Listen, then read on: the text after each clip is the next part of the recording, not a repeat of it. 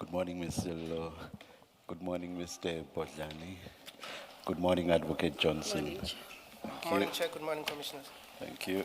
Morning, Chair, morning, Commissioners, and morning to Mr. Bodlani, and good morning, Advocate Johnson. Morning. Advocate Johnson, just to perhaps wrap up what we had touched on before we broke at 3 yesterday. You recall we were considering your Section 2813 authorization, and we considered the list of people, the 12 people. You could not yesterday recall, no, we confirmed that only the first 3 people in that Annexure A were referred to in the Section 27 affidavit by Mr. Adams.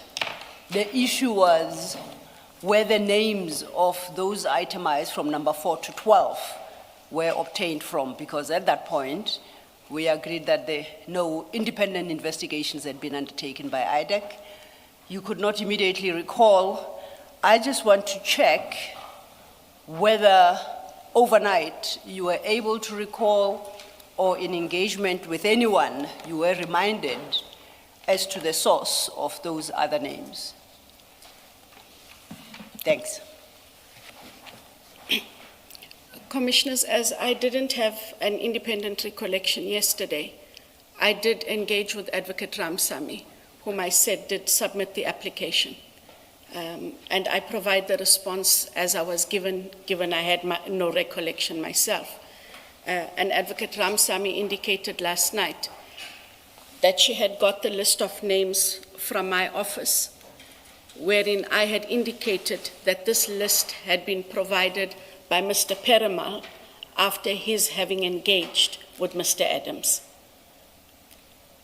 And that is the recollection she has and the recollection she provided to me. I cannot gainsay her recollection, because I don't have Your own. an independent recollection. So Indeed. I'm not prepared to say that she is wrong, except that that's the recollection she has. So, if we accept what you say, and similarly, we too don't have a basis to gainsay it, before you authorized even a preliminary investigation, that suggests that Mr. Perumal was already engaging with Mr. Adams. That is correct. Was he doing so within his mandate in circumstances where IDEC itself had not even authorized an investigation, a preliminary investigation, let alone an investigation in terms of Section 28? How could he do that? And on what authority does he so do? He would have to indicate why he engaged with Mr. Adams over and beyond the initial indication of provide a Section 27 affidavit. Okay, now as the ID. So I'm not sure if as part of that went further for purposes of clarification. But for purposes of the process, we had a Section 27. I've given it to the prosecutor, and the prosecutor then submits an application. And at this juncture, as I understand things, Mr. Perumal is not aware of the Section 27. Recall yesterday, you said you received it, you considered it, and you referred it to Advocate Ramsamy. So none of, the day before yesterday, I had understood you to suggest that you engaged Mr. Sissoko on that affidavit. But yesterday, you clarified that no, you hadn't. Correct. So, as at the time you referred it to Advocate Ramsamy, you were about the only person who was aware of that affidavit.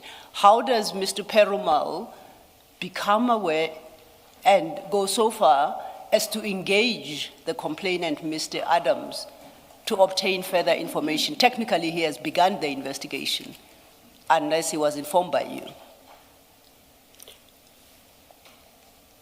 Yesterday, I did indicate that he contacted Mr. Adams to indicate he must provide a Section 27. So he's aware of that process only, from my understanding.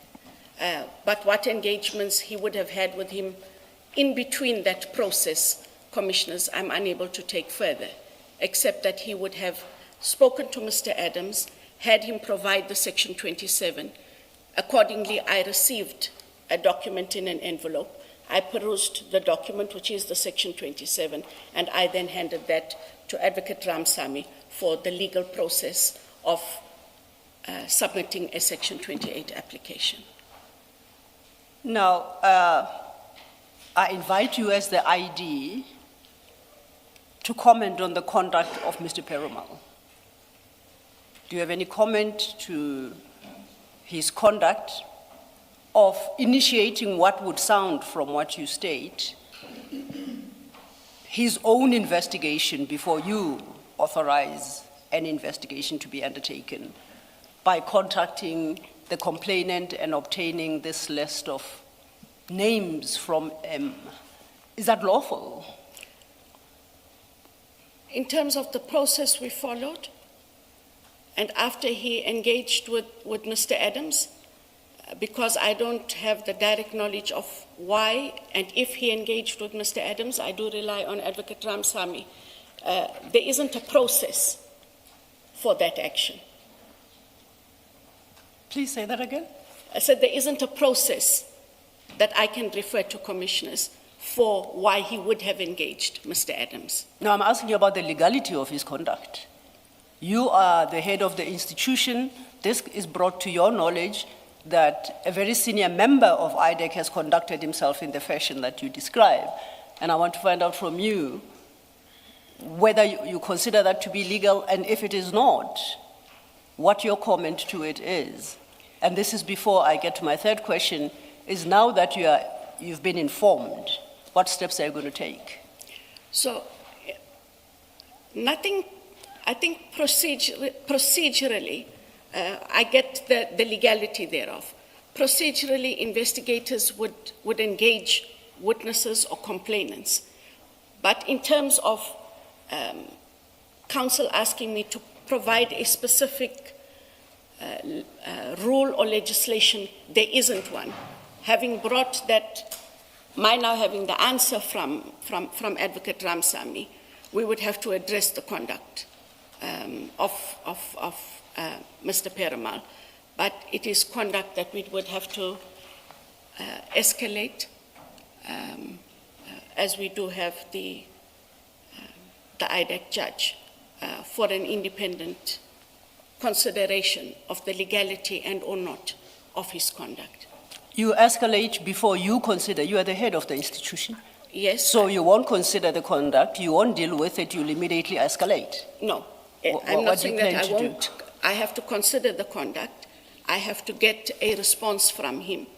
If the response is outside of the framework and the legality, it must then be dealt with through the IDEC judge. Okay. Now, please locate it within the framework of legality in circumstances where on your own testimony, you have not authorized an investigation. There is no legality that I can point to, commissioners.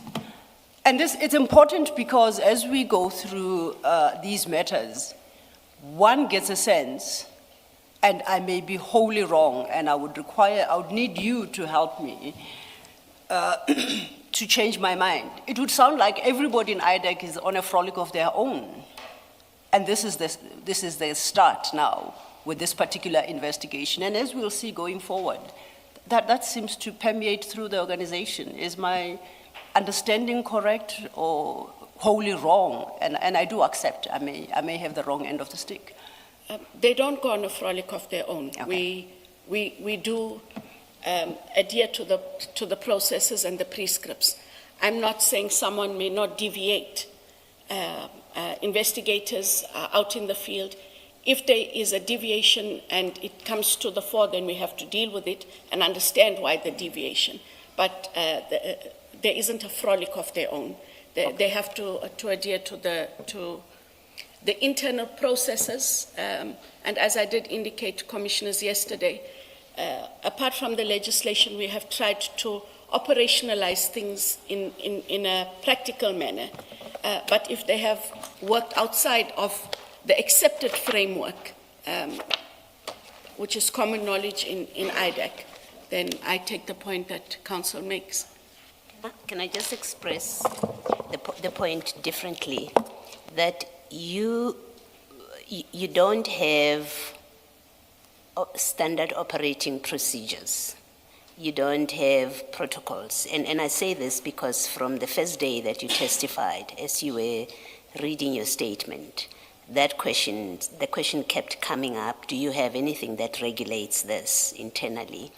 And you kept saying, it's how we practice, it's what we do. So the comment comes from that context, that you seem to have these unwritten rules of how we do things, and which allow people, your people, to make it up as they go along. You know, if Mr. Perumal, Chief Perumal, wants to speak to Mr. Adams, there's no prescribed process that wait until we've made a decision. If what you say happened is in fact what happened, then you're telling us there's no prescribed process that he can be held to that says to him, until there is a decision that we are taking this matter on, you may not engage with a complainant or any potential witness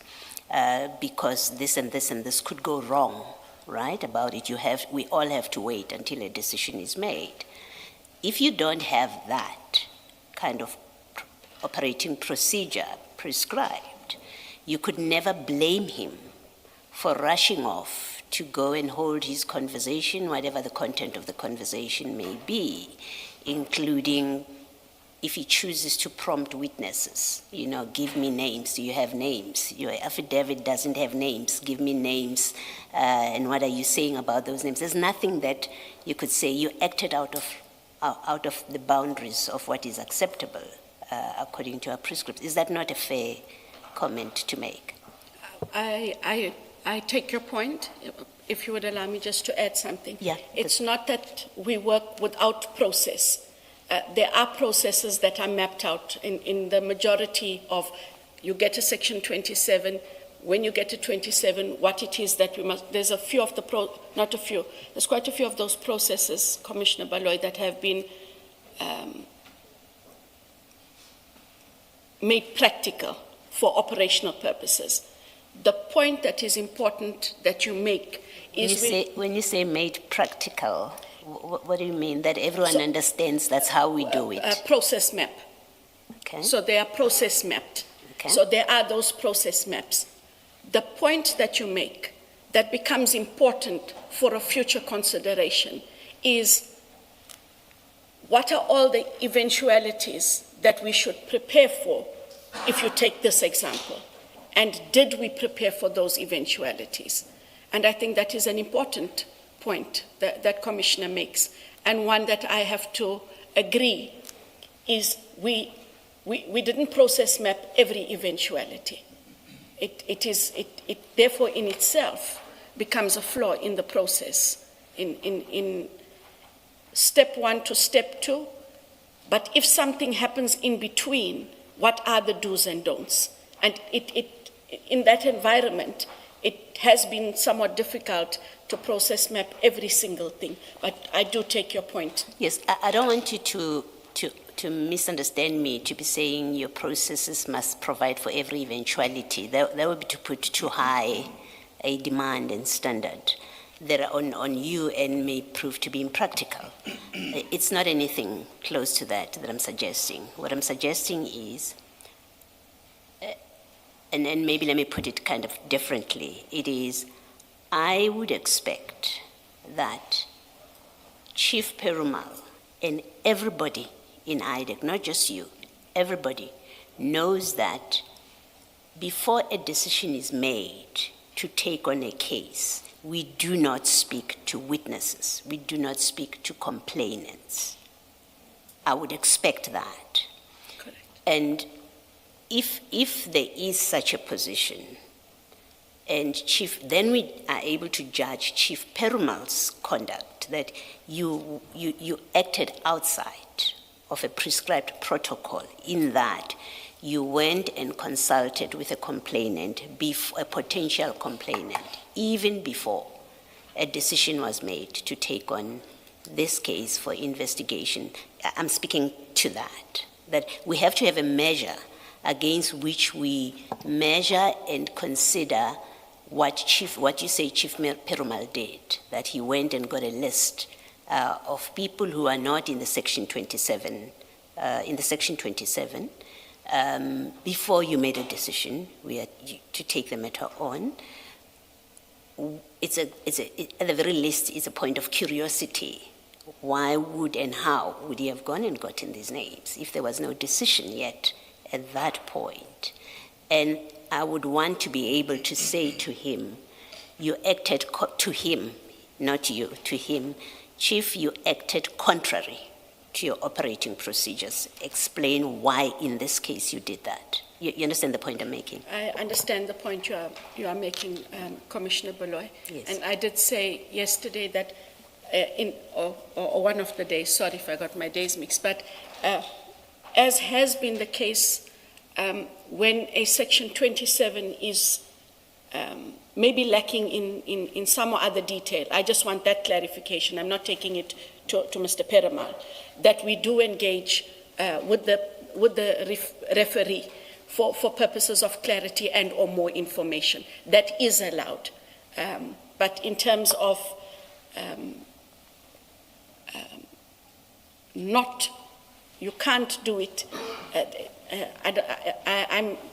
There's no hard and fast rule that you can't do it. It's preferable you really don't do it, except for purposes of clarity, where the Section 27 may lack sufficiency of detail in terms of the requirements of is there reasonable suspicion made out, etc., etc.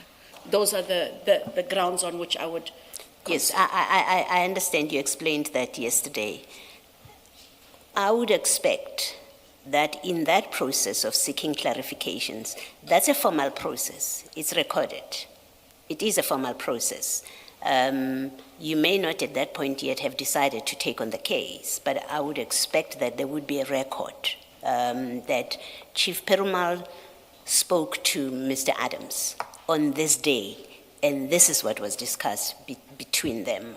Otherwise, if you don't have that kind of formal record, then there's no accountability whatsoever. You have no idea what your people are doing. So yes. I expect that there must be a formal process, and Chief Perumal should be able to say to us that I got an instruction I got this section 27 from the ID on this date, right? And we determined, or I determined, that it requires particulars. I met with Mr. Adams on this day, right? And here's what I discussed with him. These are the questions I asked him, and this is where I got these names. I'm talking about that kind of process. It has to be in place. Otherwise, you are in an environment where people indeed get to do what they decide is appropriate without any guidance. Yes, there should be a record in the person's diary. Yes. And or an information note compiled. Yes. Of what the engagement was. I agree with you, Commissioner. Okay, thank you. Advocate Johnson, just for clarity, you said that your processes do not cover all eventualities. What I want to know is whether, with regard to the Fadil complaint, I'm very sorry, the Fadil Adams complaint or issue, there was anything out of the ordinary which would not have been covered by your processes? Not that I can think of, Commissioner. Thank you. Sorry, Chair. I cannot. Yes, Chair. Sorry. Thank you. Thank you. Good morning, Advocate Johnson. Good morning, Commissioner. The list of names, so what Advocate Sillo started with, I had understood you that you say the list of names came from Mr. Adams. According to the prosecutor, yes. Yes, and those names were not in the Section 27 referral, the affidavit. That is correct, Commissioner. Yes. Now, your Section 2813 authorization, we were in file 8 on 3282.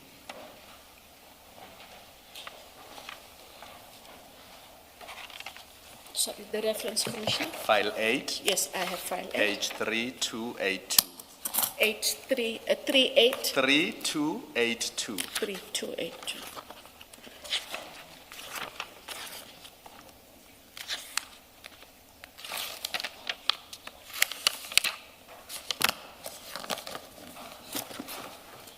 I am there. So I've moved past Mr. Perumal. We are now dealing with the ID's conduct. What you are saying in this authorization is that you have reason to believe that the offenses you've mentioned on page 1 have been committed or are being committed by the people listed in the annexure. And then you mention the 12 people. Now, what was the factual basis for your conclusion or your reason to believe that 8 of the 12 people there have committed the offenses listed on page 1 and they should be investigated? Because the only people who were mentioned in the affidavit, we know it was 3 or 4 people, and the offenses those 3 or 4 people had committed were mentioned in the Section 27 affidavit. Now, if all Mr. Adams gives Mr. Perumal is a list of names, and it's now 12 people, what is the factual basis for you coming to a conclusion, as you do, on 3283, that you have reason to believe that the persons in the annexure have committed the offenses you mentioned on page 1 of the same authorization? Commissioner Kumalo, that would have been the application for the authorization. I did ask that that be sent, and Advocate Maga, I did send through to him. I think when we were about to conclude yesterday afternoon, it was yourself, Commissioner Kumalo, who reminded that this should have come from somewhere, and usually there's an application, and I indicated that the application is not with this document, and we did ask for that document, and the document has been procured that shows an application, and in that application these names are also mentioned. But if the prosecutor has not engaged with Mr. Adams, and all you've given the prosecutor is the Section 27 affidavit, how can the prosecutor come to you and say, I have reason to believe that people whose names are not mentioned in the affidavit, whose conduct is not mentioned in the affidavit, have committed such serious offenses as you list in 1.1 to 1.11 on page 3282. Where would the prosecutor get that from? Because all you've given the prosecutor is the affidavit. And on what basis would you then form a view that the people whose names are unknown to you, there's no complaint in respect of these people, there's no affidavit suggesting that any of these people have done anything wrong? How do you arrive at a conclusion, or how do you form a view that they have committed such serious offenses and should be investigated?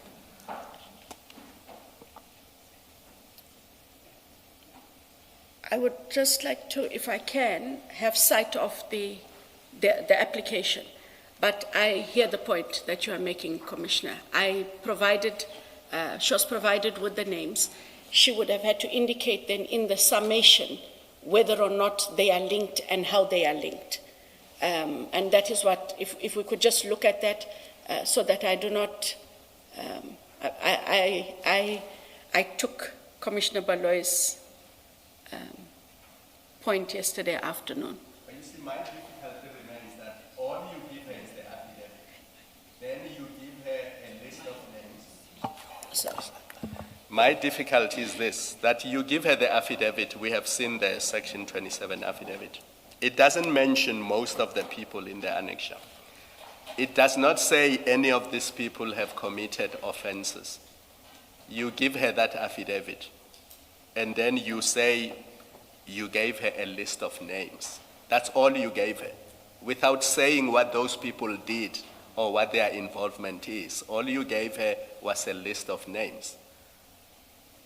What could she write back to you based only on the affidavit and the list of names that would make you form a view that these people have committed such serious crimes that would justify an investigation against them?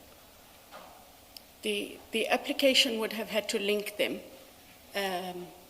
to the offenses. And I would just like to see that part. But what I have to concede, Commissioner Kumalo, is in the absence of there being a link between what is said in the 27 and the list of names. That should be the only link. Yeah, then they shouldn't be included. They should not have been included in this annexure, because even you, as you got that application, you would say to her, but these people are not in the affidavit. No allegation is made against them. So where would you have got this link for you to include these people in the application that you give to me? Because the same affidavit you would have seen before it went to the prosecutor. Would be the So same. there's nothing the prosecutor could have told you that you did not already know based on the affidavit and based on the list which you gave to the prosecutor. So for you to form the view that these people have committed fraud, defeating the ends of justice, breach of these various statutes, there has to be a factual basis. It cannot just be made in the dark, and then IDEC uses its powers to attack or to attack is a strong word, let me withdraw that, to target South African citizens without any factual basis and without any legal basis and decide that it's going to conduct an investigation against them. I would understand if you said, Mr. Adams came back with a supplemented Section 27 affidavit, and in that affidavit, he made allegations against these people and told IDEC what conduct on their part constitutes an offense, because that would have been a basis for you to authorize an investigation against them. But in the absence of that, I cannot see how you could have authorized an investigation against many of these people listed in the annexure. Do you want to comment? I can take the point no further. But you accept? I accept the point, because the information came, when you look at the documentation, he's made statements, it is after that date, and commissioners are referring me to as at, and I can take it no further, Commissioner Kumalo. One or two questions before the last question. I heard you say, if I could see something, did you mean there's something you would want to look at in order for you to respond meaningfully, or did I misunderstand you? I'm asking because if there is something you want to see, perhaps you should articulate that fully so that you are afforded an opportunity to see that. Thank you, Chair. The document I wanted to see was the application that Advocate Ramsamy would have submitted towards this authorization. I just wanted to see if, in fact, in that document, she stipulates anything about the link. But we can do that in an adjournment, yeah. And I can come back to that point. Yes, but yes. I do take Commissioner Kumalo's point, Yes, and agree that beyond that, I can take it no further. It is as it stands Yes, yes. at the time. All right, when we resume, perhaps then after the tea adjournment, you should indicate if you want to revisit this point or this issue. Thank you, Chair. Thank you. Can I say though, Advocate Johnson, that the linking of these names to any specific factual allegation would not be in the submission from the prosecutor. It would be in whatever submission was made to you by Chief Perumal. So the one that gives, by the time you give the list to the prosecutor, Ms. Ramsamy in this case, you already have been told these people are implicated. Otherwise, it would defy logic and how you reasoned this, that all you got was a list, and then you didn't ask Chief Perumal. If this was done verbally, if this was done verbally, you did not, you had nothing in writing. If you don't have it in writing, in which case I would expect you to give us whatever submission Chief Perumal gave to you, which must explain why he's giving you these names, who are these people, how are they implicated, and then you give that to the prosecutor to say, include this in your application.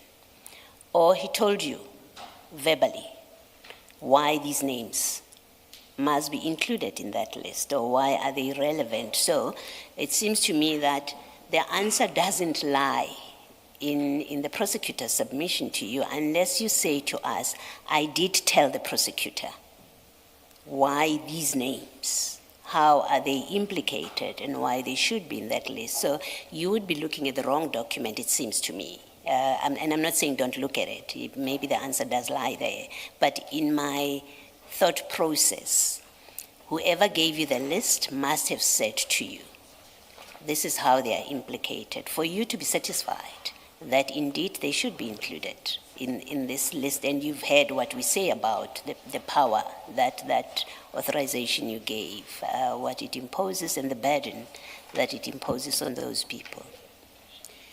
So with that preface, did you discuss or ask Chief Perumal when he gave you this list, why these people, how are they implicated? As I indicated this morning, Commissioner Baloy, I had no independent recollection, and so I don't want to venture a guess whether or not I even had a conversation, except that when the list was given to the prosecutor, there was no reason why she may not have, I'm not saying she did, why she may not have had an engagement with Mr. Perumal as they were part of that team. But that is mere speculation. And I do take the point that you make. The difficulty I have with your answer is the question yesterday on this topic was you were going to find out where did you get this list from. Yes. And logic dictates to me that once you were told by Ms. Ramsameh that you told her that you got it from Chief Perumal, that's who you would speak to. That's my expectation. And I know it's a fair and reasonable expectation that once you were reminded, because that's all that Ms. Ramsameh seems to have done for you, is yes, to remind you that, no, you're wrong, it didn't come from me. I got it from you, and you told me you got it from Chief Perumal. You have to explain why did you not ask Chief Perumal? Confirm I got this from, because we know you've been talking to him. You've been asked as you were testifying some questions, and you've come back and said, I've spoken to Chief Perumal. On this question, the expectation, and I don't know why you wouldn't have done it, is once you were reminded, you would have called Chief Perumal and said, remind me, did I get this list from you? He says yes. Then you say, especially because I said to you, it appears like an abuse of power. And in the light of that, I would have expected you to say, why did you give it to me? Why did you say to me, these people are relevant? Can you just explain why you did not speak to him about this so that you give us a complete answer? Because it's not helpful. In fact, it doesn't take the matter any further for you to say, I spoke to Ms. Ramsameh and she said, I told her it came from Chief Perumal. Well, we're exactly where we were yesterday. Correct. So why did you not speak to Chief Perumal, ask him, confirm you gave me the list? And then the next logical question, because of yesterday's discussion, would have been, where did you get these names from? How did you go about getting them? Why did we include them? Can you just explain why that did not happen? I did speak to Mr. Perumal. Okay. And Mr. Perumal has no recollection. Okay. That he gave you the list. That he gave me the list. Okay. I said to him, I conveyed the message of the prosecutor, and he conveyed to me he has no recollection of having given us or given me a list. Okay. I guess let me leave it there for now. Thank you. Thank you, Commissioners. I would like us to consider, in relation to the issues under discussion now, the position you assumed before the ad hoc committee. And for that purpose, I would like to refer you to file 3.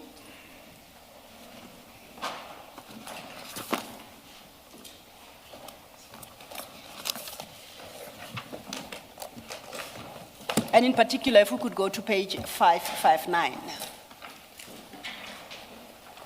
That is CJC 375, which starts at 523. That's a transcript of your testimony before the ad hoc committee. Sorry, Counsel, you want me to go to page? 559. Now, let's start, it's not numbered, the lines, but you see the line that reads the committee adjourned for lunch.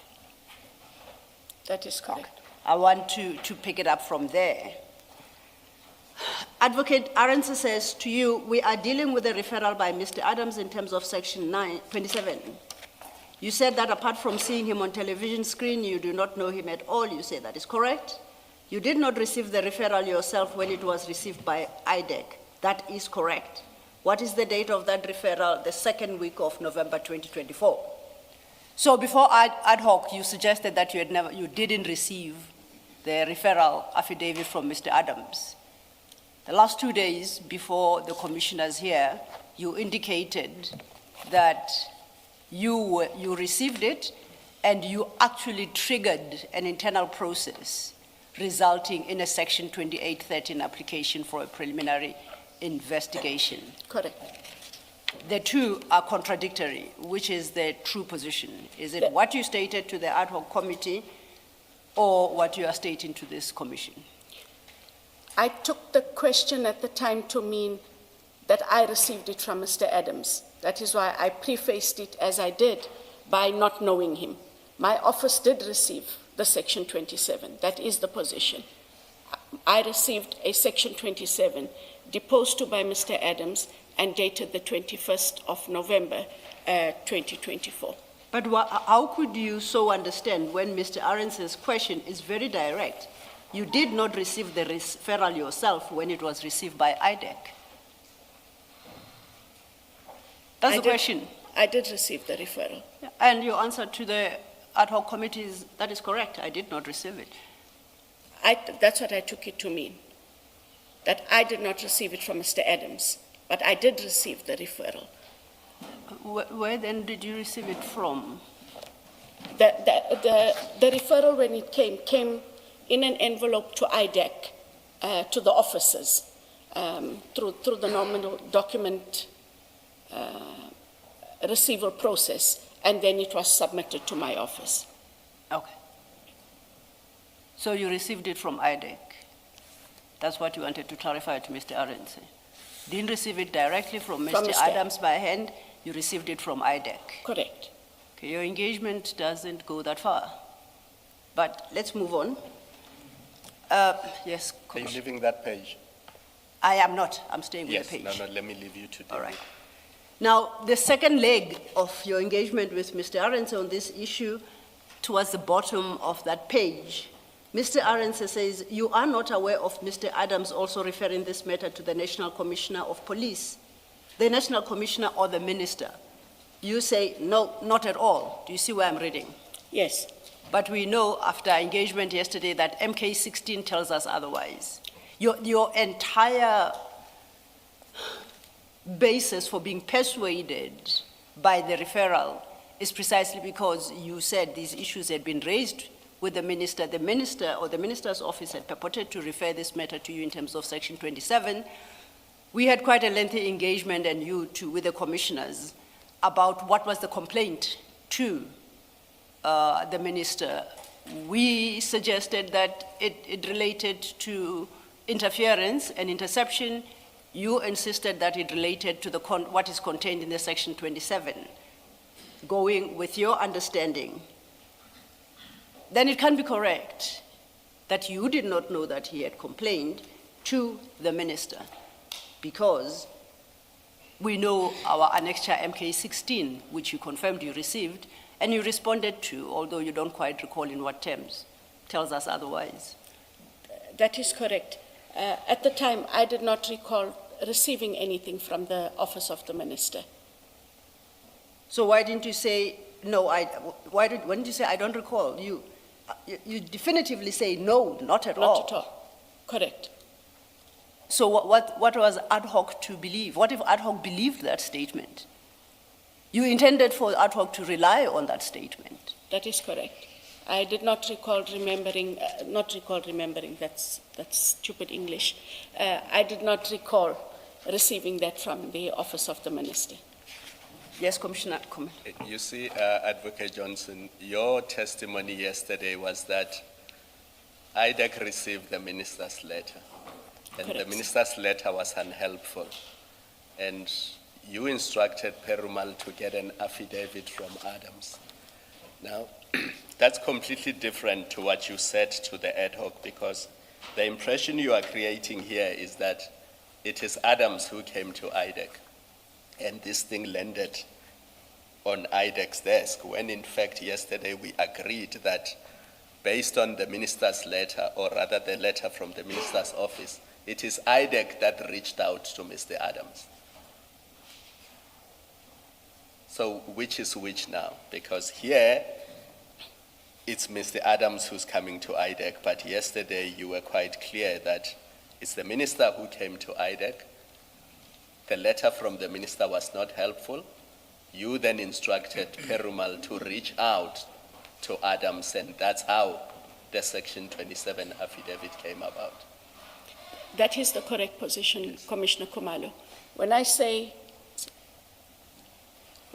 that Mr. Adams came to IDEC, it is Mr. Adams who wanted IDEC to deal with his matter. But the position, as I indicated yesterday, is the position of having first received a letter from the minister. I did indicate that there were no attachments. I therefore asked Mr. Perumal to please engage Mr. Adams, as Mr. Adams wanted IDEC to deal with his matter. Okay. So, and then the last engagement on that page, your response to the ad hoc gives the impression that Mr. Adams's referral landed on your desk in the middle of December 2024. Now that cannot be correct because on the 6th of December, you gave the authorization, the Section 28 sub 13 authorization. So it cannot be correct that the referral landed on your desk in the middle of December 2024.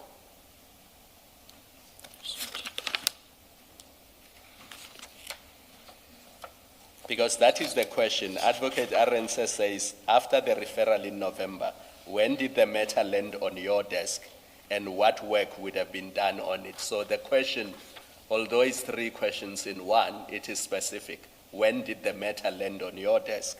And your response is, at the time I received it, it would have been the middle of December 2024. That was incorrect, what you told the This ad hoc is incorrect, committee. yes. Because already by the 6th of December, you had had engagement not just with Perumal, but also with the prosecutor. That is correct. Because you would have, by the 6th of December already, looked at the application from the prosecutor and formed a view that you are going to authorize investigation into those 12 people that we mentioned earlier. That is correct, Commissioner Khumalo. Thank you. The question is, why did you say to the ad hoc committee that you received the Section 27 in the middle of December? Why would you say that? At the time, Commissioner Baloy, that was my recollection. In coming to Yeah, carry on, sorry. Sorry. In coming to this commission, I had to offer myself properly with all of the facts. I'm not saying that the ad hoc was not important. I didn't go through all of this detail with my team when I went to ad hoc. But you would have prepared to go to ad hoc. I mean, Yeah. I suspect they will be deeply offended if they are to understand you to mean you went to that committee without preparing and looking at your records on this matter. So I must assume that you prepared when you went there. You knew what the issues were. There are terms of reference, as in the question that they are required to deal with, are not very different from what we are dealing with here. So you knew that the referral and your investigation and your arrest of General Khumalo and what General Mkhwanazi said on the 6th of July were at the heart of what they are investigating. So I cannot conceive of a situation where you did not go into your records of how this started. This are what culminates in prosecution. Where did it start? I can't, it's difficult to accept you saying, I did not remember, when in fact a lot happened before the 6th of December. A lot. You activated things. You received a Section 2813 application. You authorized things to be done before the 6th of December. How can you make a mistake? How could you genuinely make a mistake that you received this referral middle of December? It's improbable that's what happened. It's improbable that you did not remember that you received this in November already, before the middle of December. In fact, here you say middle December. We know it's much earlier that you are actioning and making demand and signing those documents for people to be investigated. It's improbable that you didn't remember it. You can comment if you have any comment, but that's my view. It's just unbelievable that you did not remember when you answered the question. I take your point, Commissioner. Thank you. Thank you, Commissioners. And staying with your testimony before the ad hoc committee, can we go to page 557?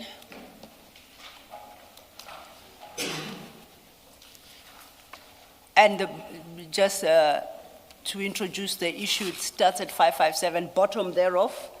Advocate Arendt's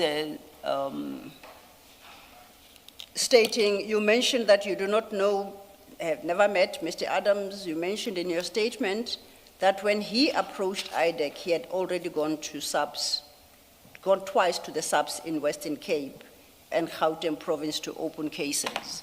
Now we know that he didn't approach IDEC. IDEC approached him. We know that now for a fact. Do you confirm? Correct. And then Advocate Arendtse continues, and then you say somewhat miraculously that these cases disappeared. Now, do you have first-hand knowledge of this, or are you just conveying information that came to your knowledge at some point? Your response at 558 reads thus: this came to my knowledge through my own investigators who had taken the Section 27 referral affidavit from Mr. Adams. Part of what he indicates is that when he received information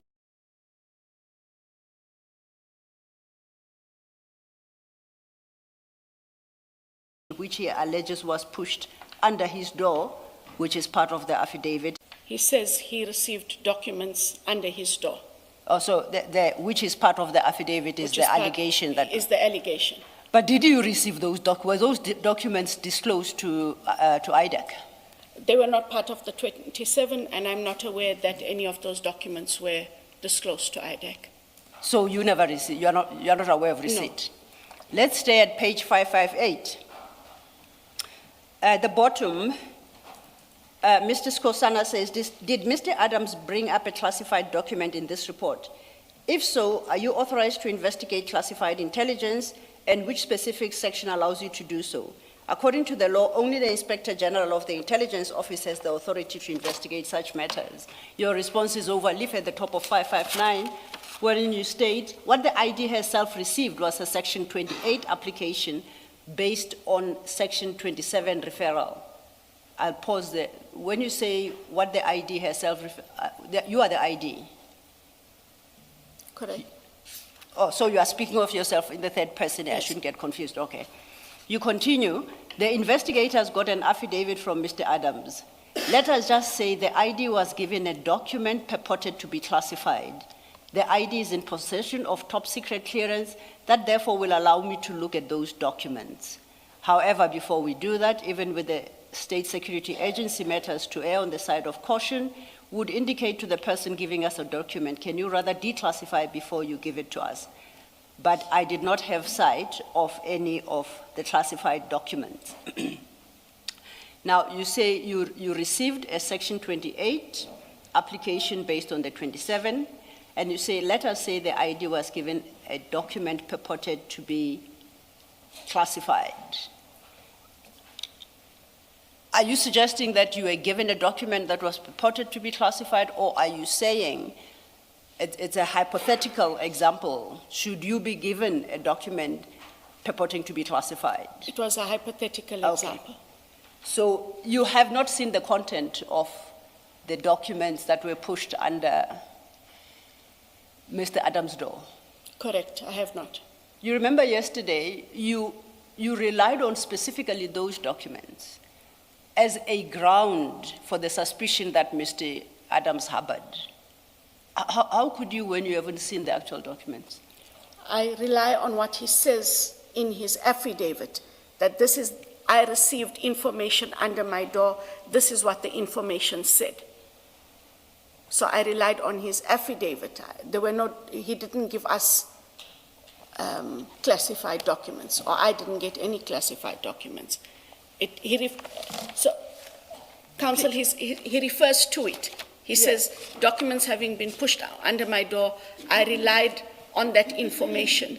And of course, I think he goes on further to say he relied on other information he would have got. Now, if you are looking for the referral affidavit, Mr. Adams's, it's at file 2, page 512, and the paragraph you're referring to is paragraph 3. File 2, page 512. Yes, that is now, if we go to 513 at paragraph 3, he says, my suspicion about General Khumalo and others became more clearer when I found an envelope pushed under my office door at Parliament, which contained some crime intelligence procurement documents using secret funds of crime intelligence and vetting documents. So, if I understand you correctly, within the engagement yesterday that there were no grounds, you said that is one of the grounds. Now, you haven't seen the content of the envelope and the documents therein, but you rely on Mr. Adams, who says, trust me, I've read them. That is correct. Okay. Yes, Can I, just on this, follow up on this, I don't remember which provision exactly in the NPA Act, but there is a provision that states that if in the course of your investigation you come upon, I'm going to call it information because I don't remember the exact terminology, of a possible offense, another offense that is not what you're investigating, you can refer it on if it's not part of what you're investigating. Am I correct in remembering such a provision? That is correct. Yes. Now, on this here, in the referral affidavit, Mr. Adams tells you that I have intelligence documents that were shoved under my door. And from those documents, I have even more reason to believe that Khumalo and them, General Khumalo and them, have committed offenses.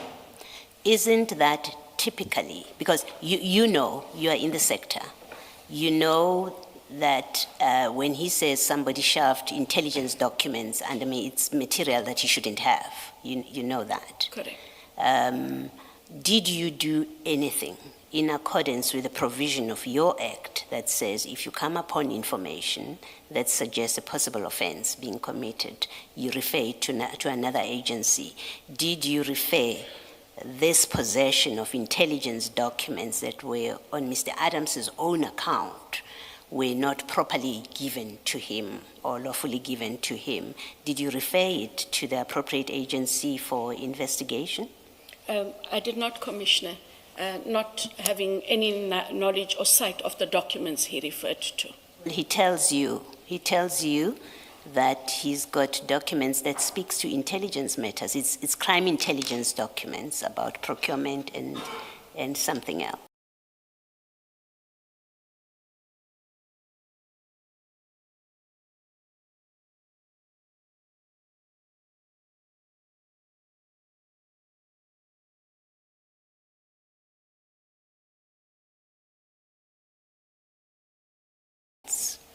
You have acted on his intelligence documents that someone gave. That seems to me a classical case of you should have referred this to somebody. You don't need to see the documents to know. He's telling you I've got possession of those documents. Why did you not consider it a case that must be referred to somebody else to look at, the appropriate authority to look at? I did not. Okay. And you don't have a reason why you didn't do it? No, ma'am. Okay, thank you. Thank you, Commissioners. Your October 25 statement to the Commission, regarding the dockets. Now, this is, as of the 6th of December, You have authorized. Ms. Silla, sorry, can Yes. I please interrupt you? I didn't realize Absolutely, you're asking a absolutely, different Commissioner. question. Advocate Johnson, that referral that Ms. Silla referred you to exchange with Advocate Arendse, where you say you were not aware that a complaint has been laid with the minister. Can I ask you to repeat your explanation for why you answered the way you did? At the time, I did not remember that letter. At the time when I was at the ad hoc committee. You did not I did not recall that we had got a letter from the office of the minister. Okay, so it's the same explanation. It's the same explanation. Thank you. Thanks, Ms. Silla. Okay, that clarification.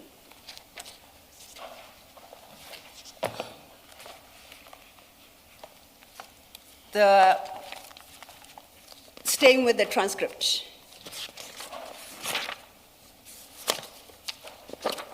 And page 562.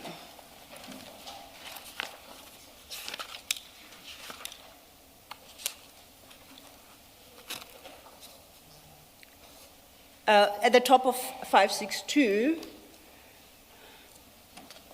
Advocate Arendse says, were you aware that the matter had also been referred to SAPS? You respond, only insofar as Mr. Adams in his affidavit indicated his initial report to a police station somewhere in the Western Cape, and then his reporting of the same to a police station in Gauteng. That is the only SAPS reference that IDEC is aware of. Then Mr. Advocate Arendse refers you to page 2H3 of the ad hoc record and states, you will see there that is an email from Chief of Staff Ngabinde dated 1st November. Good morning, Major General Sibula. Ministry has received this complaint from a member of Parliament. In order for the ministry to respond accordingly, please furnish this office with a report responding to this complaint and the details of the investigating officer who was assigned to investigate those cases. Your report is expected by the Monday, 4th of November. You are not aware that this complaint was also being laid with the minister at the time, Minister Mkunu, and in turn he was referring to the police, and you say, no, not at all. Mr. Arendse continues, at the front of your bundle, there should be an information note that is addressed to the National Commissioner. It is dated 30th July 2025. It is signed by Lieutenant General Divisional Commissioner Inspectorate, P.A. Jacobs. This memo records the passage of this complaint by Honorable Adams and how it gets to the National Commissioner. The purpose of the information note is to provide a response to the allegations that, one, the division inspectorate was complicit and irregular in the handling of the service complaint leveled by Mr. Adams, and two, to reflect on an averment that the division inspectorate irregularly handed 7 dockets to the investigating directorate against corruption, IDEC. Were those the dockets that would have been requested by the IDEC investigation? Then you say the dockets that were requested are those dockets. So you confirm. I'll stop there. Yesterday we gave you 2 annexures MK15 and MK16. And they should be a separate, yes. Now, if you go to MK15, it starts at page 269. I have it. At page 270 is a cover page of a document, an urgent memo from Lieutenant General P.A. Jacobs. It's dated the 30th of July, 2025. We, before this commission, have it as MK15. Now, it would appear that it served before, the same pack of documents served before the ad hoc committee. And that is the report of General Jacobs. Now, if you go to page 272, and I take it that the same report with all its annexures served before the ad hoc committee as we have it here. At page 272, it lists all the annexures. Now, if one has regard to the content of this report, then it was brought to your attention, at least at the ad hoc committee, about the complaint to the minister's office, the aid being referred to the national commissioner, and so on. Why then, when reference was made to this particular document, you do not say, oh, now I learn that I'm only learning now that this happened? I do believe I indicated to the ad hoc that Yeah. at the ad hoc, this was the first time I saw this report of General Jacobs. It had not been made available to IDEC before. If my memory serves me, I do recall that that was my response, Council.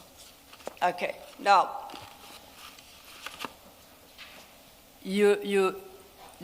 because we are on this document, unfortunately, I have to leave it for the moment and to come back to it, because I would like to go, I referred you to your statement, paragraph 8, and you don't have to go there if you can trust me to read it correctly into the record. At paragraph... Can you display it so that at least she Yes, has sight that we of can it? do. At paragraph 23 of your statement, page 7, it reads, the referral was made by Mr. Fadil Adams. It was not treated any differently. It was supervised and overseen like any other. There were 4 dockets that were relevant to the referral. Following the common established process, I sent a letter to SAPS Divisional Commissioner Detectives Lieutenant General Sintumule requesting the dockets. That's what you state. You repeated that same allegation or that claim before ad hoc at page 562, having dealt with General Jacobs' report.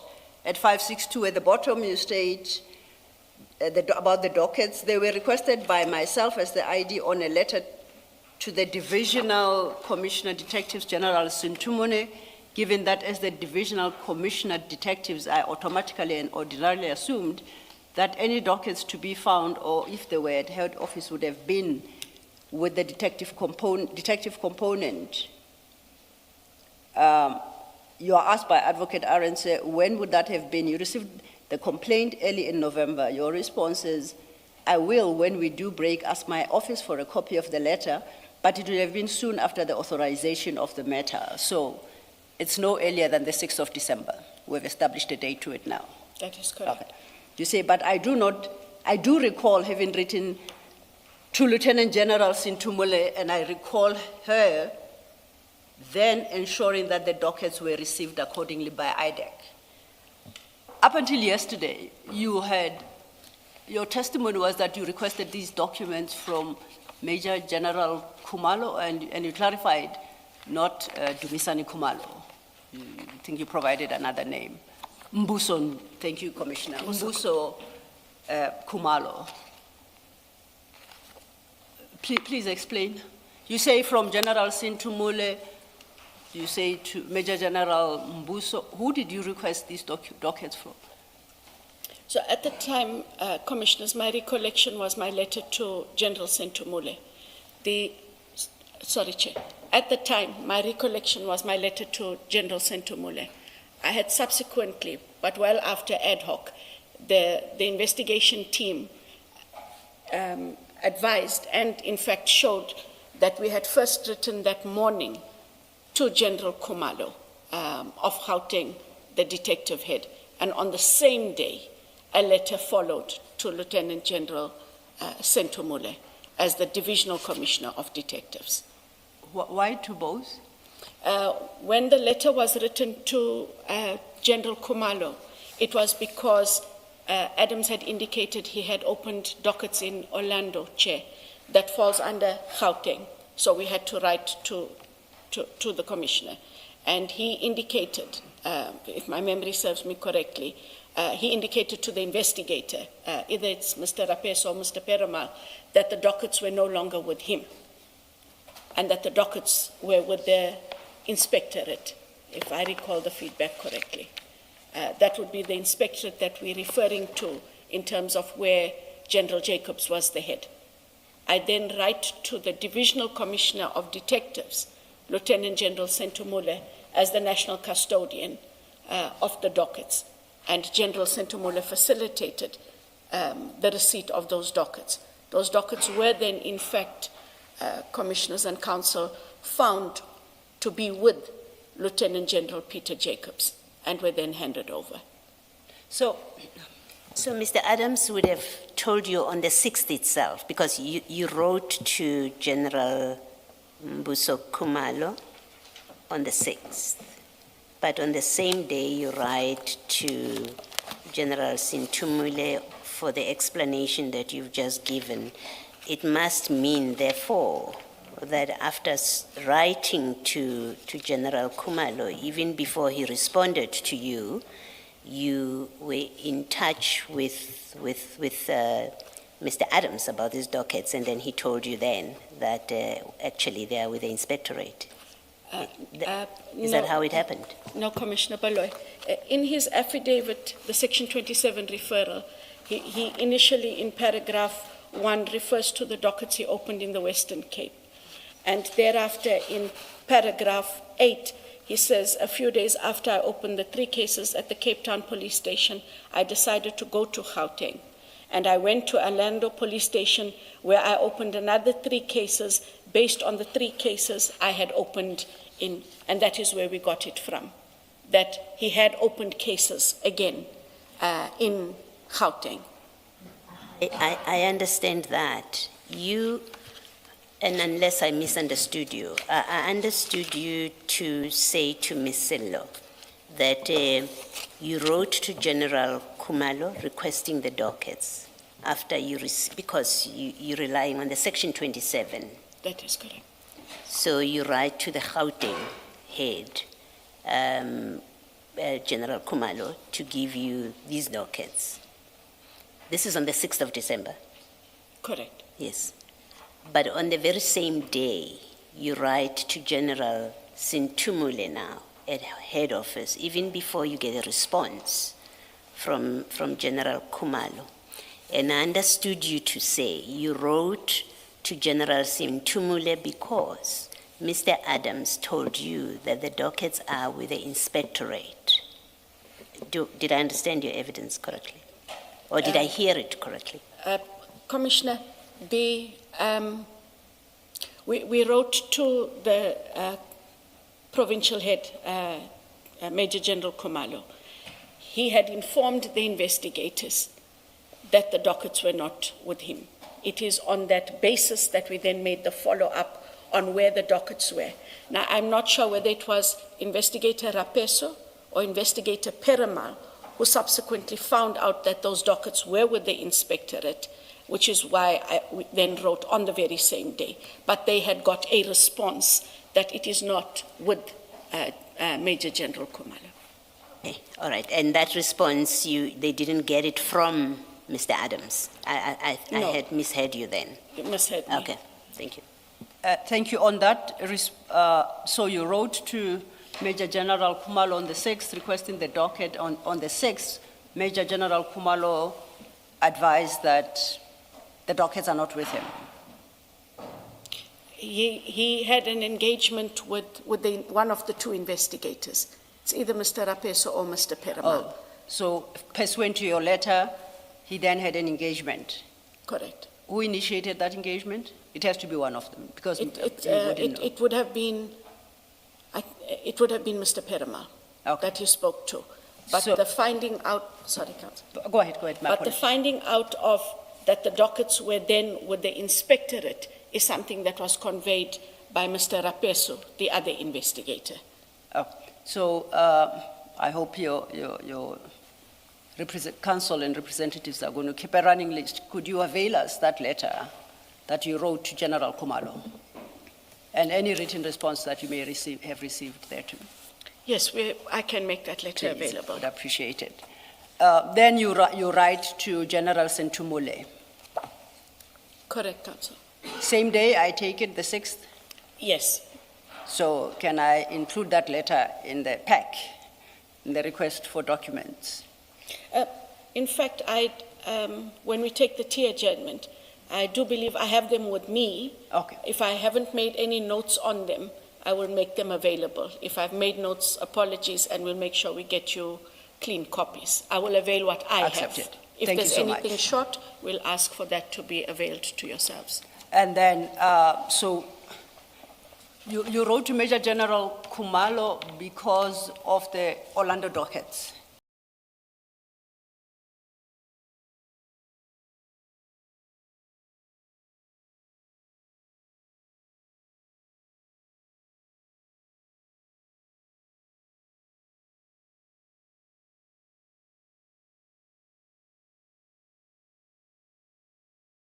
That is correct. Who is he? Particular, because as per Adams himself, he says, I opened the very same.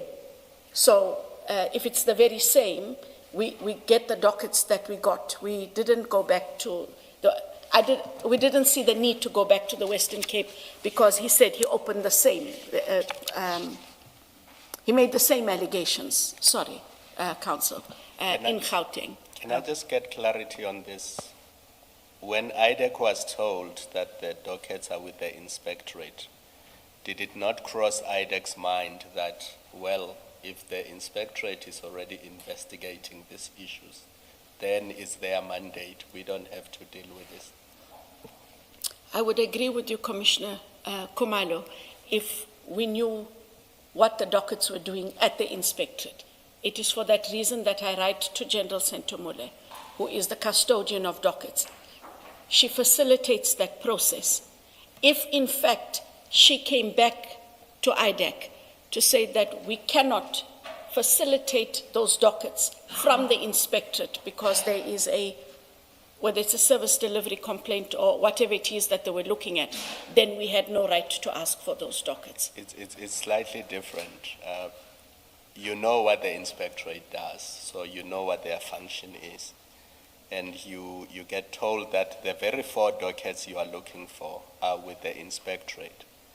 The first thing that would cross my mind is it means they are investigating the same thing that I'm being asked to investigate.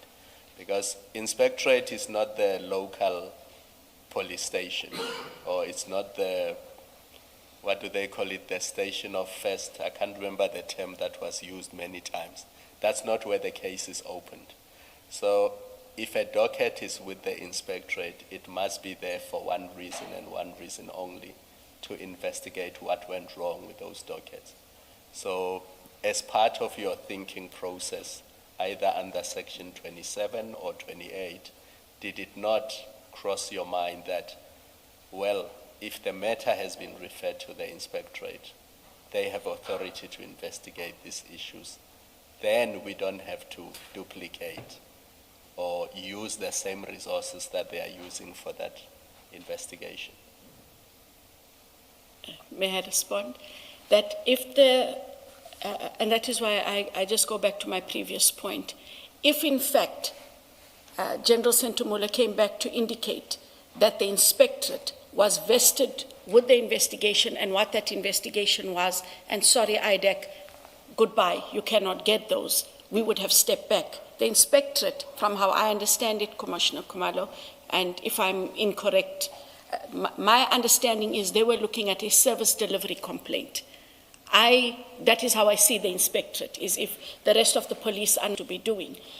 It does not, of necessity, therefore, equate that they would have been looking at the allegations that Adams made in his Section 27 referral, hence the request for the docket. You said if I'm corrected, but I assume now having seen the June 2025 report, you know that... I now understand it you differently. now understand. Yes. Correct. On this, can I ask this question? When Mr. Adams gives you an affidavit, the Section 27, and he says, I've laid these complaints and nothing is happening, or they've been intercepted, before you make the decision to investigate, is there a reason you don't inquire with the SAPS? They are your sister agency. you, at that point, I assume you know nothing. We have this inadequate Section 27 by any interpretation, by any account, it's woefully inadequate. It contains only suspicions. But more importantly, that affidavit tells you, I have laid a complaint with the subs about these matters. Here are the docket numbers. How is it that your first step as a sister organization, you don't say to the subs, we've received this complaint, this affidavit, what is happening? Because then you will get an answer that we are investigating, we are trying to get hold of whatever's contained in that report. You would have gotten that answer, and you would have known to leave it, as you say, that had we known what's happening, we would have left it at that point. How is it that that's not the first thing you do? Instead of deploying resources, and I deliberately say deploying resources because you do have a complaint that you don't have adequate resources to investigate all matters that fall within your mandate that you should investigate. How is it not the first reaction to find out where the complaint has been laid before you demand the dockets, to find out, have you received this complaint? Is anything happening? Is there anything to this concern that they've been intercepted? My first port of call, Commissioner Baloy, was I did call. I called Lieutenant General Sentumule. After Before you received, before? Before I sent a letter. Yeah, but this is after you've now made the decision to investigate. So my question is, before you make the decision to investigate, before you say to Mr. Perumal, whatever you say to him that makes him go and speak to Mr. Khan, before you say to Ms. Ramsamay, make an application in terms of Section 28.3, include these names, before all of that, you haven't yet made the decision we are investigating. You get a complaint from, yes, a member of parliament, but he's a member of the public. For all intents and purposes, that complaint is not laid by a member of parliament because he's not representing parliament. He's a member of public who lays a complaint with you and the complaint, as we discussed yesterday, is my dockets have been intercepted. There's no intention to conduct any investigation. So I'm still at that point where that is the complaint. How is it that it is not the first step that you take to inquire from the SEPs? Is it so that you have these dockets? What are you doing about them before you make the decision? SEPs is doing nothing about it. Give us the dockets. We are now going to investigate this. So it is on that basis, Commissioner Baloy, that we wrote to General Khumalo to find out if they had the dockets. When he said they don't have the dockets, my next port of call was a telephone call to Lieutenant General Sentumule to indicate, General, we have this matter for an investigation. We are looking for the dockets. We are given to understand that they are not with Gauteng. And one of my investigators has indicated that he has since learned that the dockets are with the inspectorate. General Sentumule indicated, and this was a telephone conversation, Commissioner Baloy, she indicated that she was not aware herself that the dockets were with the inspectorate. She would find out and she would come back. When she later came back, she had facilitated then the dockets to IDAC. And I don't want to sound like a broken record, Commissioner Baloy, but I repeat that had she at that stage said, I am sorry, ID, these are with the inspectorate for a very specific purpose, based on the points that Commissioner Khumalo has made, IDAC would not have asked for those dockets. Maybe the problem lies with me. Maybe I'm not articulate enough. I don't understand why you don't understand my question. My question is, before you get to the point where you are now demanding or asking for the dockets, because now you're in investigation mode, so you're taking the dockets from the SAP. So we don't get to, General Sintumile could have said to you, sorry, I can't give them to you. You don't arrive there yet on my question. Okay. My question is, when you get the Section 27, so you receive it in November, right? We've established that, not in December. You received it in November. My question is, when you receive the Section 27, which tells you, I have laid a complaint, and now we know you had also received a letter from the minister's office. So in November already, you know that Mr. Adams has laid complaints with the SAPS in November. At that point, you haven't yet made a decision to investigate. You received this affidavit. My question is at that point. Okay. Let's assume you received it on the 21st of November as date of that affidavit, and you start actioning it on the 22nd of November. So we are on the 27th of November. My question is, on the 22nd of November, why is it that your first step is arising from this affidavit is to call whether General Kumalo, whether General Patekile, whether General Sintumule, to say there is a complaint that has been laid with the SAPS and the dockets have gone missing according to the complainant. Are you aware of this complaint and are you acting on it? Why is it that's not what you do first? In fact, what you do is you go into full investigation mode, and the next thing you do, you're demanding or you're taking the dockets. So I'm not yet there. I'm talking about your first move on these.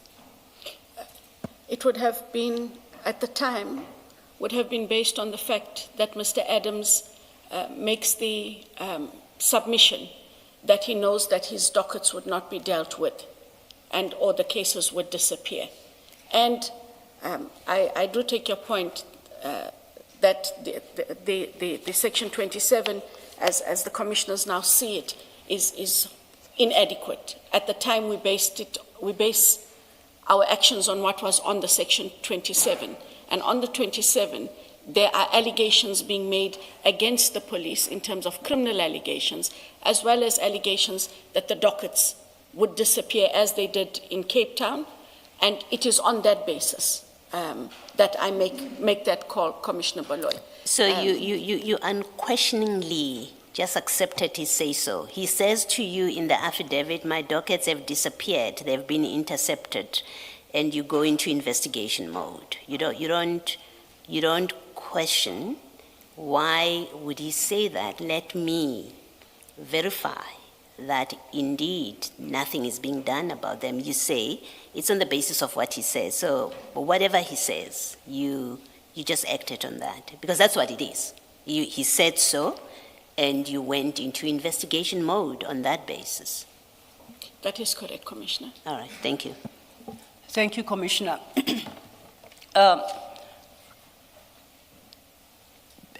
Please help me here, if you can, Advocate. At some point on the 6th of December, you are aware that the dockets referred to in the complaint are with the inspectorate, correct? Correct. I assume that you are aware of the function, or what the function was of the inspectorate, that it plays a specific role, and that perhaps, in general, it's empowered to investigate service complaints against SAPS members. Correct. So it's acting in terms of law to have those dockets and to investigate, as you have now subsequently found they were doing, regarding the service complaints. Correct. Okay.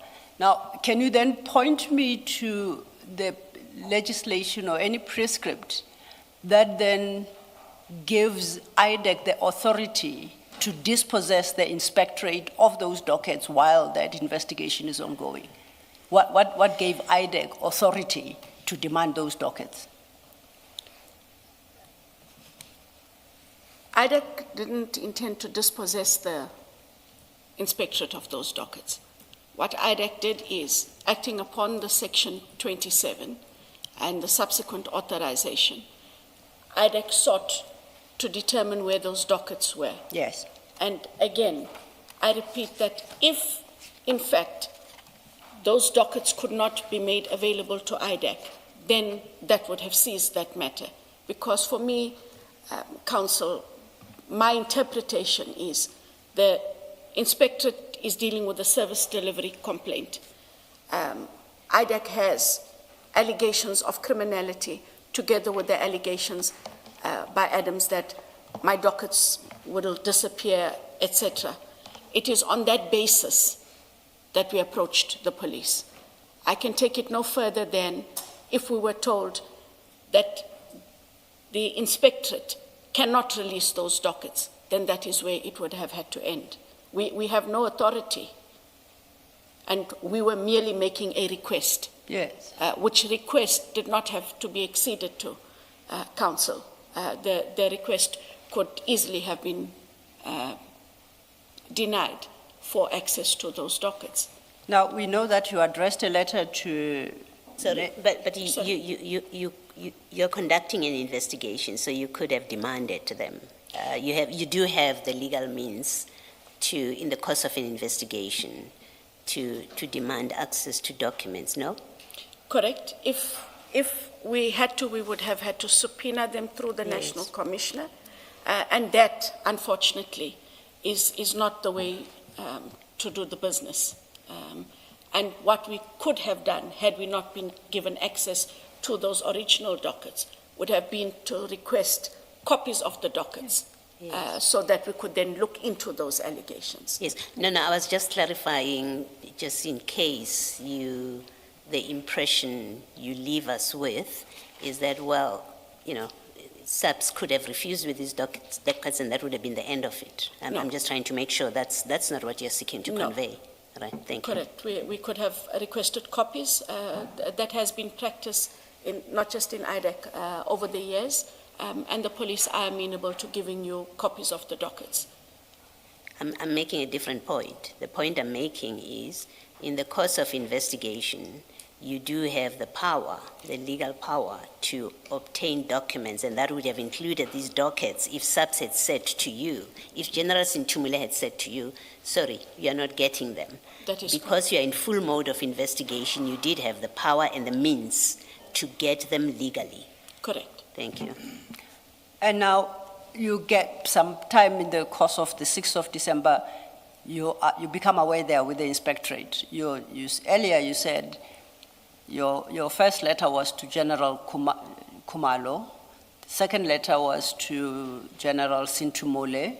Now you know they're with the inspectorate, and the Lieutenant General Jacobs does not even have a courtesy of your letter requesting the documents. You know where they are now. But instead, one of your investigators is off to the inspectorate to go demand these documents, these dockets, or to demand perhaps is too strong a word, to obtain these documents. Why couldn't you have addressed a letter to Lieutenant General Jacobs requesting copies, accepting that he has those dockets because he too is discharging a particular statutory duty? Because all you ever wanted were the content of the docket. My logic dictates that you would have asked him, can I have copies of these dockets? I understand that they are with you, the inspectorate, who is looking into a service delivery complaint. Why couldn't you do that? I worked through the channel that we do when we request dockets, which would have been the Divisional Commissioner Detectives.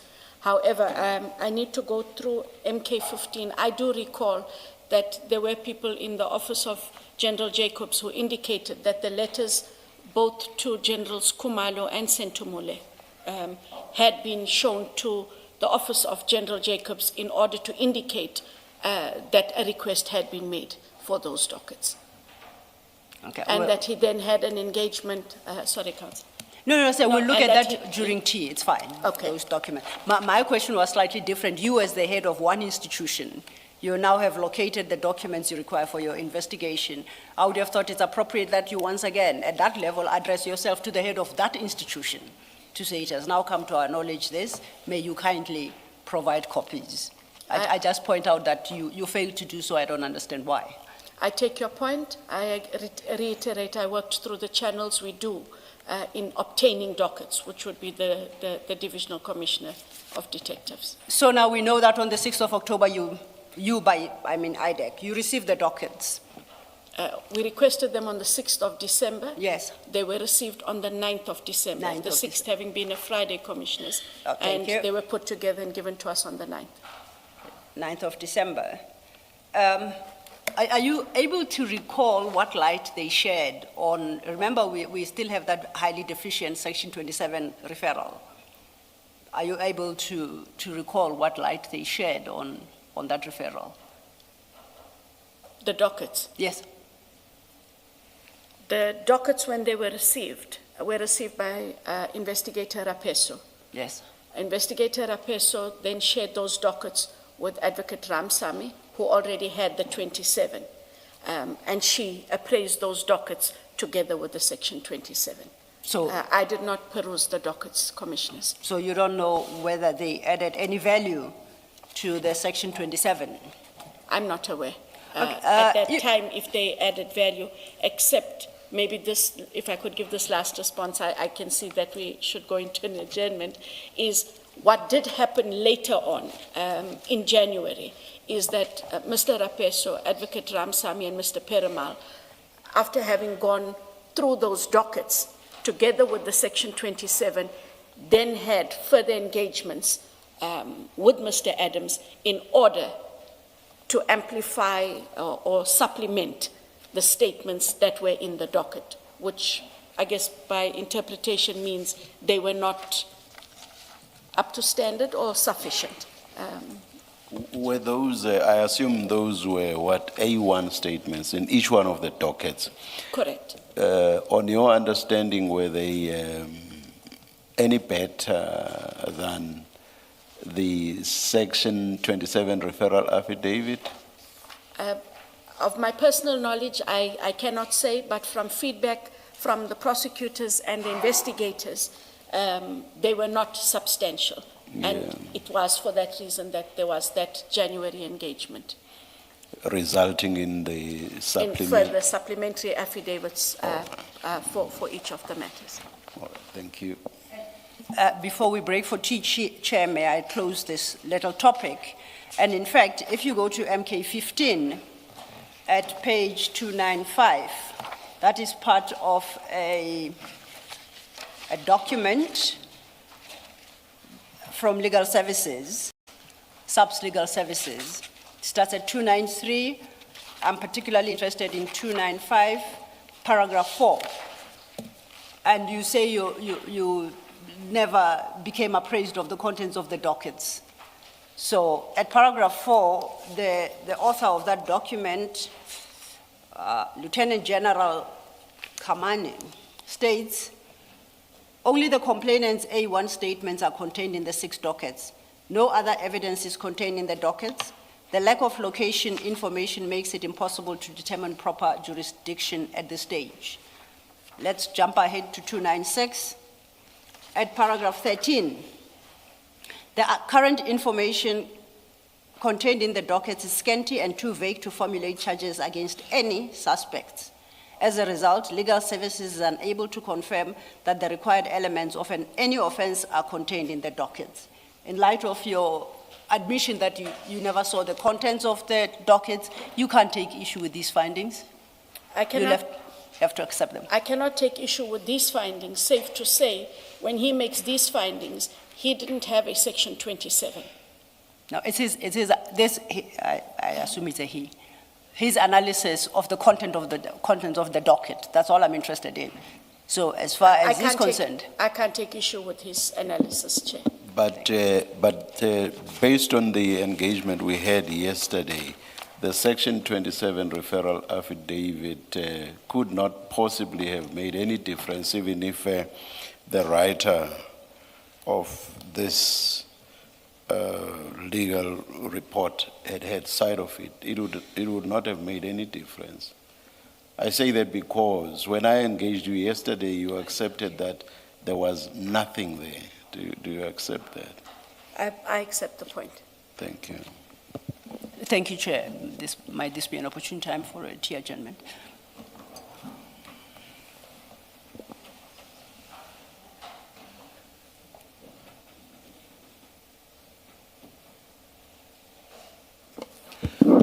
Let's resume at 11:40. Let's adjourn. Thank you, Chair.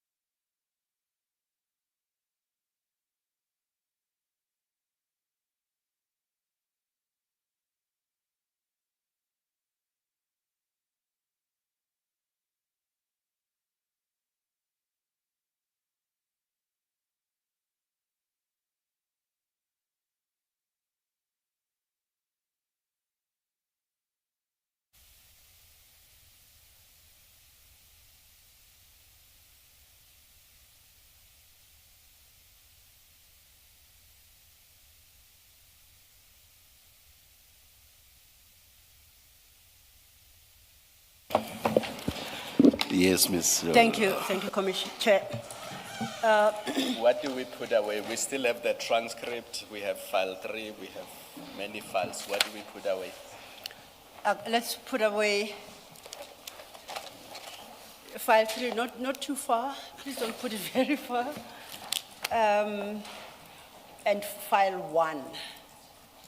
So we need Exhibit 3 file and 1, 1 for 3 now. and 1 for now, yes. Okay. And I think the transcript is in 3 as well, so. And the MK, what do we do with the MK? Do we Oh, keep no, we keep the MK.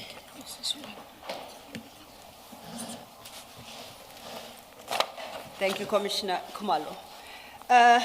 You recall, Advocate Johnson, when we started yesterday, we started with the requirements of Section 27 of the NPA Act, the referral affidavit. Correct. And you indicated to the commissioners that where the affidavit is deficient, it is standard practice that you engage the person who made the referral to get clarity. Is it safe to assume that you do so to enable you to take a decision whether or not to proceed? You can't take a decision at a particular time because of the deficiencies that lie in the affidavit. And the engagement with the referee would then, I take it, enable you to look at what you've now collated holistically and say, yes, I have a basis to authorize an investigation. Would I be correct in that conclusion? That is correct. Okay. Now, Council, before you proceed, may I just respond to something, Chair, a request that I had made prior to tea.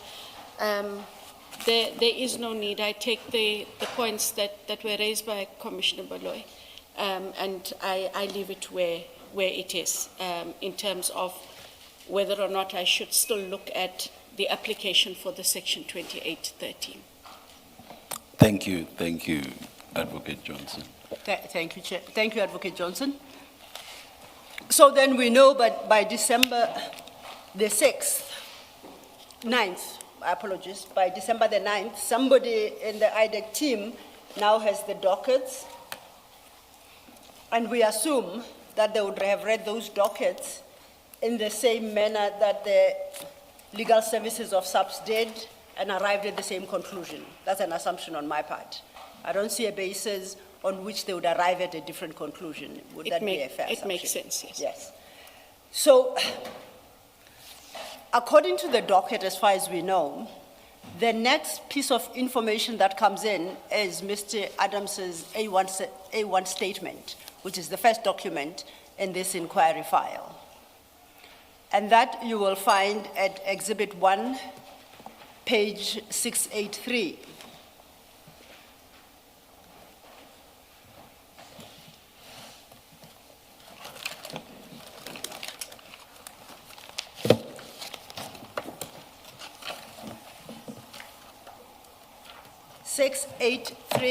Exhibit 1, Exhibit File 1. And File 3. File 3.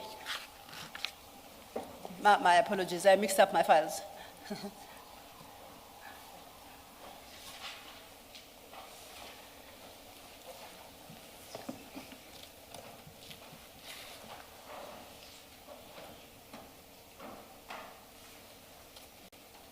And unfortunately, we will have to keep file 8 close by. But I'll not call it immediately. They'll assist you with that file, advocates, should you need to. Yes, but not immediately. We'll get to it shortly. So we know that what we have at page 683 of the exhibit bundle is this statement by Mr. Fadil Adams, which is dated the 6th of January, 2025. If you look at 684, and it was commissioned by Dylan Perumal, that is Chief Perumal, correct? At least that's what... That is what I see, yes. Yes, correct. Colonel Padiachi told us. Now, if we go to paragraphs 2 and 3, my assessment is this is the additional information the investigators obtain from Mr. Adams. If we look at paragraph 2, He says in early October 24, he received information anonymously surrounding alleged fraud and corruption being perpetrated within the Division Crime Intelligence of the South African Police Service. The allegation related to a certain high-ranking police official being involved in manipulating promotional and security vetting processes to unduly benefit a civilian person who worked for BMW South Africa before being appointed as a brigadier in CI. She apparently has no policing experience and no management experience, and was appointed as the head of the technical support services. At 3, then he indicates that he was informed that there were several highly skilled and qualified senior police officers who applied for the post but were overlooked by the CI management, who favored Mrs. Mukwele over them. The generals involved are Kumalo, CI head Lushaba, CI, Madondo, CI, Ligalagala, CI, amongst others. That is the totality of that statement. I say that. Would I be correct to assume that at this juncture, now that the referee has been given an opportunity to amplify their original Section 27 affidavit, this would be the point to consider what you have on the table and to determine whether a case has been made out for an investigation? That would be correct. Now, considering a highly deficient Section 27 referral, dockets that say almost nothing from the perspective of determining whether or not an offense has been committed, and if so, by who. Read with the contents of this statement, do you think the referral even gets anywhere close to complying with Section 27?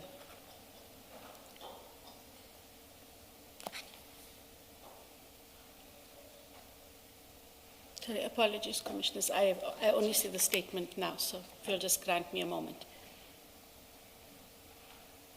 Take your time.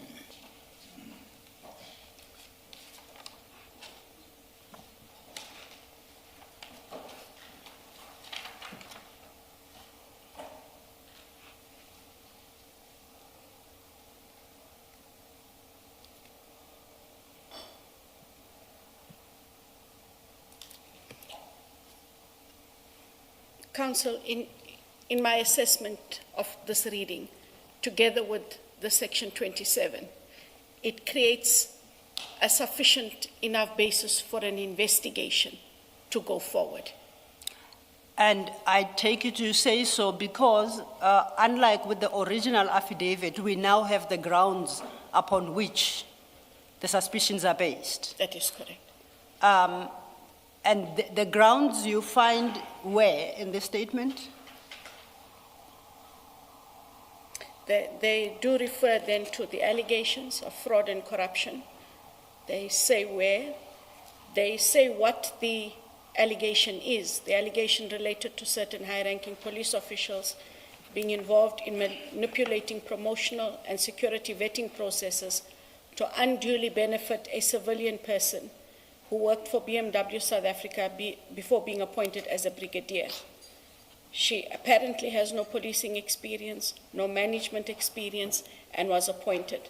And paragraph 3 going on to say that there were several highly skilled and qualified police officials who applied for the post and were overlooked in favor of. Yes. I take it from that reading. And that latter part, we know paragraph 3 does not invoke the authority and jurisdiction of IDEC. The fact that in the course of recruitment, some more deserving candidates were overlooked is neither here nor there for IDEC. So the only thing we have is what's set out in paragraph 2. Correct. And paragraph 2, if it can even be said to set out the grounds, speaks to manipulation of manipulating promotional and security vetting processes to unduly benefit a civilian. So it has become significantly narrow now. I hear you. Is it not at this point that you revisit your December the 6th authorization? You remember that we looked at it, file 8, page 3282, which set out a litany of possible crimes and a list of people who must be investigated, is it not at this juncture you revisit that decision and you say, now that the issues are clarified, I'm happy that the referral in its totality now is complete and grounds have been advanced. I can only support charges relating to manipulation of promotional and security vetting processes. So, on my reading Yes. of paragraph 2, what it says is that an investigation can go ahead to determine whether or not there is veracity in the claims made in paragraph 2. You said, Mr. Adams, no, Mr. Adams can instruct you to. No, I didn't say Mr. I'm saying that the information herein is, for me, these are the allegations as they are now being made out a bit more clearer. These allegations should be investigated, whether or not they support his allegation or not. It is at that juncture, Council, that one is able to make a conclusive decision to then stop that process, because there are allegations being made. If they are not followed up, we could have been accused of not having conducted further investigation. That is just my assessment Okay. of where we are. Sure. Advocate Johnson, you remember your and my engagement of yesterday about factual conclusions that are lacking in factual substratum supporting the factual conclusions. Yes, Chair. I will suggest this to you. I see the content of paragraph 2 to yet again make factual conclusions, which to my mind are not different in substance to the factual conclusions we dealt with yesterday. I understand. And do you agree? I agree. So I do not see the basis on which you would, based on this affidavit, have come to the conclusion that now there is enough for an investigation to be conducted. If you accept that these are factual conclusions that are not supported by factual allegations that support the conclusions. So I do not see how you get to the answer you gave to Ms. Silolo.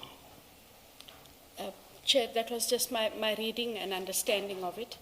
And I indicated I see this for the Yes. first time today. Yes. However, But, I follow the sequence of the reasoning Yes, that is made by the and Chair. Do, And do, I you agree. do you agree with the suggestion I I'm agree making? with your suggestion. Thank you. Thank you, Chair. Can I just Yes. draw to Advocate Johnson's attention? Advocate Johnson, appointments to senior management at SAPS level are governed by National Instruction 11 of 2017.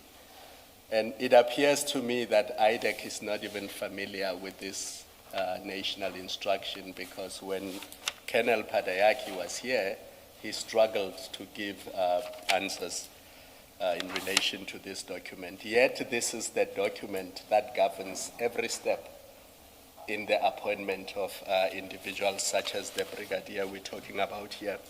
And clause 17 of this document, I hope it has been provided to you, the national instruction.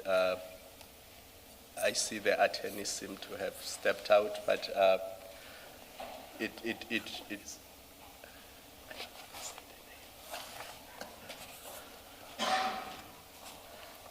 National Instruction 11 of 2017. I had asked that a copy be made for you. Maybe, yeah. Is that?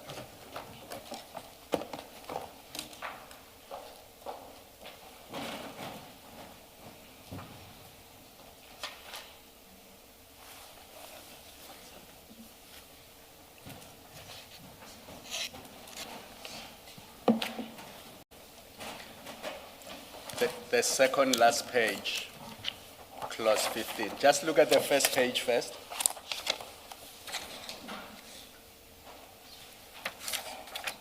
The one that starts with the purpose.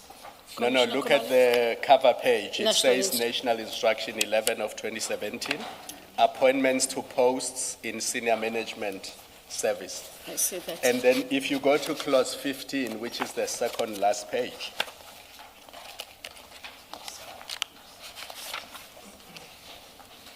I am there, Commissioner. yeah, it says if a candidate is appointed and it appears that the candidate did not comply with the requirements of the appointment, that's paragraph A, we can skip B because B relates to the non-disclosure of criminal record and goes to C if it appears that the candidate provided false information in his or her application or letter of acceptance, or D, the candidate is unable to take up the post. Look at what follows. The matter must be reported, and I emphasize the must be reported to the Divisional Commissioner Personnel Management for a recommendation to the National Commissioner on whether or not the candidate may retain his or her appointment. Do you see that? I see that, So Commissioner. the prescripts at SAPS govern a situation where an allegation like this is made, that because IDEC is not qualified to determine whether somebody qualifies or does not qualify, if such an issue has arisen, it then gets reported. In fact, it must be reported to that person so that that person can investigate and then make a recommendation to the National Commissioner, because it is the National Commissioner of Police that appoints people to this post. Do you see that? I see that. But it bothers me that your investigator, because I don't think this would have been brought to your attention, but your investigators did not even pay attention to a The national- national instruction which governs appointments at this level. And later on, when we go through the provisions of this document, you will see that it governs how panels are set up, who recommends, who approves. It governs how candidates are interviewed and scored. It governs how the recommendation to appoint is then made and who recommends and who appoints. But your investigators say nothing about this. In fact, they pay no regard to it, because even the definition of what is appropriate management experience, not management position, don't confuse the two. Appropriate management experience, the only place where you find that definition is in this document. Okay.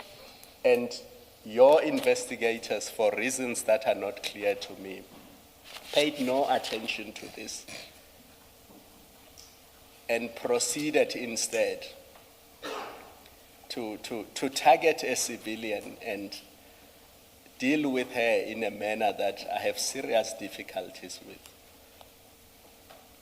So going back to the affidavit, because it goes together, so let's go back to the affidavit. It goes together with the cover page, because the cover page on 682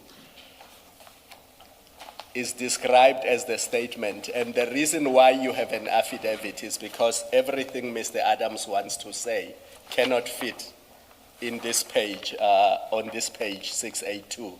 So the affidavit has to be an annexure to this page, which says South African Police Service Statement, and then has description of the offense, where the offense took place, what the offense is.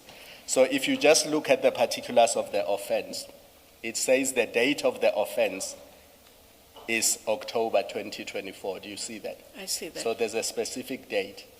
And then it says the scene of the offense. It says it is at Crime Intelligence Offices, Priska Street, Erasmus Kloof, Pretoria. Do you see that? I see that. So that's what Mr. Adams limits himself to, because this document gave him options. You will see when it talks about date and time of the incident, he could have chosen the starting point and the end point, but he limited himself to a particular date. And then same with the scene of the offense. It gives him the option between, did it start in Cape Town and continue and conclude in Pretoria? But he limits himself to a particular date when a particular decision was made, and he says, that is the offense, that is the date of the offense. It took place at crime intelligence offices. Do you see that? I see that, sir. But IDEX investigation goes to April, it goes to May, it goes to June, and it targets this individual civilian in circumstances that are simply not justified by the referral or the statement or the affidavit itself. I see that. Do you want to comment? Because we'll come back to that later. I see that, and I see that once you read the national instruction of the police. I see the point that you make. Yeah. Even on panels, it's very clear. If there's a problem with a panel, there's a procedure for that. If there's a problem with a shortlisting, there's a procedure for that. And this document governs all those things. I take the point. I see the point. Thank you, Commissioner Kumalo. For the record, that national instruction for future readers is at file 3, page 706. Exhibit file 3, page 706. Now, staying with the statement then, the second statement of January 2025.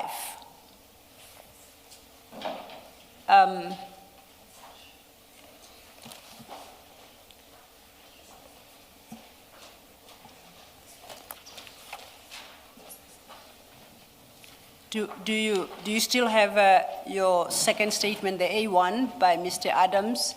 You recall I said it's page 682? Yes. Yes. Now I'm still at paragraph 2. Of Yes. 683. 683, thanks. Thank you. Yesterday day before yesterday, I've lost track of time now, I apologize. But you highlighted the provisions of section 29 of the NPA Act and 29 capital A, which states an investigator may, subject to control and direction of an ID, exercise such powers and perform such duties. I'm interested in that phrase, subject to the control and direction. And my proposal to you is at this juncture that you do quality control or quality check to determine whether to proceed with this investigation. And in order to do so, you must satisfy yourself that whatever is described in the referral affidavit and firstly complies with section 27 of the Act, but most importantly, brings you or brings that complaint within the confines of section 7. Remember section 7? Correct. That we dealt with. Now that we are here, what about all these documents leads you to a conclusion that this matter relates to serious, high-profile, or complex corruption, commercial or financial crimes? As Commissioner Kumalo points out, whatever is clarified by the second statement is that this is about employing a civilian. And there is a process in terms of a national instruction to address that issue. So it cannot be, I suggest, that employment could come anywhere close to section 7, capital A. How do you get there? We are looking at the same information, you and I now.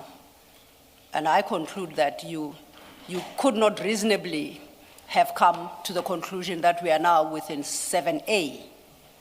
I want to understand how you get there.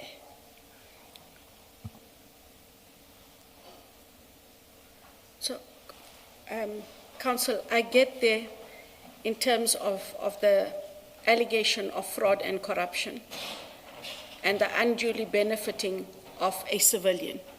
Hence, I said initially, I'm not going back on agreeing with the sufficiency hereof.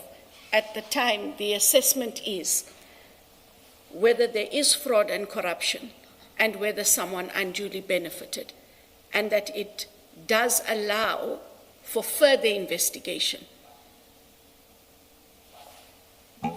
So you're suggesting that you went by section 7, bracket 1, capital A, B.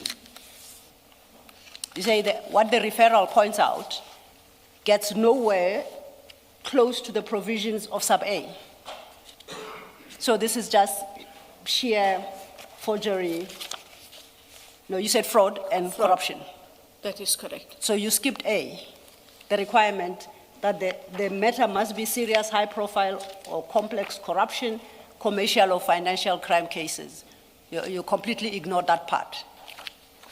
Not ignored that part, that it falls within the ambit of the 7B. But then what is so serious, high profile, involving complex corruption, commercial or financial, in what we have just looked at?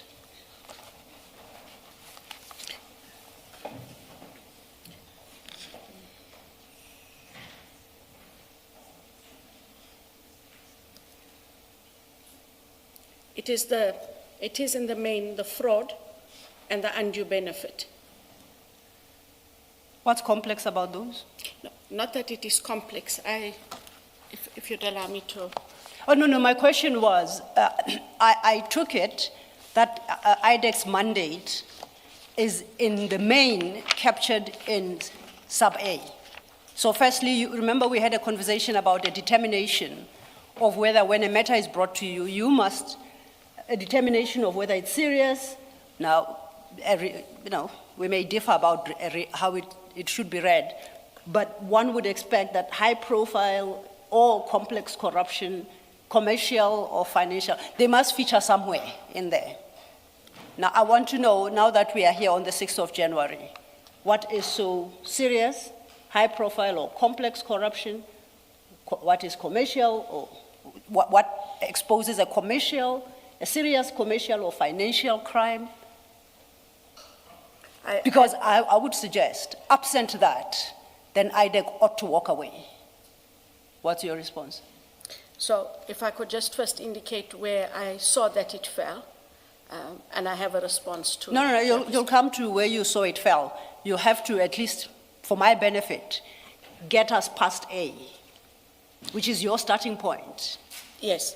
So for Now. me, Council, that even if you don't have A, there is B, which relates to the fraud, forgery, uttering, theft, any offense involving dishonesty. That is my reading of where it fell. So you read this section to provide the Office of the Investigating Directorate shall carry out any functions incidental to investigations, and we have A, Yes. the serious high profile, or relating to fraud, just like SAPS. Yes. No difference between you and SAPS. No. No difference between you and Hawks. No. What are the various mandates of these institutions, if you also overlap? And I read B as suggesting relating to additional related offenses. So it's additional to something, and I suggest it's additional to A. IDEC's entry point has got to be A. In the absence of that, I don't see how IDEC gets to investigate. If you look at, Maybe, sorry.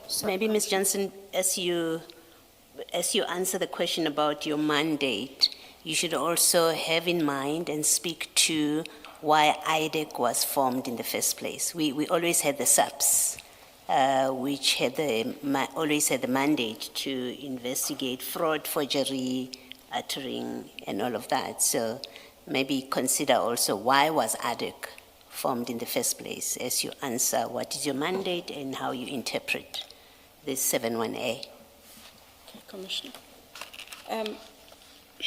So under capital 1A, we have relating to serious, high-profile or complex corruption, and then it has commercial or financial crimes. And that then takes you to the additional, which is in B, which is fraud. There is nothing about the serious, high-profile or complex corruption is precisely what we were formulated for, Chair, is to deal with serious, high-profile, complex corruption matters in the main, the related offenses, but to deal with those that arise from the commissions of inquiry, the state captured, the Mpati and the Nugent, and then other matters that may be referred to IDAC, be they Section 28(1)A or by Section 27.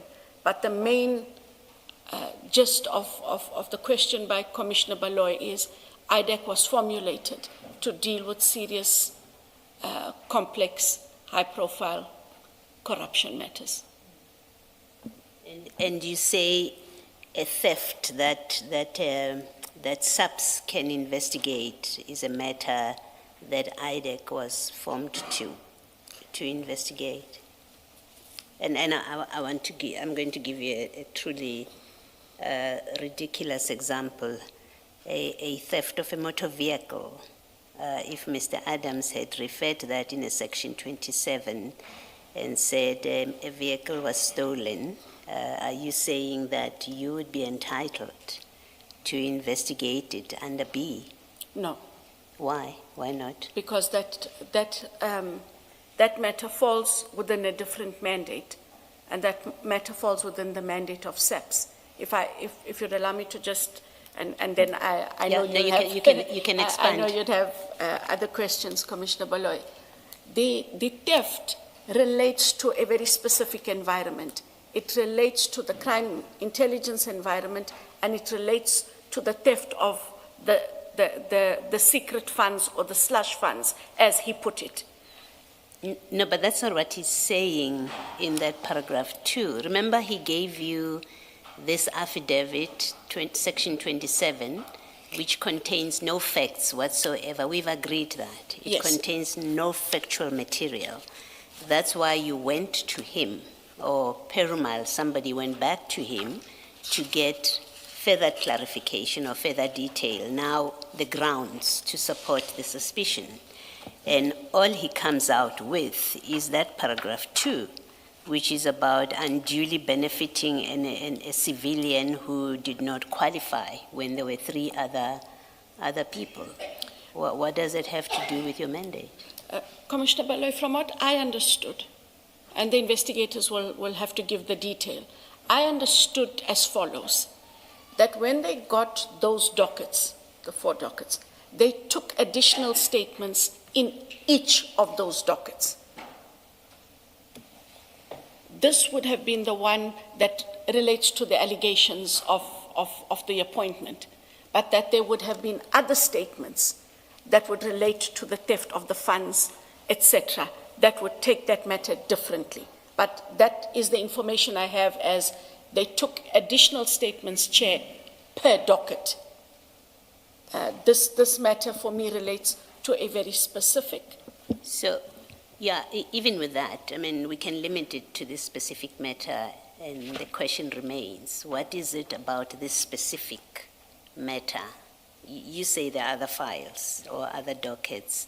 That's where we will find that it falls within your mandate, but we are talking about this specific docket, that on this docket where this statement belongs, if all you have in this docket is the Section 27, and then you have this statement, it looks like this is a matter that belongs to the SAPS at best. And we have that national instruction that tells the SAPS how to deal with this matter. If I could just add that from what I understand, that after the investigations continued, the docket doesn't consist only of. Whether or not that is sufficient is a debate. But if you take it just on this and just on the Section 27, it goes back to the question that Council asked, as well as yourselves, Commissioner, then it should have fallen within the national instruction of the police. But remember also that At this point, you have already made a decision to investigate, and I don't mean to reopen that debate that we've had, but this, in fact, is now part of an investigation because you have already made the decision to investigate. So even if you had sight of this post the decision to investigate, it has no consequence to your decision because you've already made the decision to investigate. And when you made the decision, you didn't even have this. This, in fact, further clarifies that this grievance as relates to this employee in particular and her ending up being charged is really a grievance about someone having lost out on an appointment, and it's no more than that. I see the point you make, except that I just go back to the answer I gave, that more investigations were done, Chair, and it is based on the more investigations that were done that would have then translated to the charge. As it stands. And the charge of gratification against her. Yes. Okay. So, but as it stands here, I took the point and agreed to the point that if this is all that there was, then it does fall under the national instruction and should have been elevated, Chair. Okay, thank you. Let me invite you, Advocate, to engage in a close interpretative exercise. As Ms. Silo touched on it, paragraph B of subsection 1, uppercase A, refers to additional related. I want you to please give meaning to additional. Additional to what? And to also give meaning to related. Related to what? Can you please do that?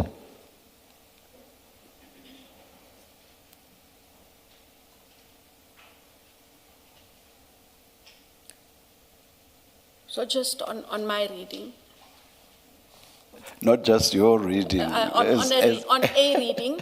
Yes. Yes. The related to additional related offences, Chair, read from paragraph A above, is relating to serious, high-profile, or complex corruption, or commercial or financial crime cases. I take the commercial or financial crime cases relating to fraud, etc. So at least you accept that IDEC cannot just jump and investigate any fraud, any forgery, any uttering, any theft. Not from the reading of the Act. So it must be additional to what's envisaged in paragraph There must A. be a relationship with paragraph A. Okay. Oh, all right. I just wanted to be sure. Thank you. Thank you, Chair. Now, on that understanding, we have this section 27. We have the dockets, the A1s in the dockets, as we now have come to learn. That was the only thing that was in the dockets. We have this latest A1 statement from Mr. Adams. Then can you please indicate what those documents collectively, how those documents collectively land you at A? We know their contents now. Sorry, Council, repeat. Those documents, the original section 27, the A1s in the respective dockets, which is what the legal advisor at SAP said, that's all that was contained in the dockets, and I assume that is precisely what you found. You couldn't have found any more than the inspectorate had. And thirdly, Mr. Adams's January statement, the one we're looking at now with 2 paragraphs. What in any of those documents collectively led you to the conclusion that the documents disclose serious, high-profile, complex corruption, commercial, and financial crimes? I'm saying, Council, that it's not restricted to those three because further investigations were done, and it is on a reading of all the investigation in its totality that led to Okay. the charges as they were preferred. They say you have rushed to the charges. Remember that we had said the Section 27 was incomplete. You exercised your discretion, and you say you normally do, which is to request further substantiation from a referee. Now you have it, and we agreed in the morning that that is for purposes of you determining whether to even initiate an investigation. And in order to do so, you must first establish jurisdiction, that you have that jurisdiction to entertain this claim. What, as they stand, is that not your point to have asked yourself whether this complaint at least squarely locates you within A? And I say this because it can be that you investigate with the hope that somewhere, you will come across some damning facts that will then justify A. We first have to be in A before you investigate. Otherwise, the process is deeply concerning.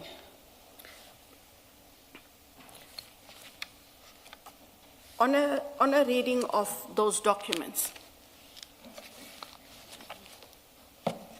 I'm not going to be able to take my point further than indicate that based on the fraud and the undue benefit and the fact that it is commercial and of financial crimes, we moved from A into the B. And that therefore justified investigations continuing. We're not there at charges. It is based on these documents that you refer to, Council. Advocate Johnson, the Section 27 doesn't contain anything that is a basis for you to say, yes, there's a financial crime, possibly, that is being committed that requires further investigation. It doesn't contain that. It doesn't contain, so let me see, it doesn't contain anything where you say any facts. We settled that all that affidavit does is to list suspicions. It doesn't say what is the basis of those suspicions, which we all agreed sub B, 27B, requires that there must be grounds for it. Otherwise, you are going to be fishing, and I don't think that's what your powers are meant for. So we've agreed that affidavit doesn't contain any matter that takes you to a place on its own where you end up saying, yes, that which is contemplated in one capital AA, which is serious, high-profile or complex corruption, commercial or financial crime, it doesn't contain those kind of facts that ground the suspicion. You then go and get an affidavit, or your people go and get an affidavit.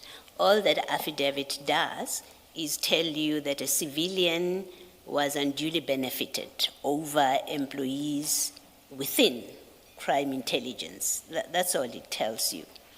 But this is later. This is an affidavit in January, so it's actually irrelevant for purposes of your decision, what triggered your decision. Okay. All you had to trigger your decision was the Section 27. And on the Section 27, you could not have had a reasonable basis that there is the commission of a crime. And your explanation since yesterday and today, and I must say the same with Colonel Pariachi, is it seems your office or IDEC took the view that we have an affidavit, vague as it is, we go fishing, we'll find something. There must be something to find. So you went in either because you had been told, which is not in the Section 27 affidavit, you had been told there is something to find, it's just not contained in the affidavit, and you went looking for that. Or you went not knowing at all that you'll find something. Which is a typical fishing exercise. Your mandate and your powers don't contemplate you doing that. That's why there's that trigger provision. But in this case, it seems there was a failure in that trigger. You just did not have enough to trigger that investigation. And the question that eventually must be asked and must be answered is, why would you do that?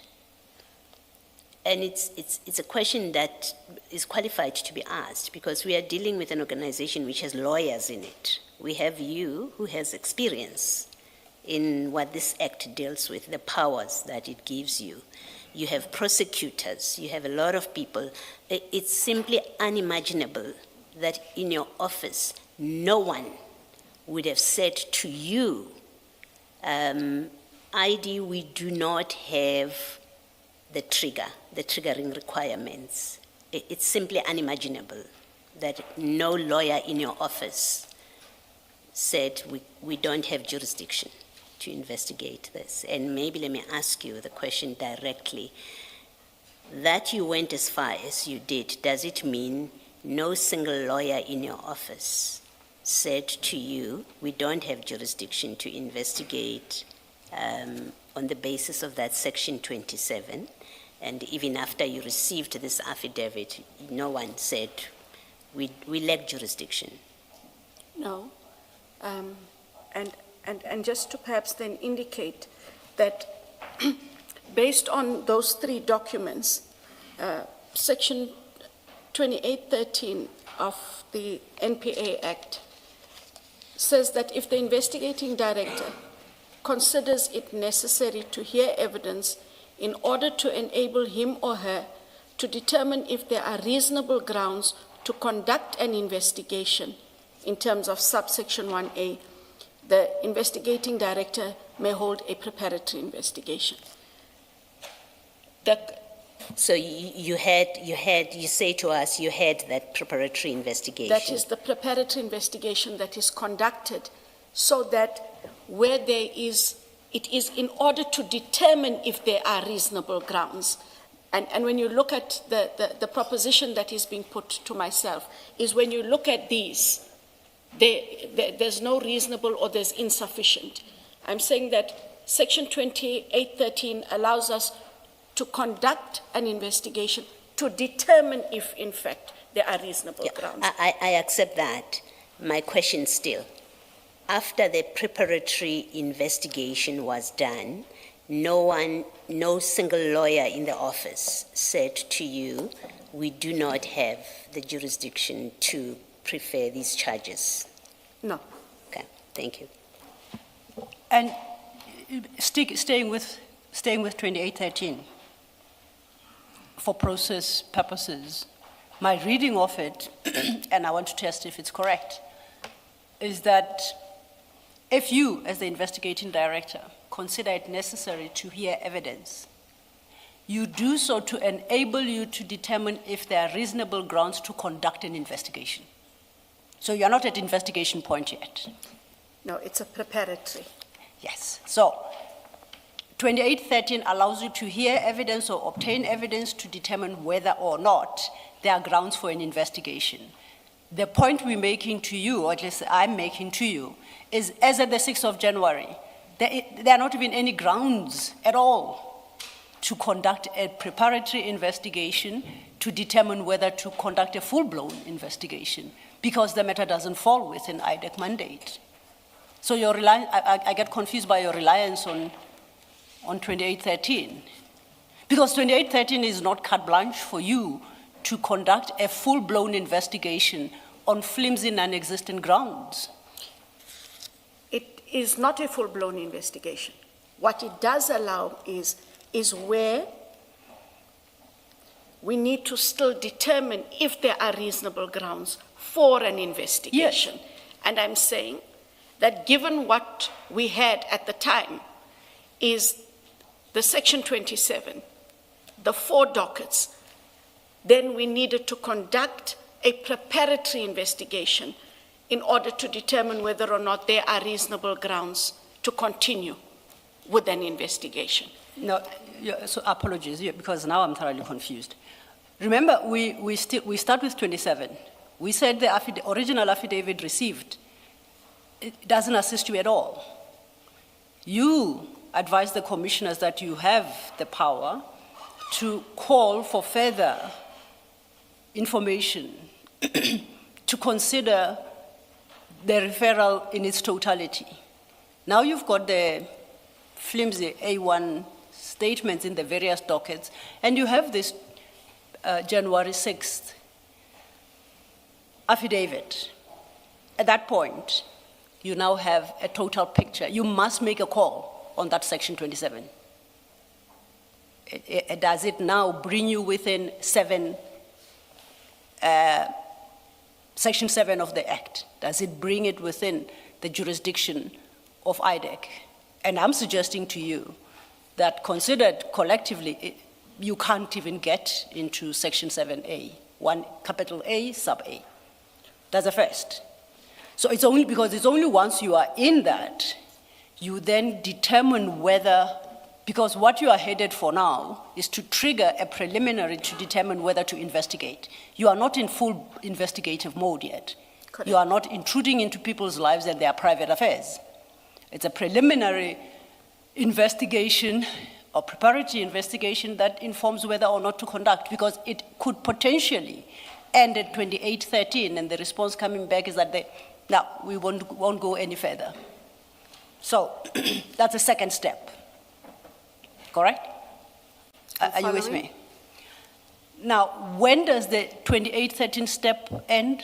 What must you have? Must you have the full picture of all the crimes that you have alluded to in your authorization of section 2813 before you authorize a further investigation? The levels of investigations have to be different, I would assume. That is correct. Okay. Now, what must you obtain in terms of 2813 to help you determine whether to conduct a full-blown investigation? You must have enough evidence that there are reasonable, that the suspicions are reasonable and that there are reasonable grounds on which to conduct that full-blown investigation. There must be sufficient evidence collected in the 2813 process. It is then, Commissioners, that there is an evaluation thereof and whether or not to move into. So the 2813 Council does allow for quite a few investigative mechanisms, and so whilst it is a preparatory investigation, you are able to issue summonses, conduct search and seizures, etc., in order to move into that kind of investigative phase and therefore to collect evidence to make the determination on whether or not there are reasonable grounds to move into a full investigation. Advocate Johnson, I just want to understand whether you are of the view that your section 2713 discretion is unfettered. I do see the words, if you as the ID consider it necessary, you may then institute the preliminary investigation. Is that discretion unfettered in the sense that it depends purely on what you consider necessary, regardless of the circumstances? I do not believe it's an unfettered. It is Can based you- on the. Oh, yes, yes. Sorry. It is based on the information that is presented, as was the case with the team, in terms of how they assess and briefing me on that. It's not an unfettered. No, continue, Sorry, continue. No. Continue. Maybe if Okay. Chair makes a Okay, follow-up point, okay. maybe I might be Okay, able to clear it. yes, I want you to, just for a moment, for me to understand as a matter of law what the fetters are. If you say it is not unfettered, I want, as a matter of law, to understand what those fetters are. Can you give them to me without reference to the facts that we have here, Because what you just did in your last answer was to refer to what happened here. So, as a matter of law, what exactly would fetter the exercise of your discretion? So there would have to be, as we indicated in the section 27, are there reasonable grounds to suspect that an offense has been committed, the grounds on which it is based, and additional information. In the main, that is what one considers. And any other additional information could then be whatever else they've brought to the fore. And I say that that is what determines it in terms of the discretion on whether or not to move. Sorry, Chair. Also, if we had asked for additional information in order to augment the section 27, whatever that may have been. And that guides the discretion whether or not, given what we have, it is not sufficient for a reasonable suspicion, but there is sufficiency, and so we can go ahead and conduct a preparatory investigation in order to arrive at. So, absent that reasonable suspicion, if I understand you correctly, you cannot begin to do a 2713 preliminary investigation. So that's the reasonable suspicion is your entry point to 2713, you say? To the 2813. 2813, I'm very sorry. Correct. All right, thank you. On that score, at file 8, the documents you provided yesterday, file 8, page 3288.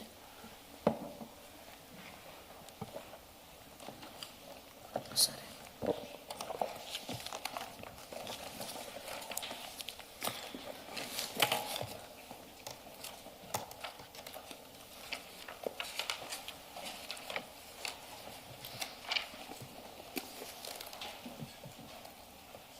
Do I still need to keep the exhibit bundle at hand? Which one, ma'am? The one where we were going through Fadil Adams' affidavit, the additional affidavit? Close at hand, but not open? Close at hand, but yes, not open.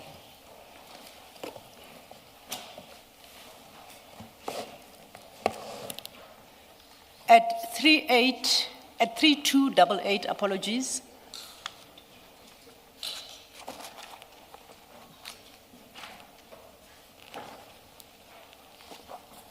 The document goes as far as 3300, and I see it's dated the 30th day of May 2025. Do you see that? I've got that. Okay. Now, if we go back to 3288, this is an application for an investigation in terms of section 28(1).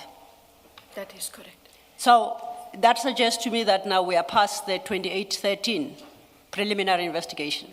And that investigations were conducted and further evidence would have been obtained between the period 6 December 2024 to the date of this matter.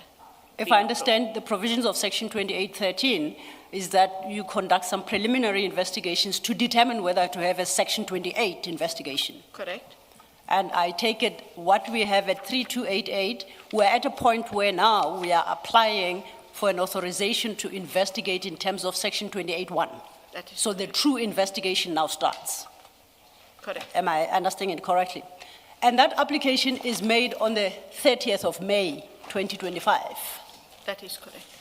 And as we know, on the same date, at page 3304, Sorry, 33? 3304, same file.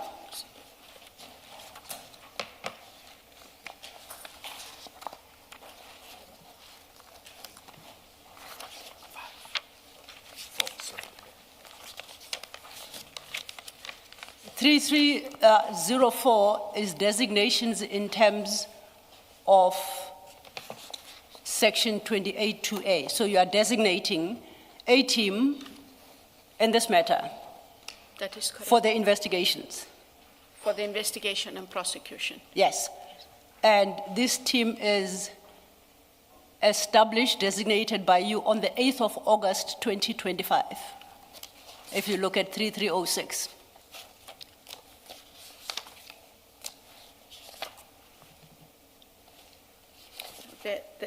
The designations on 3302 Yes, ma'am. are the designations dated the 30th of May, 2025. Yes. Yes, No. 33? 03, Yes. yes. I'm now at 3304. This would have been where additional persons would have come onto the team afterwards, but the original designation, council, is on 3303. So the commissioners, the 28 is signed on the 30th of May, Yeah, okay. and the designation for the persons who are to deal with it are on 3303. I accept your point, correct? So the first designation is 3302, that's dated the 30th of May, 2025. That is correct. The document I looked at, you say, was adding to the Yes. designated So, team as in happens- August. As happens in all matters, if you add persons to an investigation, regardless of who they may be, you must designate them to the investigation. I'm with you. I accept And that. Thank you. would, just for context for why there is a later one. Thank you for that clarification. Then, Sorry, I think Commissioner Kumalo has a... oh, yes, please. I think it's confusion more than anything. I had understood during your first day of testimony that the designated investigator came to you in February to say, please authorize summons so that we can get these documents in relation to the generals that appear in those summonses, and that was sometime in February. There was also a summons that went to BMW again in February. Now, they could not do that unless they were designated as investigators, because for them to say, I need to go into BMW and get documents and interview BMW people, because that's what the summons said. And that was all in the first or second week of February. That can only mean there must have been an earlier designation appointing them as investigators, because if the designation only happens at the end of May, what were they doing talking to BMW management in February of 2025 and interviewing senior managers at BMW in February 2025? So do you see why I'm lost?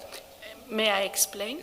So, Commissioner Kumalo, when the Section 2813 preparatory investigation was authorized on the 6th of December, it also designates persons to the investigation. And because they are designated to that preparatory investigation, they are able to conduct investigations. May I assist? Please answer that question with reference to page 3282. Same file. You say when the Section 2813 preliminary investigation is authorized, it also designates persons who should conduct the investigations. And that is the document we discussed from yesterday. That is your authorization. Yes. And it's followed by 3285. Yes. You say that's a designation in terms of 2813. Is that the document you reference? That is Dated the correct. 6th of December 2024. That is correct. With those documents, then you may respond to the Commissioner's question. On page 3286, Commissioner Kumalo, is the list of persons that were designated on the 6th of December, so that there are persons designated to conduct investigations. And as I indicated, Section 2813 does allow you investigative processes, including being able to interview a witness, subpoena documents, and so on. So there were two designations / authorizations. Yes, the first being preparatory, and once that is summarized and done, they then bring together the May application. Advocate Silom covered, thank you. Thank you. Have I clarified it, Commissioner? You have, thank you. While I hope you have your act close by,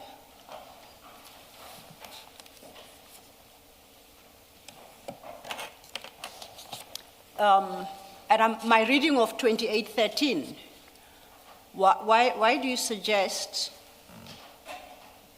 it requires a designation? When I read 2813 with 28 sub 2 sub A, I draw a distinction, whereas it's 28 sub 2 sub A, that requires you to designate people to investigate. But that's a full-blown investigation now. 2813 doesn't do so, and if anything, it just simply says you, the investigating director, may hold a preparatory investigation. I accept, for present purposes, that you may delegate that power. But it doesn't require you to establish a whole team of people to investigate. It's preliminary. I understand what you're saying, Yes. Counsel. But out of practice, we do designate persons to the investigation, preparatory or otherwise, or else it'll go back to Commissioner Beloy's point of you have people running around on fishing expeditions and doing as they please. And how do we account for what was done, who did it? Back to Commissioner Kumalo's question of how do you have people interviewing senior persons, etc. It is the designation assists in identifying persons to be able to conduct the activities that that team determines are for investigation. We have always done Yes. a designation for both, so that there is accountability and there's responsibility for the activities and for the actions. And I'll tell you perhaps where that designation in terms of 2813 gives me challenges. We have now agreed that you authorized a formal Section 28 investigation on the 30th of May. That is correct. That's when the investigation starts. Incorrect. Tell me. So Section 2813 is a preparatory investigation. It allows you to take statements. It allows you to interview persons. It allows you to subpoena documents in terms of Section 28.6, which is what you would see the investigators had done. Let's deal with that issue with reference to the wording of 2813. 2813 allows you, as the investigating director, it specifically singles you out, advocate, to hear evidence to enable you to determine if there are reasonable grounds to conduct an investigation. So it's a process to enable you to make a decision whether or not to investigate. Correct? Correct. Now, we know that on the 6th, you started the preparatory investigation, and by the 30th, you say there is sufficient material to conduct an investigation. So the actual investigation only starts from the 30th of May. Otherwise, you are investigating with, while you are in the 2813 mode. And whatever exercise you are undertaking at 2813 determines whether or not you should investigate in the first place. So you can't have a full-blown investigation in 2813. It's not a full-blown Okay, investigation. now we know that you came to the conclusion that we must investigate on the 30th of May as per the authorization. I don't know if this speaks to the efficiencies of IDEC.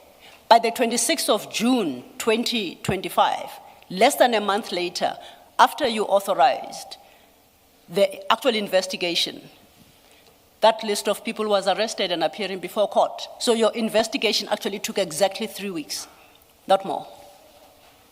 What did that investigation unearth that was already not in your files by the 30th of May? The investigations out of that preparatory investigation would have commenced after the 6th of December 2024. Yes. And I do hear what you say, Council, but in terms of the preparatory investigation, I read it with Section 7.3 of the Act that says an investigating director shall be assisted in the exercise of his or her powers and the performance of his or her functions or duties, and lists those people. So it is not the investigating director herself who conducts the preparatory investigation.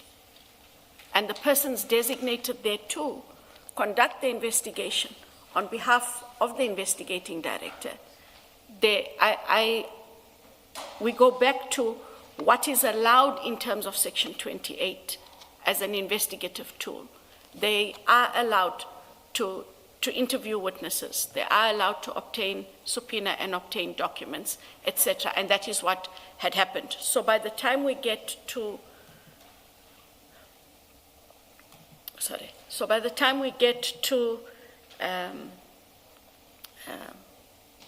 if I can just take a moment, Yes. I'm just feeling slightly lightheaded. Take a moment. Yeah.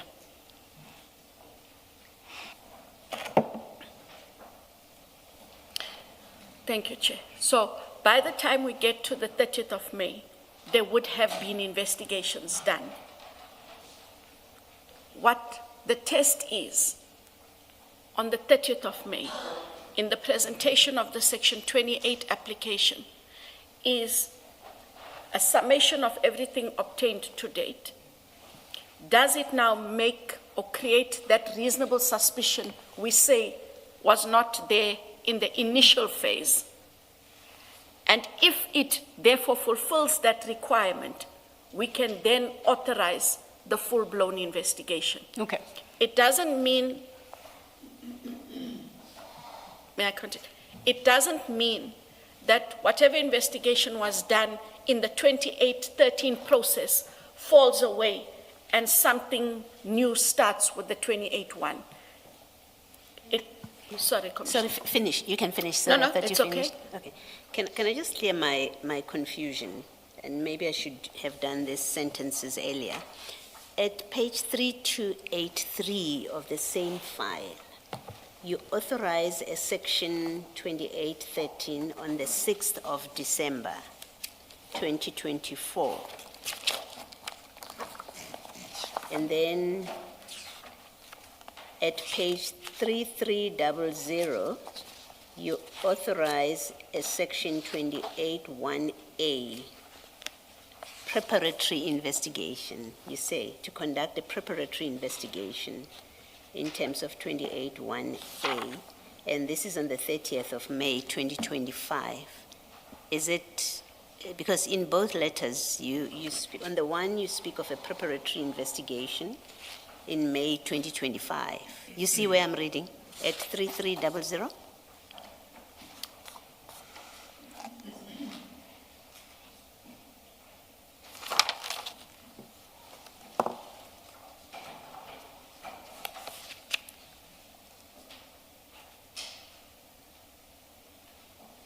That word preparatory is not, I have decided to conduct an investigation in terms of Section 28(1)A. It's not preparatory anymore, Commissioner. My copy reads to conduct a preparatory. No, I'm not disputing your copy.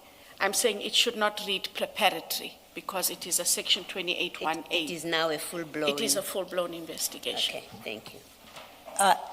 Okay, I accept that. Now, I want to know what investigations were conducted between the 30th of May and the 26th of June when they were arrested.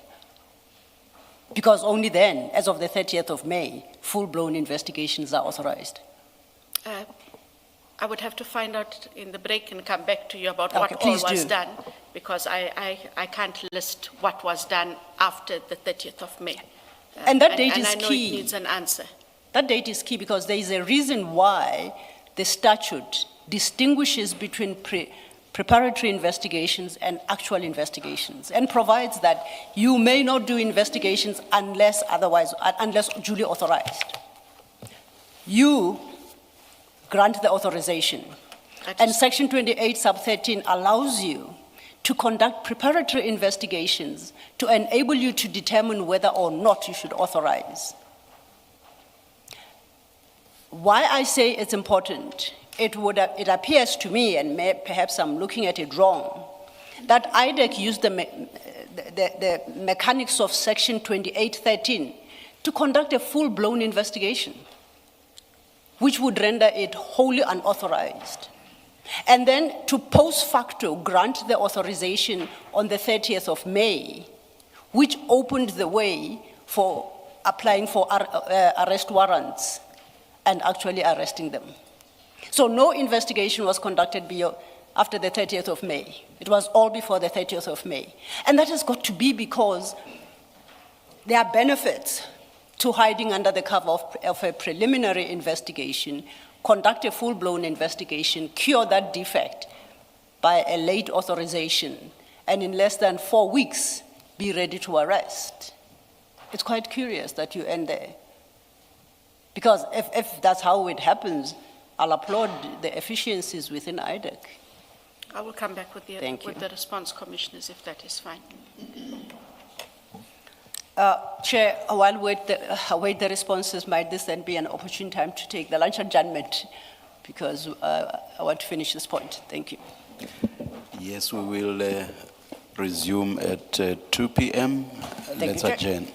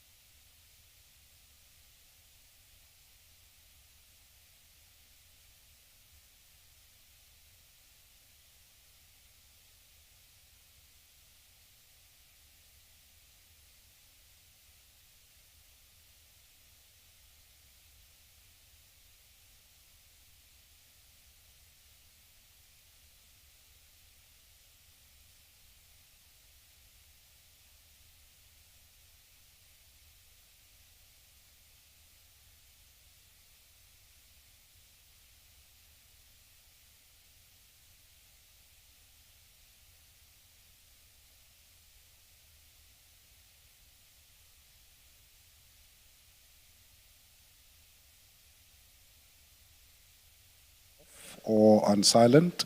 Thank you.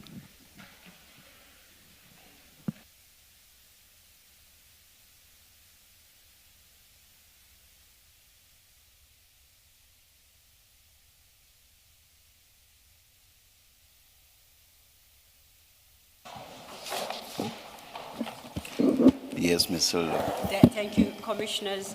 Advocate Johnson, before we broke for lunch, we're trying to understand what investigations took place after your authorization for a Section 28(1)A investigation on the 30th of May. And you indicated you wanted to consult the records to respond to that.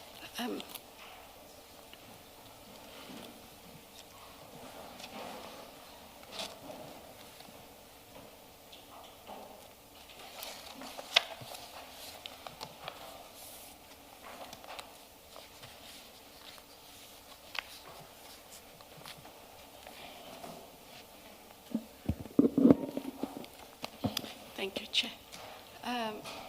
Council, I did contact the office. I've asked them to put it together, and they're in the process of just putting together a little document that will state between 6 December and 20 May, and 20 May and 27 June. I've asked them to please do that for us. Why 20 May? So for the date of the authorized... 30th May. 30th of May, yes. Now, I'm just interested from the 30th of May, Yes, because we do have the docket 542 of 6, 2025.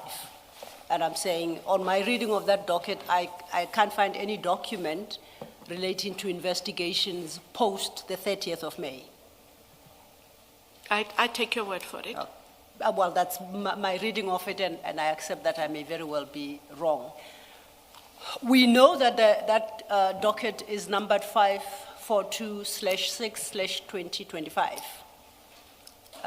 And we know that from the cover sheet of Mr. Adams's A1 statement of 6th of January.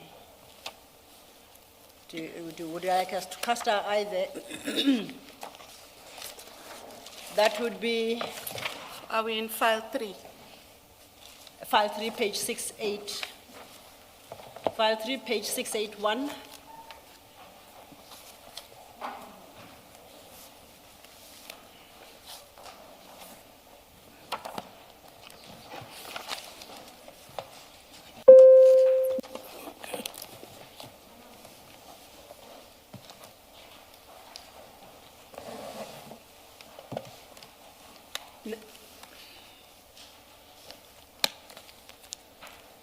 Now, if we look at that, we see at the top, it's got a cast number there of 542/06. And I checked with Colonel Padiachi, and I think many other police officers that have appeared.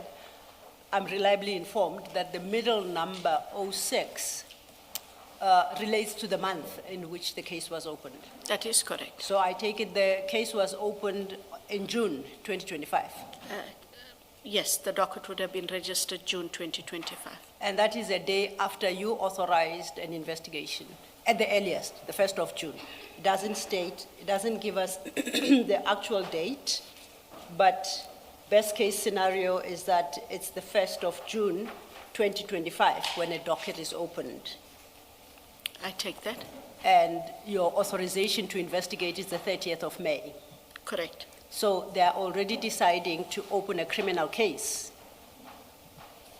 before proper investigations in terms of Section 28(1).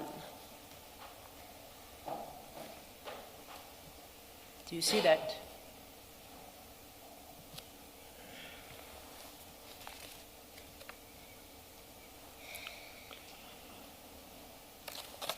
Could have been later in the month of June. But I do see it's in the month of June. It's in the month of June. Yes, ma'am. And remember, we are chasing the 26th of June, which is the arrest date. And we're trying to understand what happened when, post the 30th of May. Staying on that page, at the bottom of that page is a date. 2025-0106, bottom left corner. I see that. Now, Colonel Padiache explained that this was a preamble, this preamble to the statement and the statement were obtained on the 6th of January 2025. Okay. That's his explanation, because I couldn't understand why the docket has got a June date, as we have determined, but the statement seems to be taken in January. He had an explanation for that they open the docket, or they take the statement in terms of this document and will subsequently open an official criminal docket later. That's the explanation as I understood it. And I accept it. I've got nothing to countenance it. So my issue really is, on the 6th of June 2025, already we are into criminal investigation mode.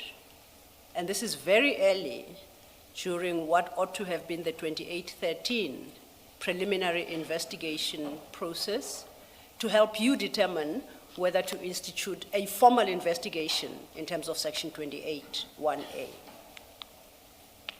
Do you accept that? I'm with you. I accept it. And that is where then my challenge lies with this 2813 preliminary investigation and the authorization for the actual investigation. And I suggest that, I'll say the investigators in this case, abuse the Section 2813 preliminary investigation to conduct a full-blown investigation before you so authorize them. They've gone so far as to obtain documents from SAPS to prepare an A1 statement in January.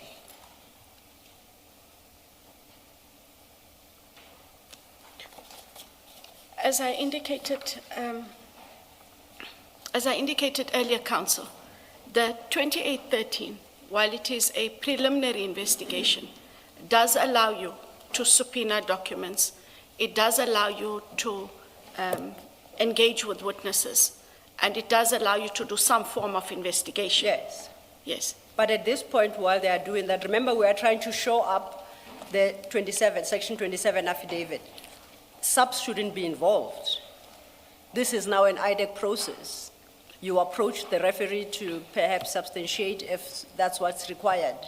Why is SAPS getting involved at this juncture when you are still trying to address the shortcomings in the Section 27 affidavit? The shortcomings, as I understand it, can only be addressed by us obtaining the necessary documentation to either support or to dispute the claims made by Mr. Adams. It is, as he said, the Section 27 doesn't have supporting documentation. Yes. He makes his averments. In order to determine whether or not these become a reasonable suspicion, we need to rely on the allegations he's making, and where would we find the evidence of those allegations? Yes. And it is for that reason, Council, that one is able to subpoena documents. And it is so that the documents sought were invariably at SAPS. No, this document wasn't at SAPS. It was created, it was commissioned by Chief Perumal on the 6th of January. I'm saying the documents that we would seek in order to support. Oh. Yes, sorry. No, you are ahead of Sorry. me. I'm still on the statement. My Why apologies. is SAPS involved in this statement, which is seeking to obtain clarification on matters raised in the Section 27 referral? Why is it being registered at SAPS already when you have not authorized an investigation?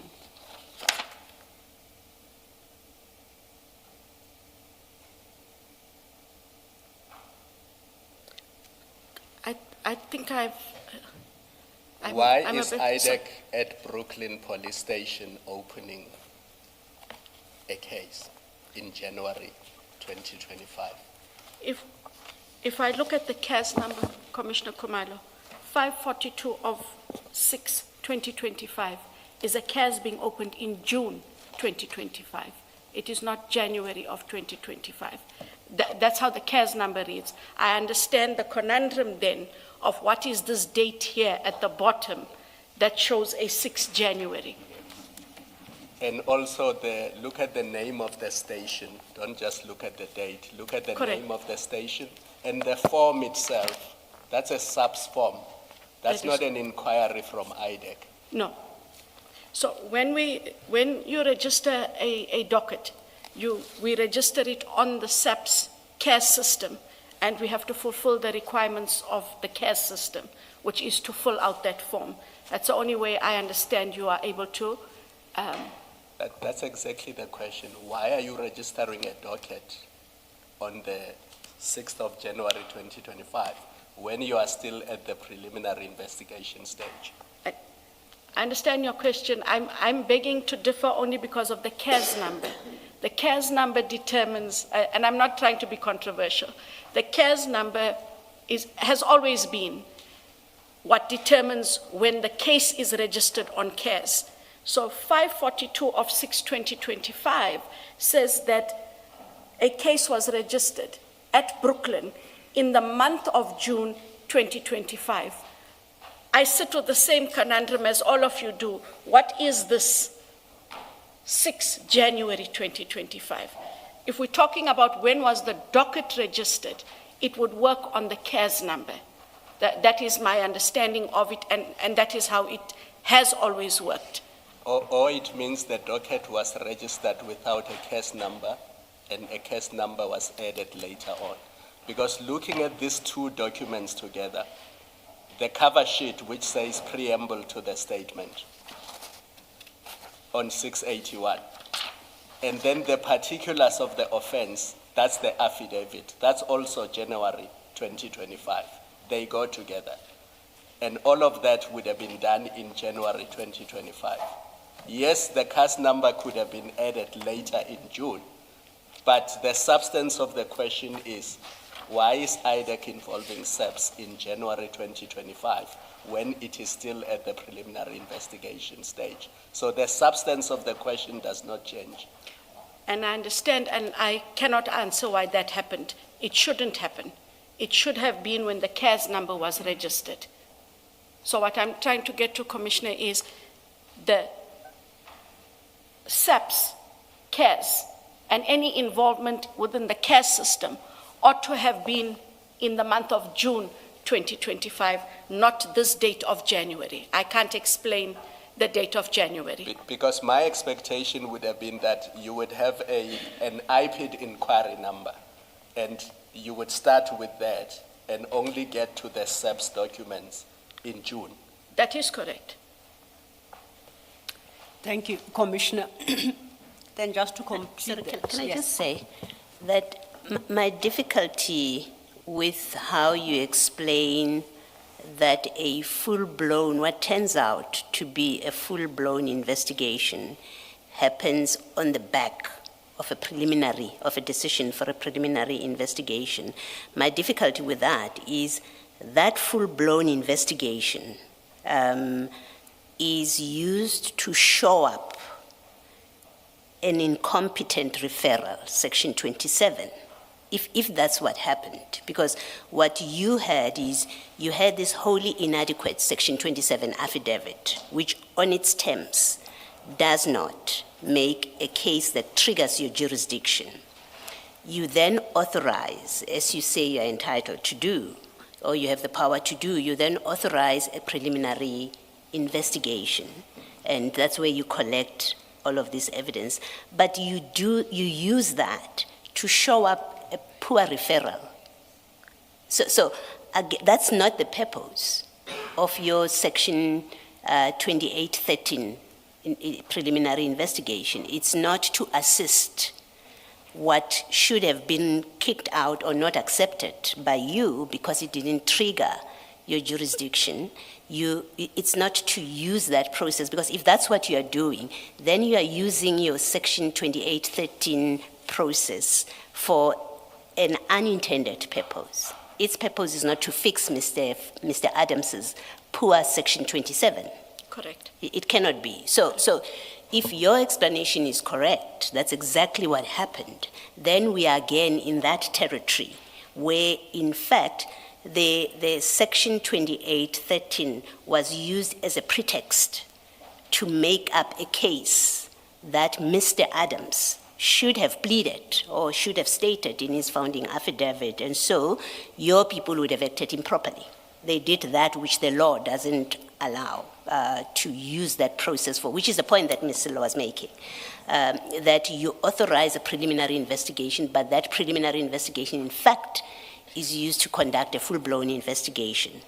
Your explanation of it proves exactly that they use the pretext of your authorization to assist, make a case that places Mr. Adams's complaint into your jurisdiction when, in fact, from the get-go, it didn't fall within your jurisdiction, at least not in Section 27. Do you accept that, if that's what happened? I accept it. Okay, thank you. Thank you, Commissioners. You recall Commissioner Kumalo referred you to the national instruction. I think it's 11 of 2017. Did I understand you to suggest that you were not aware of it? Or perhaps I misheard? I did indicate that I hadn't seen the instruction. Okay. Yes. Can we go to file 8?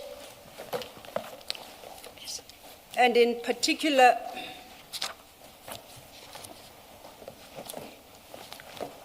to page 3255. For the record, that's CJC 389. 3255. That should be your, what you call your prosecution note addressed to the DPP? To the DPP. If we go to 3257,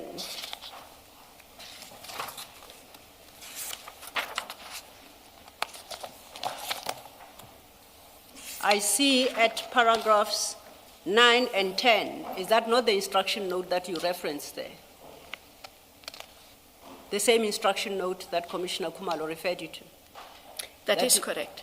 So you do know that instruction note? I didn't see the instruction. I know of this instruction because I got this from the briefing from the team in order to prepare this memorandum. No, please say that again. So when I prepared the prosecution memo, it is as a result of a briefing I get from the team. So the charges against the suspects were presented to me by the team. And so part of the charges and part of the case is as a result of the feedback I got from the team. So I would have got from the prosecution a memo, a draft memo, upon which I look at it and then compile my referral to the DPP. But I didn't see the actual instruction as Commissioner Kumalo had shown it to me today. I didn't look at that instruction. So the upshot of what you are saying is that in your prosecution memo, you referred to documents you had not seen. I did not see this document, no. It is as a result of a briefing by the team and a memo that I would have got. I accept that there was a briefing. I'm saying the long and short of it is that in this memo, you referred to documents you had not seen. Correct, sir. So you did not even know that the section 9 you are quoting, in fact, says what you say in your memo. Because if you had not seen it, you could not satisfy yourself that it says what you have quoted in paragraph 11. Section 7.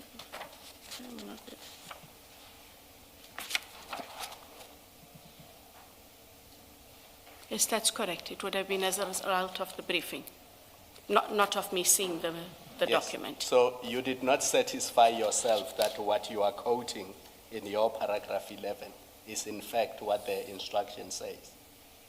No, I relied on my prosecuting team and my investigators. And then you proceed at paragraph 12 to state, same document, evidence collected proves that accused 1 to 6 contravened the provisions of the above quoted section to benefit accused 7 without just or reasonable cause. Yes. And that I would have got from the briefing. It's a briefing that they would have given me and indicated, Chair and Commissioners, how each one is allegedly implicated. What if they are wrong? You are triggering a prosecution. What if they are wholly wrong? Your investigators and whoever it is you rely on. My prosecutors and investigators. What if they are wholly wrong?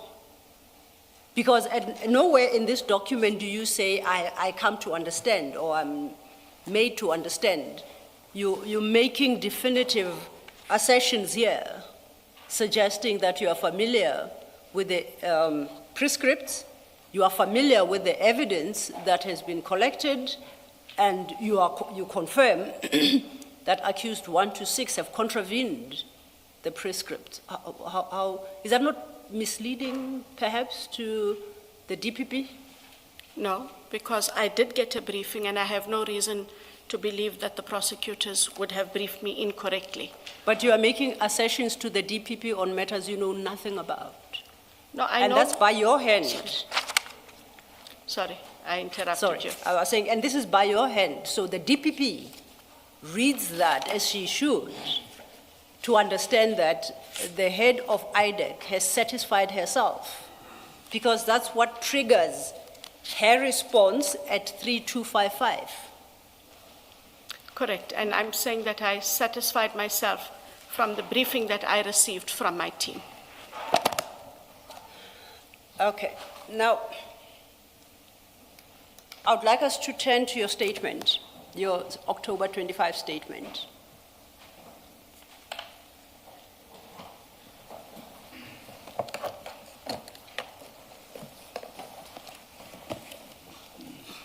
And in particular, I would like us to have regard to page 8, paragraph 24.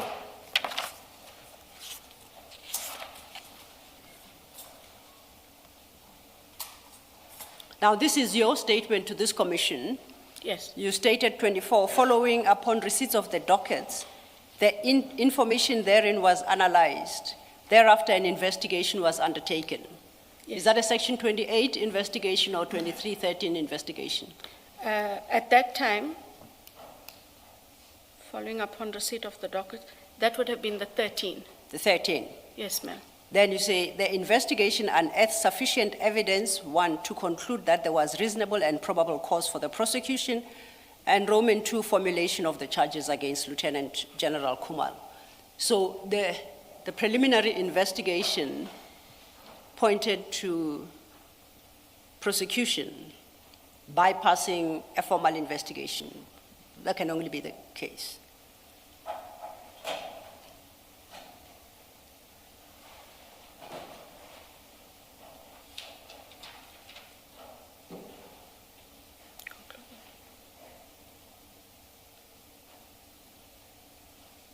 In the first part, following upon receipt of the dockets, the information contained therein was analyzed.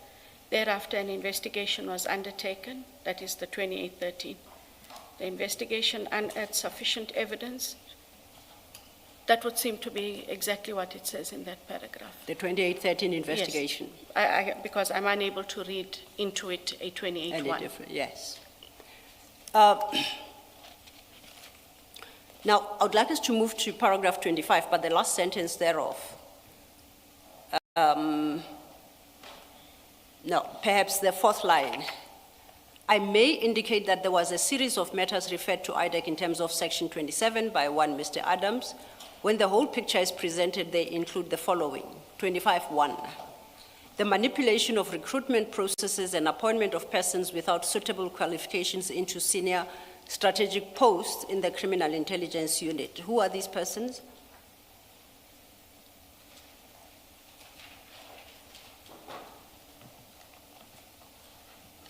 And as you think about that, to what posts were they appointed? In the one that comes to mind, it is the appointment of Brigadier Mokwele. Brigadier. Yes. Who else, because you're talking again about Appointment of persons. persons, those matters are still under investigation. And which persons are these? Remember, it's from Mr. Adams's Section 27 referral. So they must arise from that referral.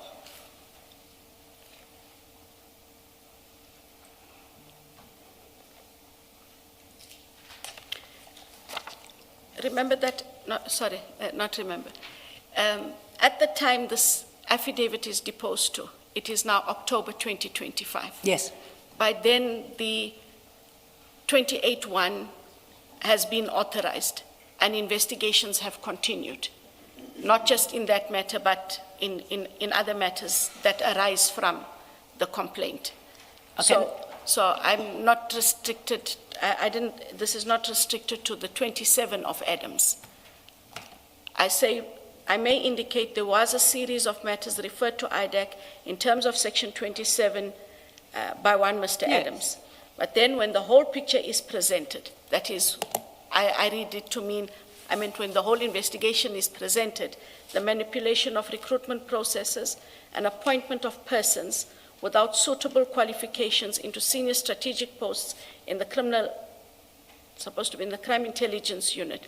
The one that comes to mind is the matter that is currently in court. And I know that there are other investigations. But that picture can only emerge from the Section 27 referral. You say so as much. See, there were a series of matters referred to in the Section 27 by one Mr. Adams, when the whole picture is presented.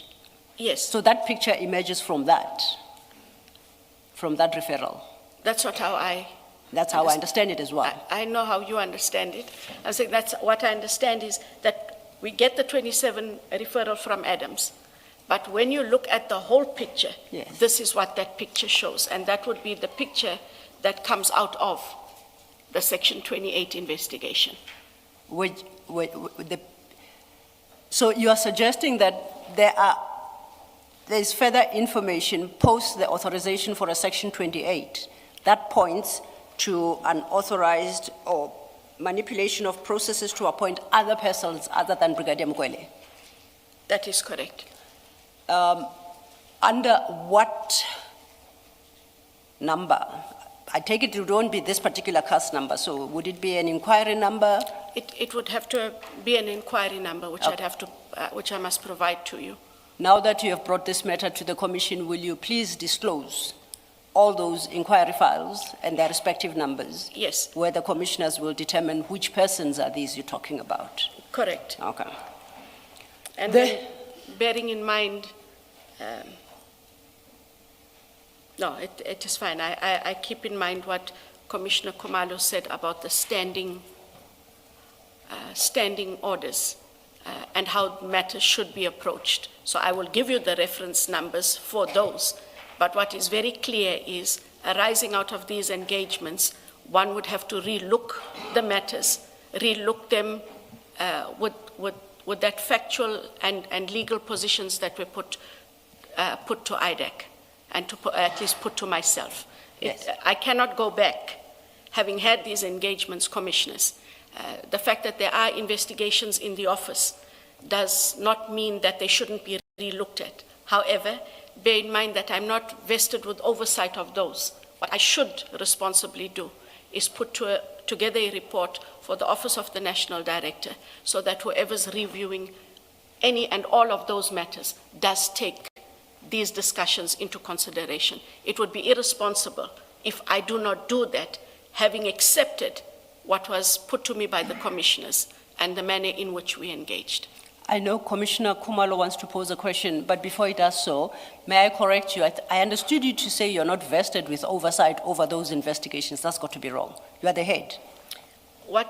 Yes, may I explain? Absolutely.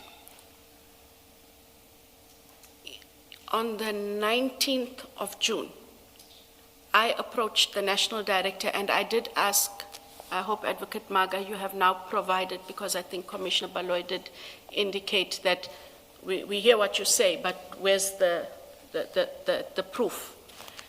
On the 19th of June, I approached the national director on my own.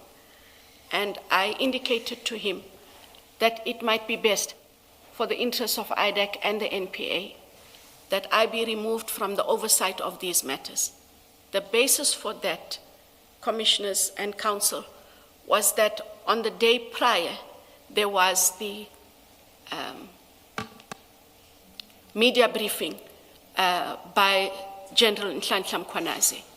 What that brought to bear for myself is that for as long as I am in these matters, the matters themselves are not seen. The focus becomes the ID, or the focus becomes Andrea Johnson. That is not in the public interest. That is not in the interest of justice. I had that open conversation with the National Director on the 19th. The National Director asked me if I am sure, and I said yes, because the matters, as well as the NPA and IDEC, have to come first. Then, if I understand, the power of oversight is bestowed upon you by the statute. That is So correct. you're suggesting, pursuant to a request you made, you were stripped of that power insofar as matters relating to crime intelligence are concerned. Is that what you're saying? And to whom has the power then shifted? If I can just go here, because I know that Commissioner Baloy, you did ask a question about, how that could have happened. And when I looked, after having had the conversation, if I may, conversation with the National Director, he thanked me for my pragmatic approach and he agreed.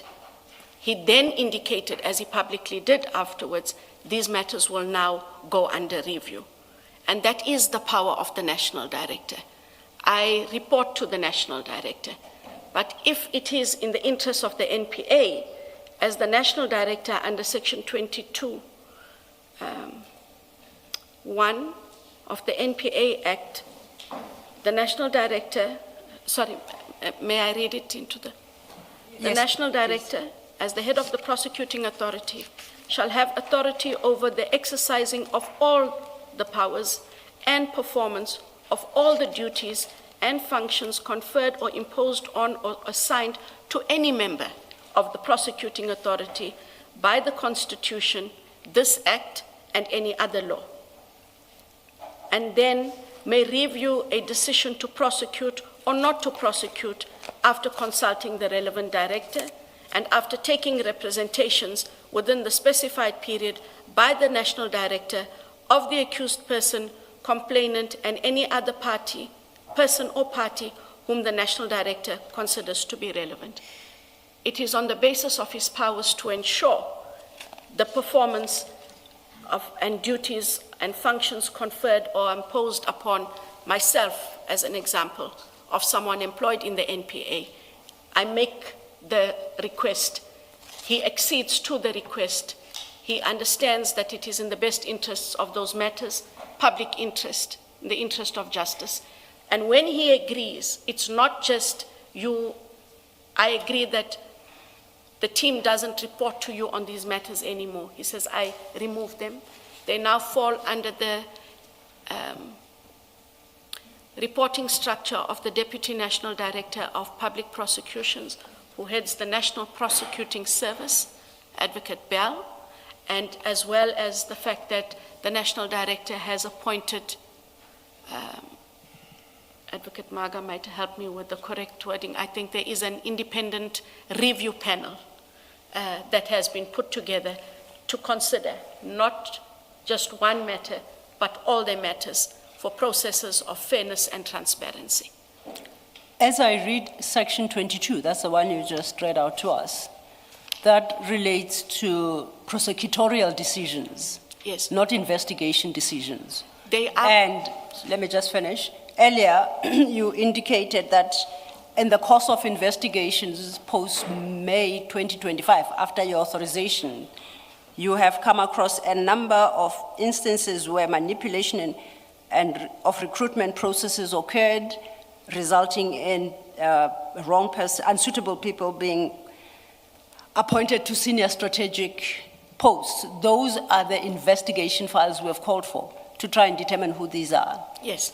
I don't understand Section 22 to suggest the NDPP would have authority over those investigations. It's the prosecutorial decision that he is The reviewing. NDPP has the right to review or have to be reviewed the Lushaba matter, which is in court, the Mokwele matter, which is in court, and the matter for which warrants of arrest had already been obtained for Generals Kumalo and Madondo. And Those that are is prosecution matters. That is because in those cases, a decision was made to prosecute. That is correct. So it's a prosecutorial decision that Yes, he's reviewing. that is But correct. that's not our investigations that are currently within IDEC. Yes, the investigations that are currently within IDEC, as I said, would have to now be relooked By you. by myself. Okay. Keeping in mind what was said during the engagements, especially the ones on the appointments. I might have to look as well, commissioners, at, in detail, the,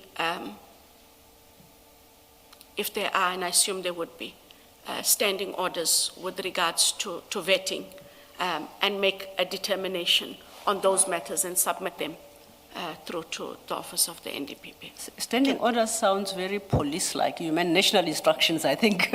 Sorry, national instructions, sorry. Can I just ask the question? Before this Mokwele matter, or apart from this Mokwele matter, has IDEC investigated any employment, appointment, recruitment issues ever?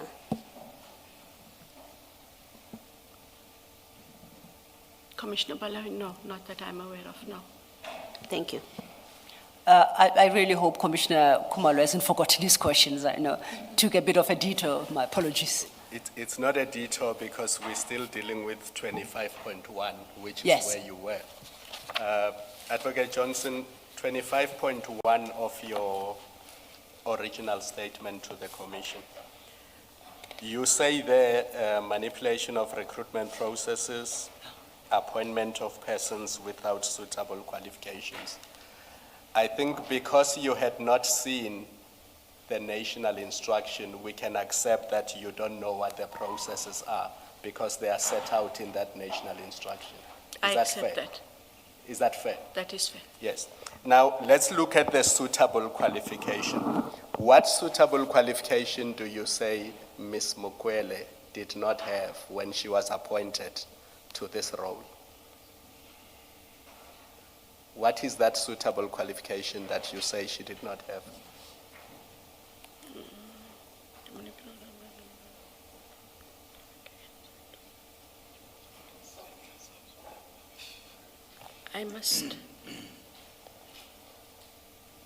I would have to have sight of the, I can't tell you off my head, I'd have to have sight of the advert. Go to Sorry. file 2, page 178. Sorry.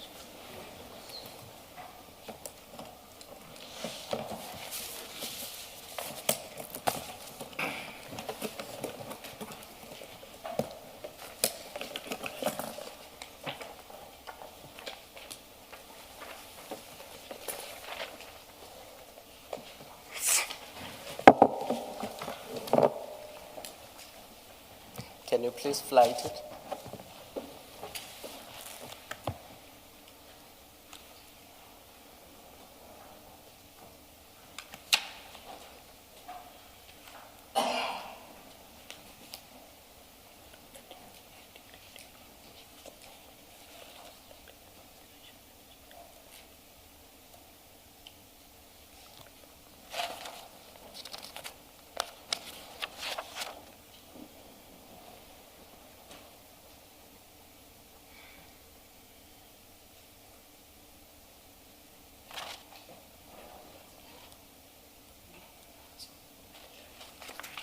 And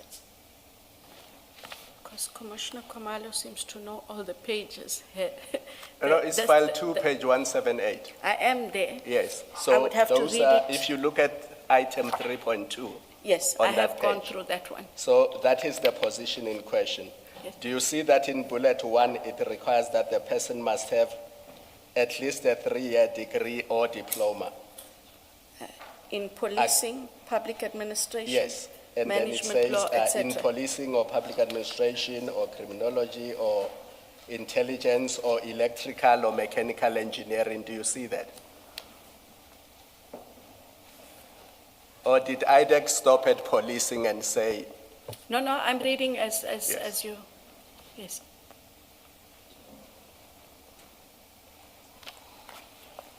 And I don't know her qualifications, but the fact that you point me to that means they must be there. Stop there, Advocate Johnson. You don't know her qualifications. I know she has, it was called megatronics, Do you know what her qualifications are? not all her qualifications, no. So why do you make a statement under oath to say she's not suitable for this position if you don't know what her qualifications are? Why do you make a statement to this commission to say the big picture will show that she doesn't have qualifications?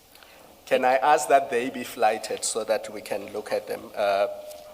Can we go to 270 on the same file?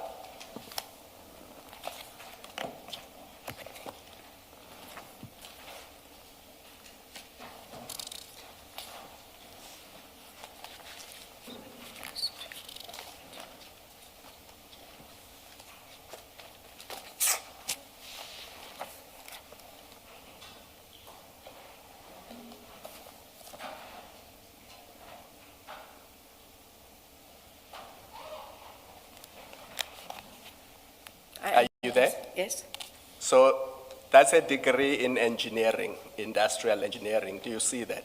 I see that. So Commissioner. already she meets the qualification. Now go to the next page on 271.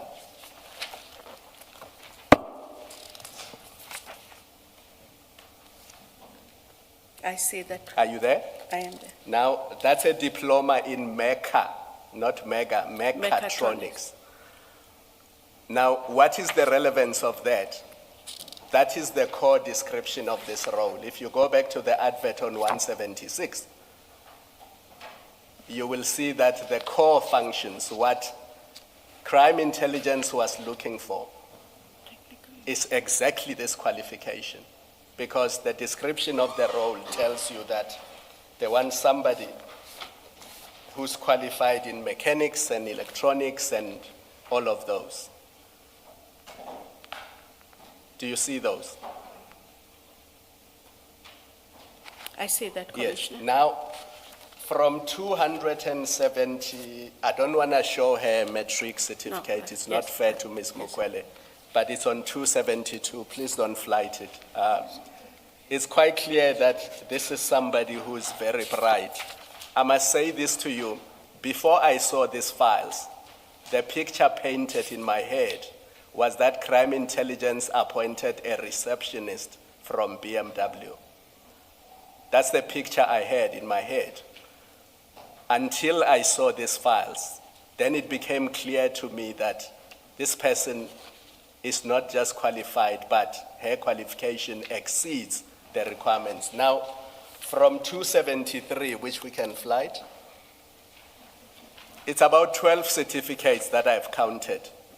Because one of the requirements was that you must be familiar with computers, you must be familiar with finance, you must be familiar with how the public service works. So there's a series of them. I counted about 12. Cybersecurity being one of them on page 281.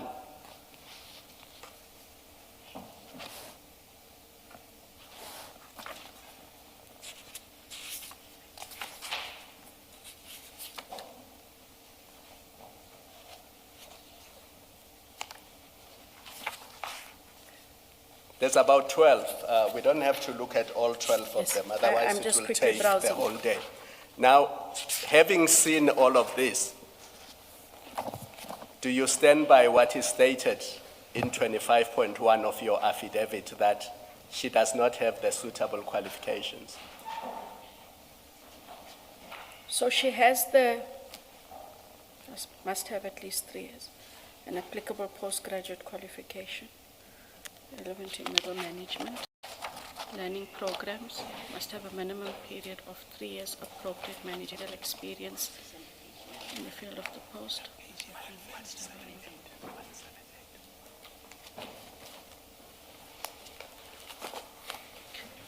For me, the only one, I'm not disputing what you're asking me. I just want Are to you put- saying she's not bilingual and she doesn't have a driver's license? No, no. Because those are some No. of the requirements. No. Do you want to dispute those? No, must have So a minimum. what do you say? What is the qualification that you say in 25.1 of your affidavit that she doesn't have? What is Must that have a minimum qualification? period of 3 years appropriate managerial experience in the field of the post.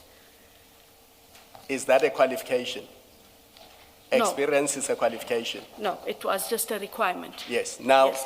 your In terms of- affidavit says she does not have the In qualifications. terms of the documents that I now have sight of, that is incorrect. It is incorrect what is stated in your It affidavit. is incorrect. She does have the She qualifications. does have the qualification. Now, what your investigators have done in their affidavit to the court, they have said, Ms. Mokwele does not have 7 years senior management experience, and therefore she does not qualify. Now, show me on 179, It doesn't say so. where it says you need 7 years senior management experience. It does not say so in And this. that is the basis for IDEC targeting this female person and subjecting her to criminal proceedings and humiliation. What the advert says is that you must have appropriate management experience. Where does one find a definition of appropriate management experience? Where does one find that? It's in the national instruction. It's in the definition section of the national instruction. And this is what the national instruction says. You must have experience above the level of a supervisor. That's all that was required. If Ms. Mokwele met those requirements, then she complied with the minimum requirements according to the advert. In her application for this position, she lists all those. She goes further and she says, I'm studying for my MBA. Are you aware of that? No, I haven't gone through her affidavit. Did you see her application for this job? No. Now, if you have not seen her application for this job, how can you make a recommendation, as you did in your prosecution memo, that she must be charged with fraud and this many other things? What fraud has she committed?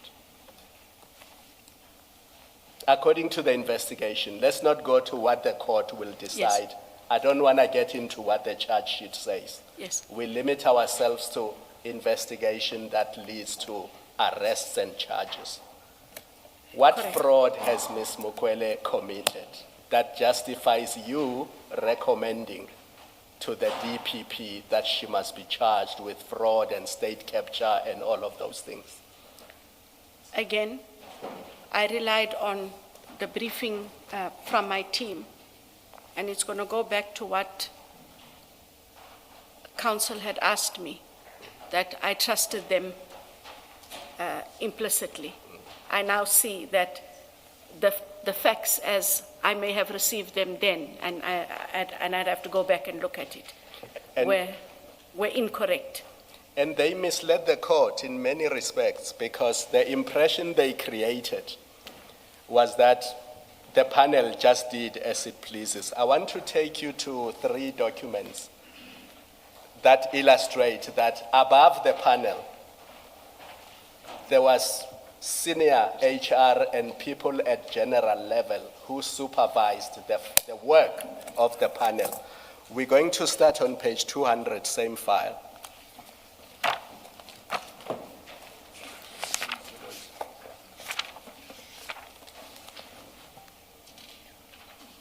I am there, Commissioner. Are you there? I am there. I'm going to challenge you before we go to, you described Ms. Mokwele's appointment as a token appointment. It's an unfair statement to make, having not seen her CV, having not seen her qualifications. Can you please, in this commission, withdraw the statement that her appointment is a token appointment. I It would is ha- an insulting thing to say. I would have to go further than to withdraw. I would have to apologize that that statement was made. Because it's one thing to say an appointment is irregular. Yes, It's quite another to say it's a token appointment. yes. I base it on what I was given, but I accept, having gone through this file, that the word unsuitable Yes. is unsuitable, Yes. and that the word token is Let's- wholly inappropriate. Sorry to interrupt you. Let's look at page 200.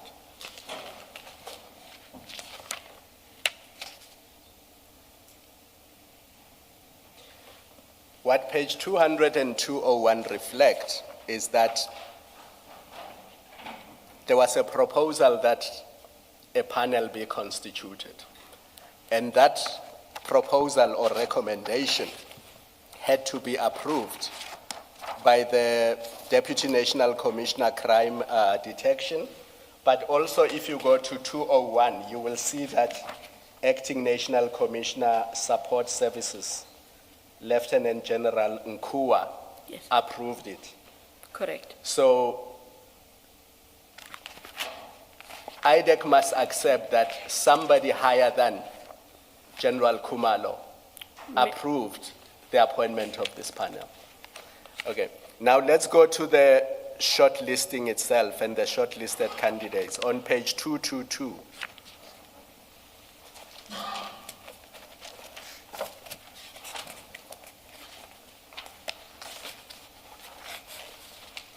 Sorry, it starts on 221.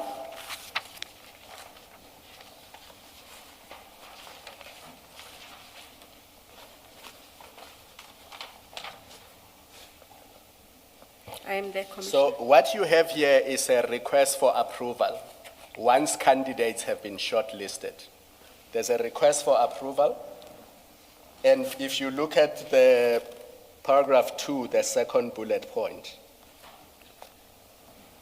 Are you there? I am there. Do you see that is the post section head, technical support services? Correct. Now, do you see that somebody higher than the panel actually went through the list of shortlisted candidates and examined whether each of them qualified to go through the interviews? Because in respect of that one candidate, they make it clear that here the requirements are not met and therefore this person cannot be shortlisted. Do you see that? Maybe take your time and just read paragraph 2.1.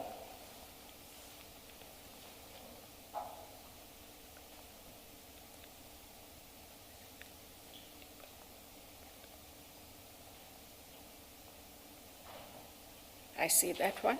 And then 2.2.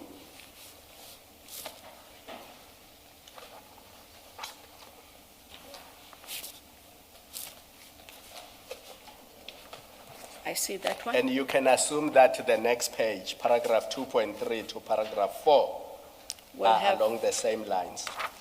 But look at paragraph 4 before we go to 223. Sorry, paragraph 4. Paragraph 4 on 222.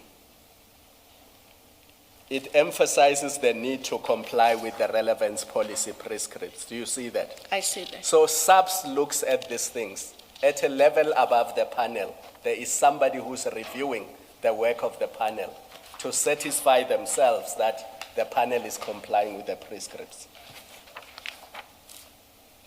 And then you go to 223.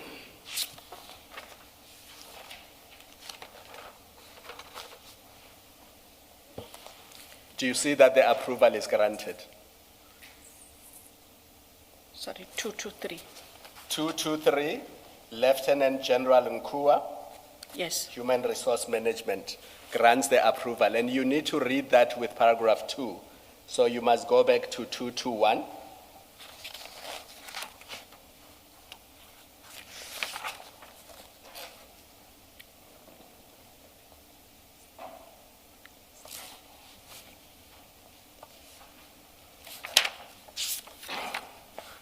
I'm going to read it into the record. Approval is hereby granted for the selection panels to proceed with the assessment of the shortlisted candidates for the post which with due regard to the content of paragraphs below. Do you see that? I see that. So within SEPS, there was all that approval. And then we must now, I suppose, go to the national instruction. I won't read the paragraphs into the record. I will just draw your attention to the relevant paragraphs that one must look at when one assesses whether Ms. Mokwele or the panel have done anything wrong. Sorry, Commissioner, I just need to find my document. Help is on its File. way. Somebody's there to help you. I'm told Commissioner Baloyi took it back. Yes, Commissioner had given me a no, copy. No, just go to file 3. We had File. located, I think, page 706.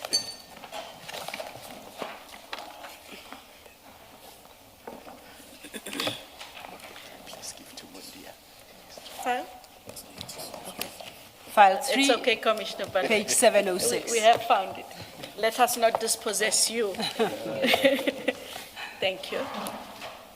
Advocate Johnson, I'm going to go through this very quickly because, Yes, so just look at clause 2 or section 2. I don't know whether they call them clauses or sections.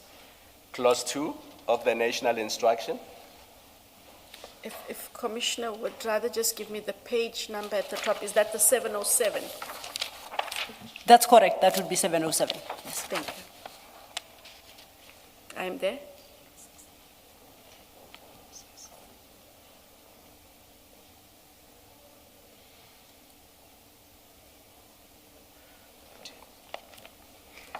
Maybe for now then, just look at B in clause 2.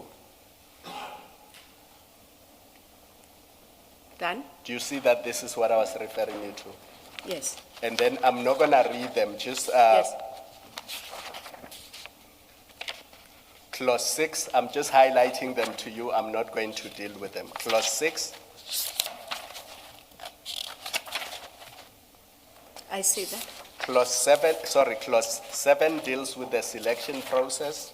I am there.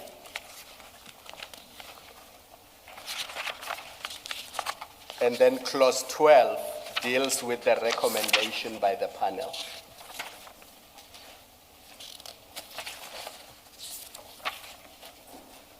I see that, Commissioner. And then let me highlight this 13 subclause 2.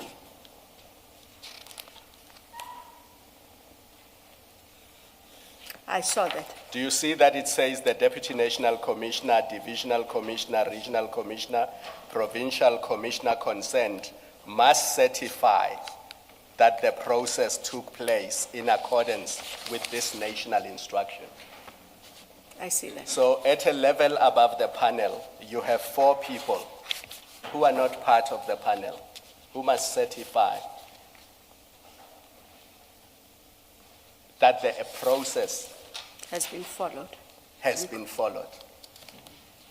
Now, if those 4 people have certified that in this specific case a process has followed, don't you think it was necessary for IDEC to go ask them, why did you certify, on what basis, what was the reason? Because they would know the national instruction better than IDEC, not so? Correct. Advocate Silo, I think for now I will stop here. Thank you, Commissioner. Can I just raise my concern about your 25.1, the affidavit? Even allowing for your explanation that you didn't look at the documents, so you never saw this advert. You relied on a briefing from your investigators and had no reason to doubt them, even allowing for that. The difficulty that I have with your 25.1 is that at the time that you prepare this affidavit,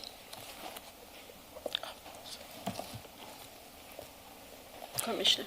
is that at the time that you prepare the affidavit for the commission, you now have the full set of documents. You have the docket, as you prepare, and I must again assume that you prepped for this. You didn't rely on briefings when you came here.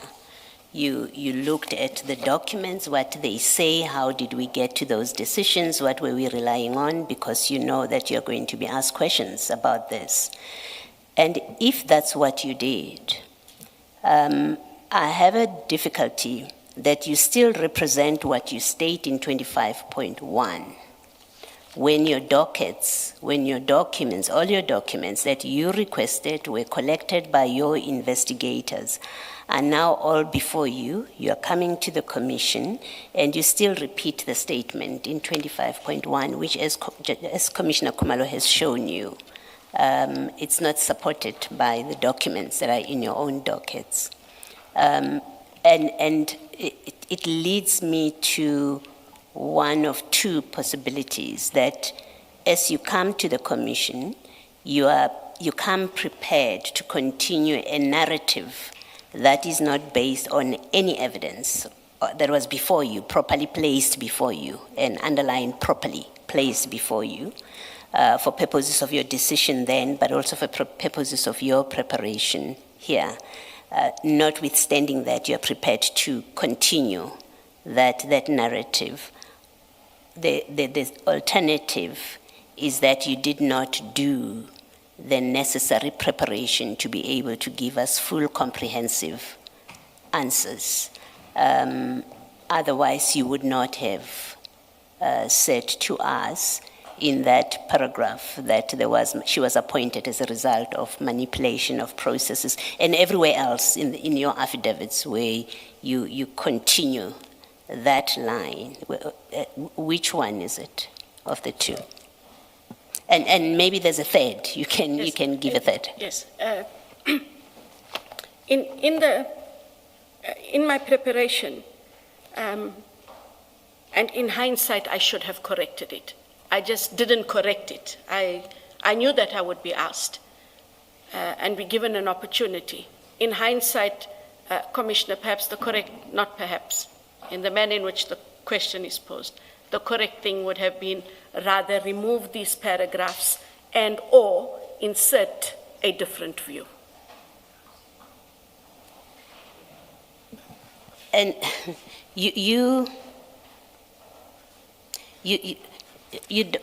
when you came to testify and prepared for it, did you have any difficulty with the idea that you will come here and you will not defend the indefensible now that you have the benefit of preparing and having had the evidence of for example, Colonel Pareachi, very importantly. And I think I expect that on the back of listening to Colonel Pareachi's evidence, you went about to do your own investigation. You asked questions based on whatever you were following.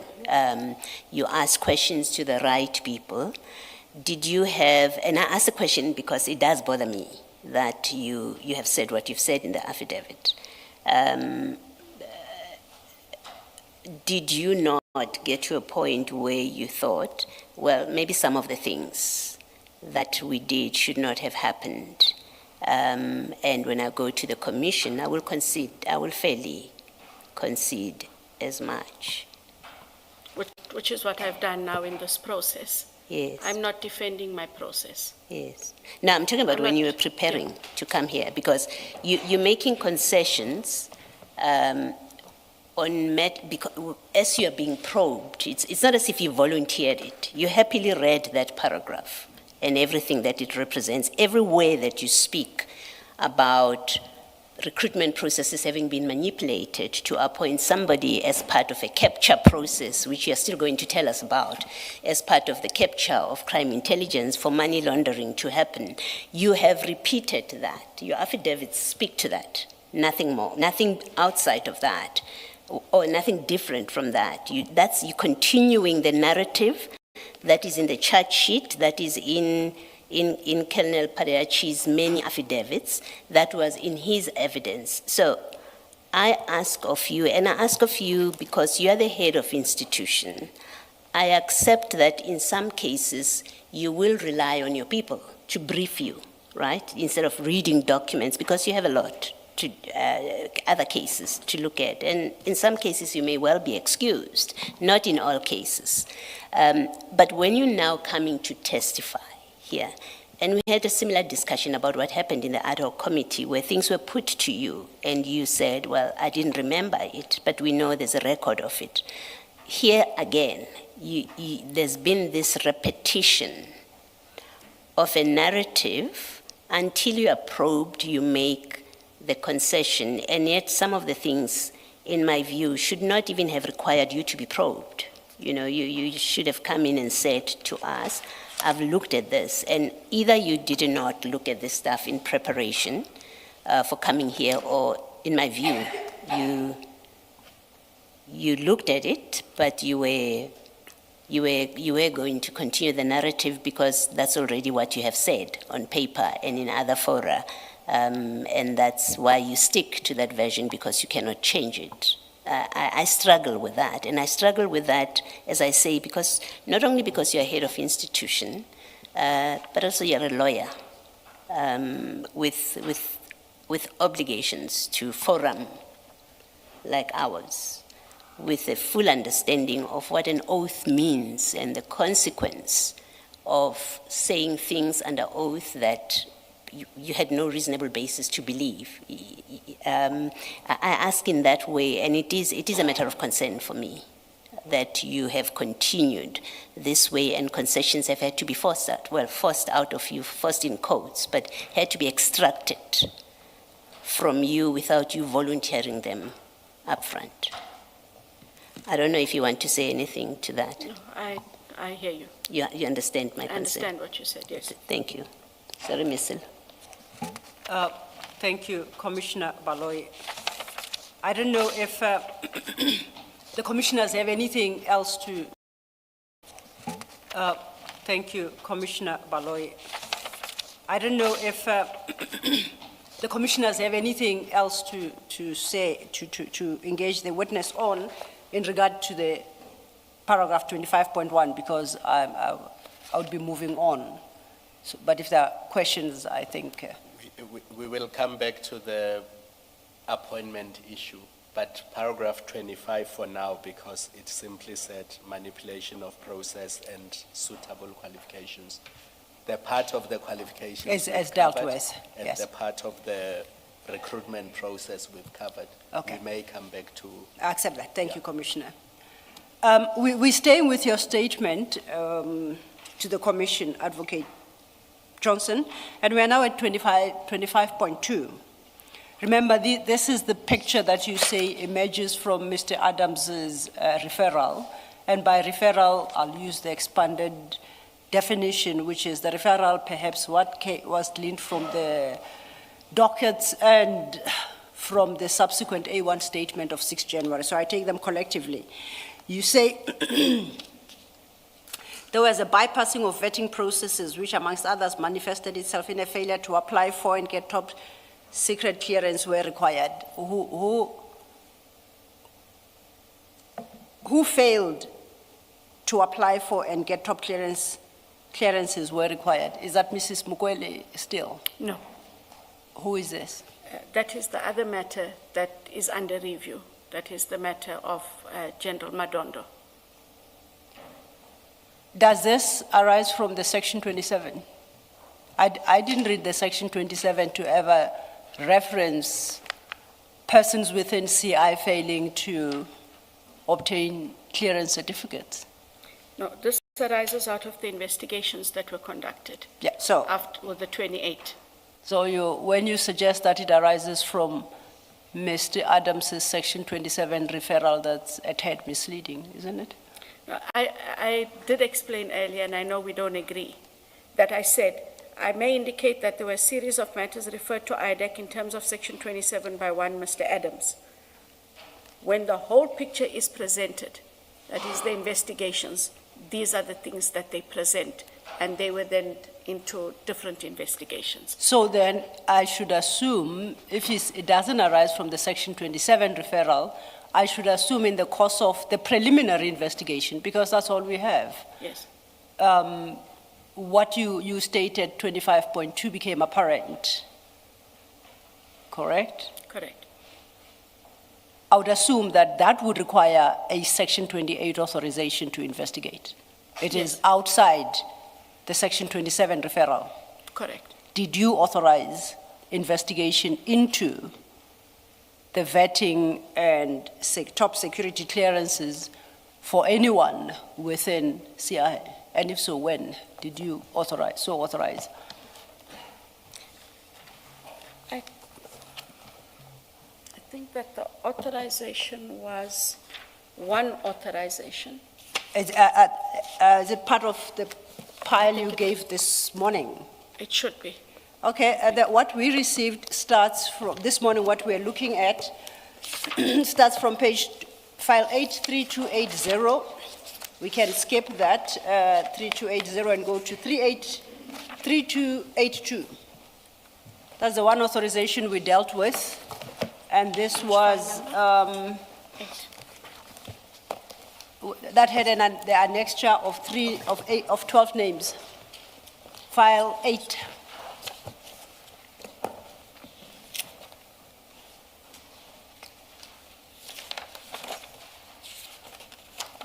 There must be a, So they started 3282. The next should follow at 3285. yes, This CJC 390. And then we had 3288, but 3288 is for authorizations in terms of Section 28, sub 1. And if we pause at 3288, so that's a Section 28 authorization. And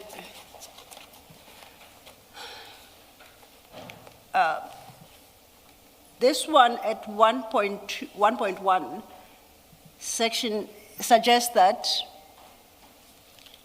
the persons listed in paragraph 1.2 of that document have committed some corrupt act in contravention of the Prevention and Combating of Corrupt Activities Act. I'm reading 1.1 and 1.2 together. yes.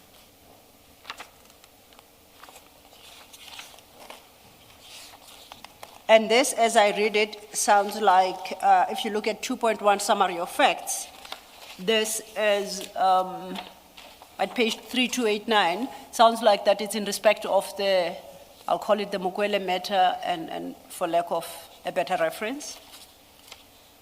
The persons you have cited at paragraph 2.1, if memory serves me well, either served on the panel, correct? Yes, Or had involvement in the eventual appointment of Mrs. Mukwele.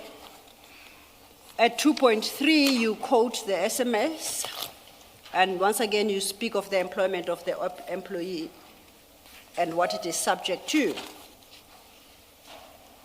Then, beyond that, at 3291, you then deal with the legislative mandate. So this is about the appointment of Mrs. Mukwele, that authorization. correct. Okay, then we can move on to the next authorization. It's a 3299. And this one, it's dated 30th of May as well. This is for fraud at 3299, for fraud and any offense involving dishonesty. Statutory offenses there, once again, are in PRECA. And it's in relation to activities within the South African Police Service and Crime Intelligence. And you say here, you have decided to conduct a preparatory investigation.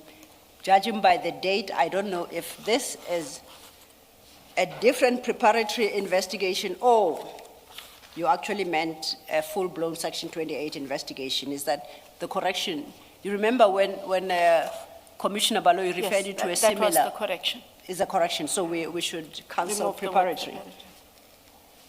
Okay. And in this instance, here you then authorize, you then provide an annexure of the persons who should be investigated. But that's for fraud and offenses concerning involving dishonesty. And then you, if you look at 3302, Sorry, 33. 02 of the same authorization, it's common law offenses of dishonesty, and then statutory offenses, including but not limited to contravention of corruption and gratification, and contravention of the provisions of, once again, PRECA. And if you look at 3303, once again, this is dated May the 30th. If you go to 3304, it's the next document. That's a designation, I guess, in relation to the Section 28 investigation you have just authorized from pages, from page 3299. Am I correct?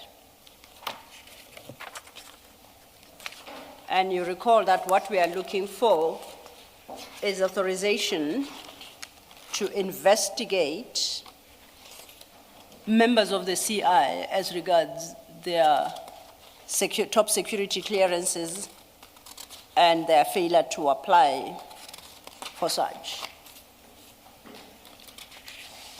And then by the time you get to 3307, those are the two documents provided this morning on your per request. And this is the application for investigation in terms of Section 2813. This one takes us back. And the next one, that's Exhibit 390.5. The next one is Exhibit 391. And that is, those are the two letters that you addressed to General Sintumule, and at 3314 to General Kumalo, Major General Kumalo, Detective Services, requesting the dockets. There is no authorization regarding the investigation into the vetting and issue of top secret clearances for the various other members of crime intelligence. I see that that is not here. Yes.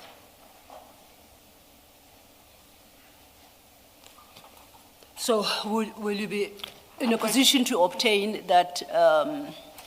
It's one thing to have a Section 28 authorization. It's another to understand, for the Commission to understand the basis of your exercise of that power, which would mean the investigation file must be provided as well. Otherwise, the Commission is not in a position to interrogate whether or not you exercised your power based on any concrete fact or evidence.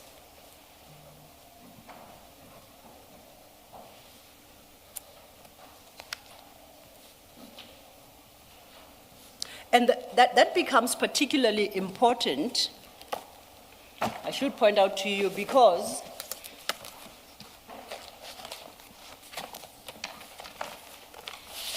in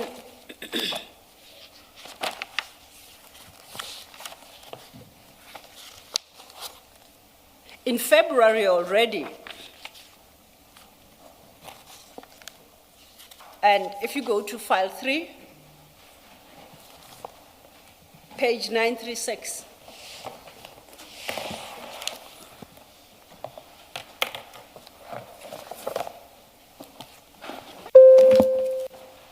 And you suggest that the authorization into these matters regarding security clearances for other officers within crime intelligence would have arisen after their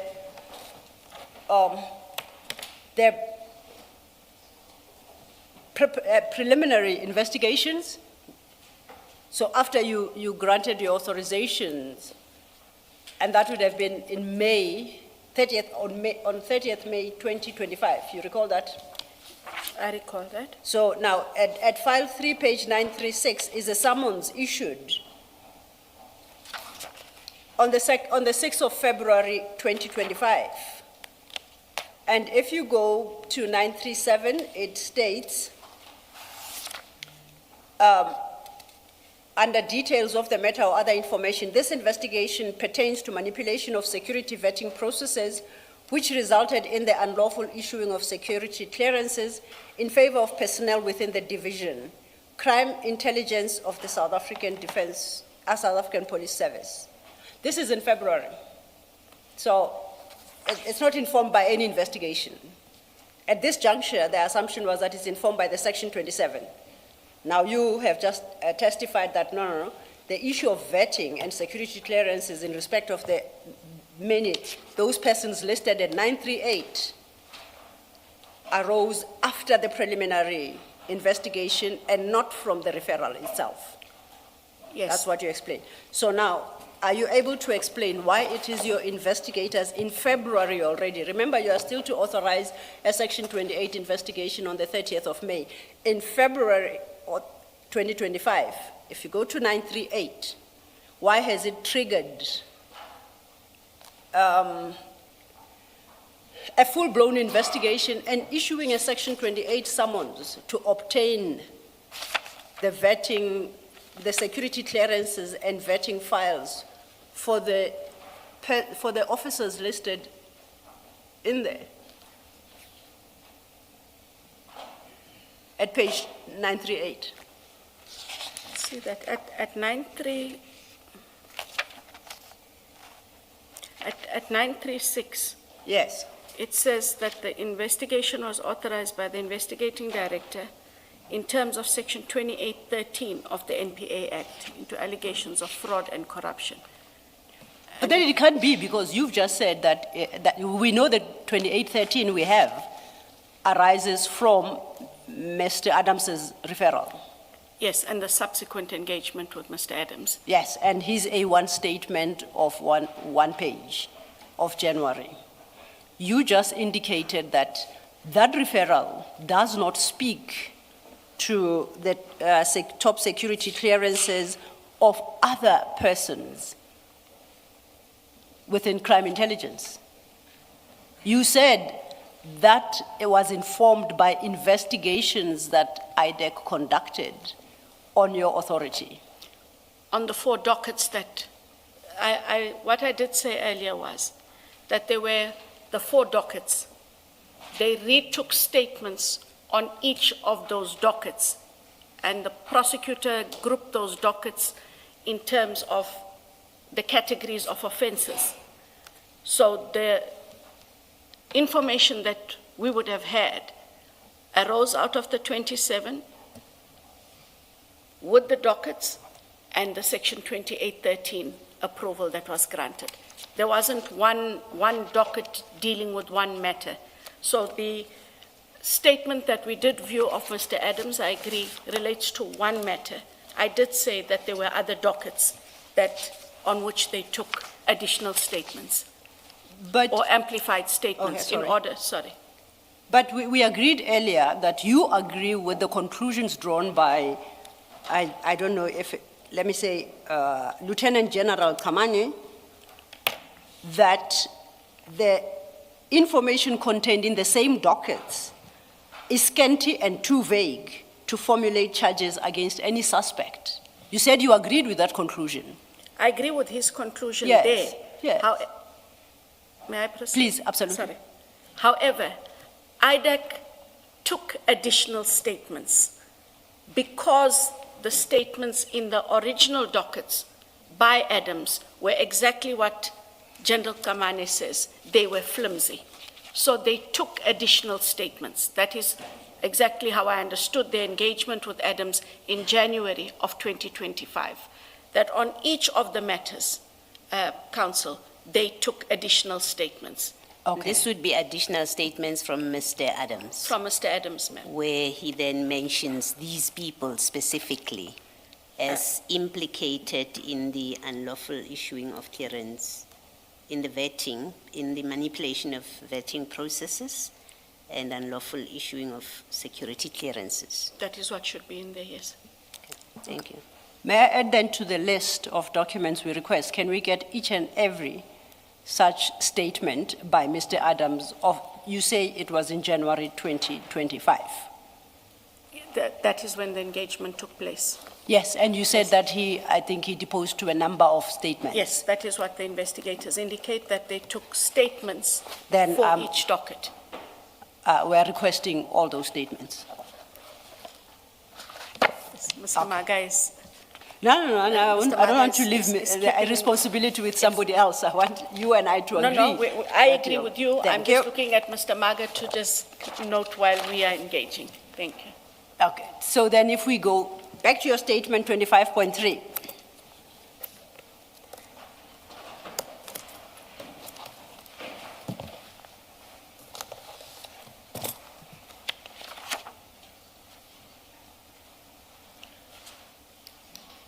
At 25.3, you remember that you say this is what the investigations unearthed. I take the preliminary investigations because those are the only on record. The appointment of persons not suitably qualified and or experienced as a form of gratification for their collusion later in the looting of state funds, e.g. the purchase of properties. Now let's break it down. The appointment of persons not suitably qualified and or experienced. Is it safe to assume that the A1 statements you are bringing, presumably by tomorrow, would address the issue of the appointment of these unnamed persons? They have to be in those A1 statements. That have to be. They would have to be. The second leg is as a form of gratification. Please explain that. I take it because we know the Section 27 doesn't tell us. Those statements are going to demonstrate that a gratification was paid, I'm not sure in which direction, to somebody or other. Can I interrupt and take a step back? Absolutely, Commissioner. If the person you are referring to in 25.3 is suitably qualified, so we're turning it around.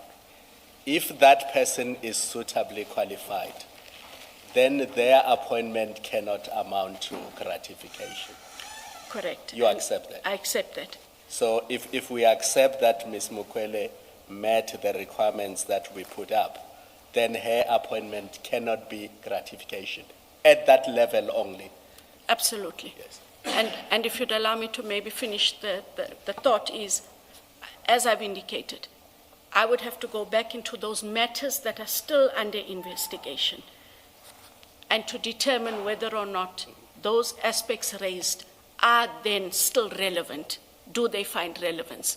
Because if, in the manner in which we have engaged, if those aspects no longer find relevance in those matters would have to be closed and dispensed with. Because for one to get to the point where one says their appointment amounts to gratification, one must start at, did they qualify for the position? We have to start where you Because started. if they qualified, then they were properly appointed, and their appointment cannot amount to gratification. That is correct. Yes. And so both, sorry, Council. Sorry. And so both the vetting processes, those allegations of the vetting processes, as well as the allegations of the recruitment and gratification for the matters still under investigation have to be properly revisited. I think the vetting issue in respect of Ms. Mukwele, we can put that to bed That because is- Colonel Padiaki accepted that the way CI did it, the way the panel did it, disadvantaged Ms. Mukwele. It did not benefit her because the requirement said she must subject herself to vetting 6 months after the appointment. So the fact that they were doing it before the interview was in fact disadvantaging her, not benefiting her. I think with Colonel Padiaki, we settled on that and he accepted. Yes, I accept that. I'm saying with all other, the averment of persons not suitably qualified and or experienced, and or with regards the vetting, if they still find place in those other investigations not yet completed, those would have to be looked at as a matter of urgency and dealt with. I don't want to force you to concede that, because the other people, the process of their vetting was different. Yes. With Brigadier Mukwele, the requirements were clear that it must happen 6 months, within 6 months after. So the other people that you referred to in your summons, I'm not there yet, so I don't want to force you to concede that just yet. Thank you, Commissioner. It's not a concession. It is a matter of saying, I have heard the argument and I should reapply my mind, given all of the discussions that were raised.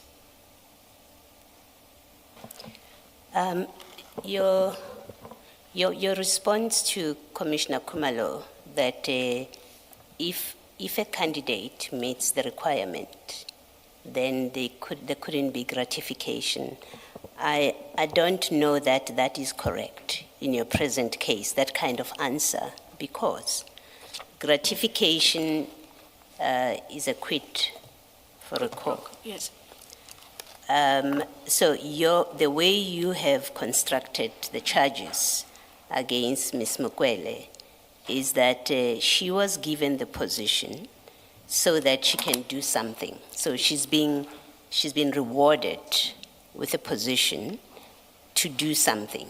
And that's something you have described it as capture of crime intelligence. You have described it as such. So it seems to me that on the case that you have, it really doesn't matter whether she met the requirements or not. Your case is this is a precca offense. They have appointed this person so that they can siphon off funds. That's Mr. Adams's complaint, which you have agreed with in the formulation of the charge. So and I don't expect you to do the same thing that Colonel Parachi did, which is, well, we don't know what the offense in the future will, whether she will commit it or not, but the charge itself would have required you at day one to say, and maybe you do have that. I'm not getting into the merits of whether you have a winnable case or not. I'm speaking at the starting point is you formulate a charge, and if the charge is giving someone employment, that's one form of gratification. It's employment in return for something. That provision in PRECA doesn't say someone who's not qualified. Correct. It doesn't. So she may well be qualified, and yet she gets appointed precisely so that she can assist to achieve certain ends. So your concession that you are easily making now, that, well, if it is a qualifying person, there could not be an offense of gratification. The offense is not just the appointment. Yes. The offense is you get appointed because you're going to give something. Yes. In return. So your answer, you have to amend your answer to Commissioner Kumalo. The answer talks to the suitability in terms of the appointments and whether or not the vetting processes were met. The additional issue, if in fact related to all and not just to Mukwele, would have to be looked at differently. The appointments of persons not suitably qualified and or experienced as a form of gratification for their collusion later on. I have to see what that investigation says.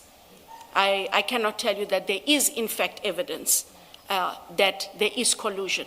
The concession I make is that with regards to suitability, the standing instructions, and the vetting process, those are the matters that I would look at. And No, I'm not raising with you, certainly not raising the vetting issue. I'm raising a narrow issue with you, which is your answer, your concession to Commissioner Kumalo suggests that you accept that because if it is found that she met the requirements, then we were wrong to claim gratification, that this is a PRECA offense, which is a gratification offense. I don't remember the exact wording of that provision. I'm saying your answer, to the extent that you're saying, well, if she did meet the requirements, then we are wrong. I'm paraphrasing. I'm not saying that's what you said. If your answer is because she meets the requirements, or if it is found that she met the requirements, then we couldn't speak of gratification. I'm saying you are wrong, because Yes. that's not what that offense is about. That offense is, you will prove in court that her appointment, it so happened that you say she's not qualified, and you say she's appointed even though she's not qualified. But in court, you will show that this appointment, qualified or not qualified, Notwithstanding is a gratification. it's Correct. a gratification for what she's going to do. You understand the point Yes. I'm making? No, You agree that with does my, not fall away. You agree with my construction? I agree with your construction. That is not that's not a concession. It is to look at the suitability in terms of the advert, the requirements, the standing orders. Okay, thank you. If there are, in terms of the other investigations, and I'm not saying there are, in terms of the other investigations, I need to go and check. Okay, thank you. I do need to go and check. Thank you, Mr. Careful, I was limiting myself only to your paragraph 25.3. Yes. I was not going to the offense in section 3 of PRECA, which is what Commissioner Baloyi is engaging you on. Yes, So the answers to both our questions may be different. I understand, and I didn't assume Yes. that you went beyond Yes. just the I deliberately suitability. avoided going to the charges. I was just sticking to your statement. Yes, Okay. I accept that. Thank you, Commissioners, and thank you, Advocate Johnson. For my edification, 25.3, does it apply to Mrs. Mukwele? Or do you think it could potentially exclude her because she might be suitably qualified? How do I read it? How do you suggest I read it?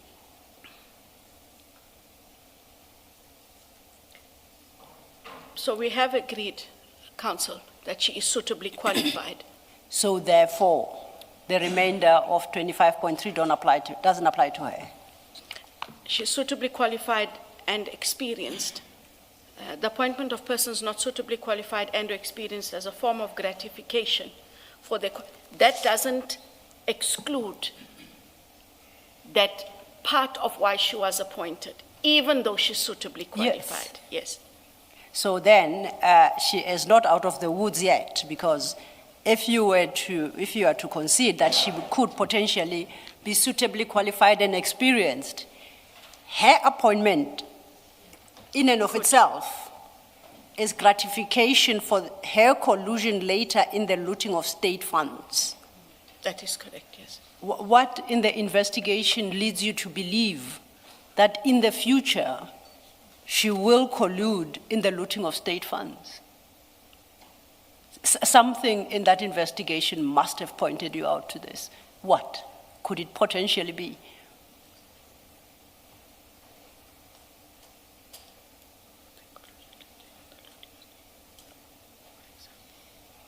So the information that we had at the time was that in the process, she would have been part of a process where monies would have been taken from the secret funds in order to purchase properties, and that her placement there would have assisted that process. That was the contention or the allegation. As a mechatronics, whatever, No, I'm trying to understand. I hear what you are saying is restating what is contained in 25.3. You're Yes. not giving me a basis for that conclusion. You're already concluding that she will be involved by virtue of occupying that position. And I want to understand what in the investigation leads you, by you I mean IDEC, to conclude that you give her that job, she's in the Secret Service Fund, and therefore she will be looting state funds to pay. She'll be colluding, I correct myself, I don't know with who with, but to loot state funds and purchase properties. what in those files should we look out for to support the conclusion that you draw, the fear that you express at 25.3? I'll just have to be given an opportunity to go back and to look into the evidence. No, you That must have relates. had it. For you to submit on oath, you confirmed Yes. the correctness of this statement when we started. So Correct. you must have an idea, and I suggest that perhaps you start sharing it with us. Might not be firmed up. When you return, you will give us the full now facts, chapter and verse. But for now, when you wrote 25.3 in relation specifically to Mrs. Mukwele, on what basis did you conclude that she was going to collude in the looting of state funds with whomsoever? Commissioners, I ask for a moment. Yes, please.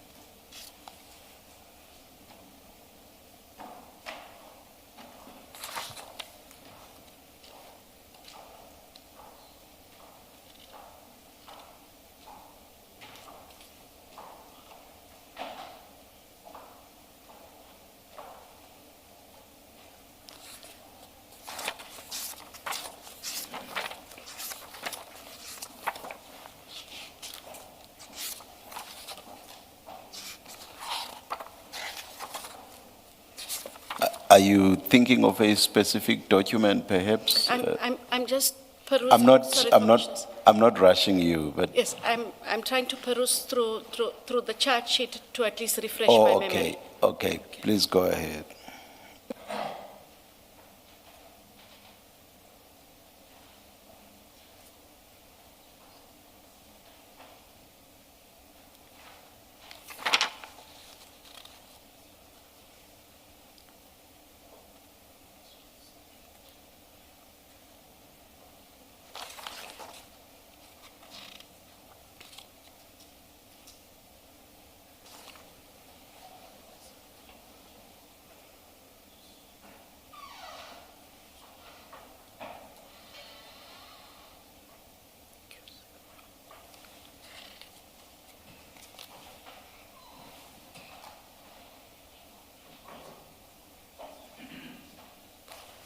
Okay.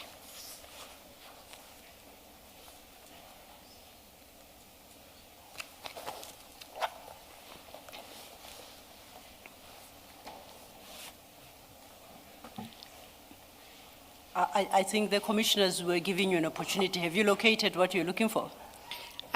It triggers.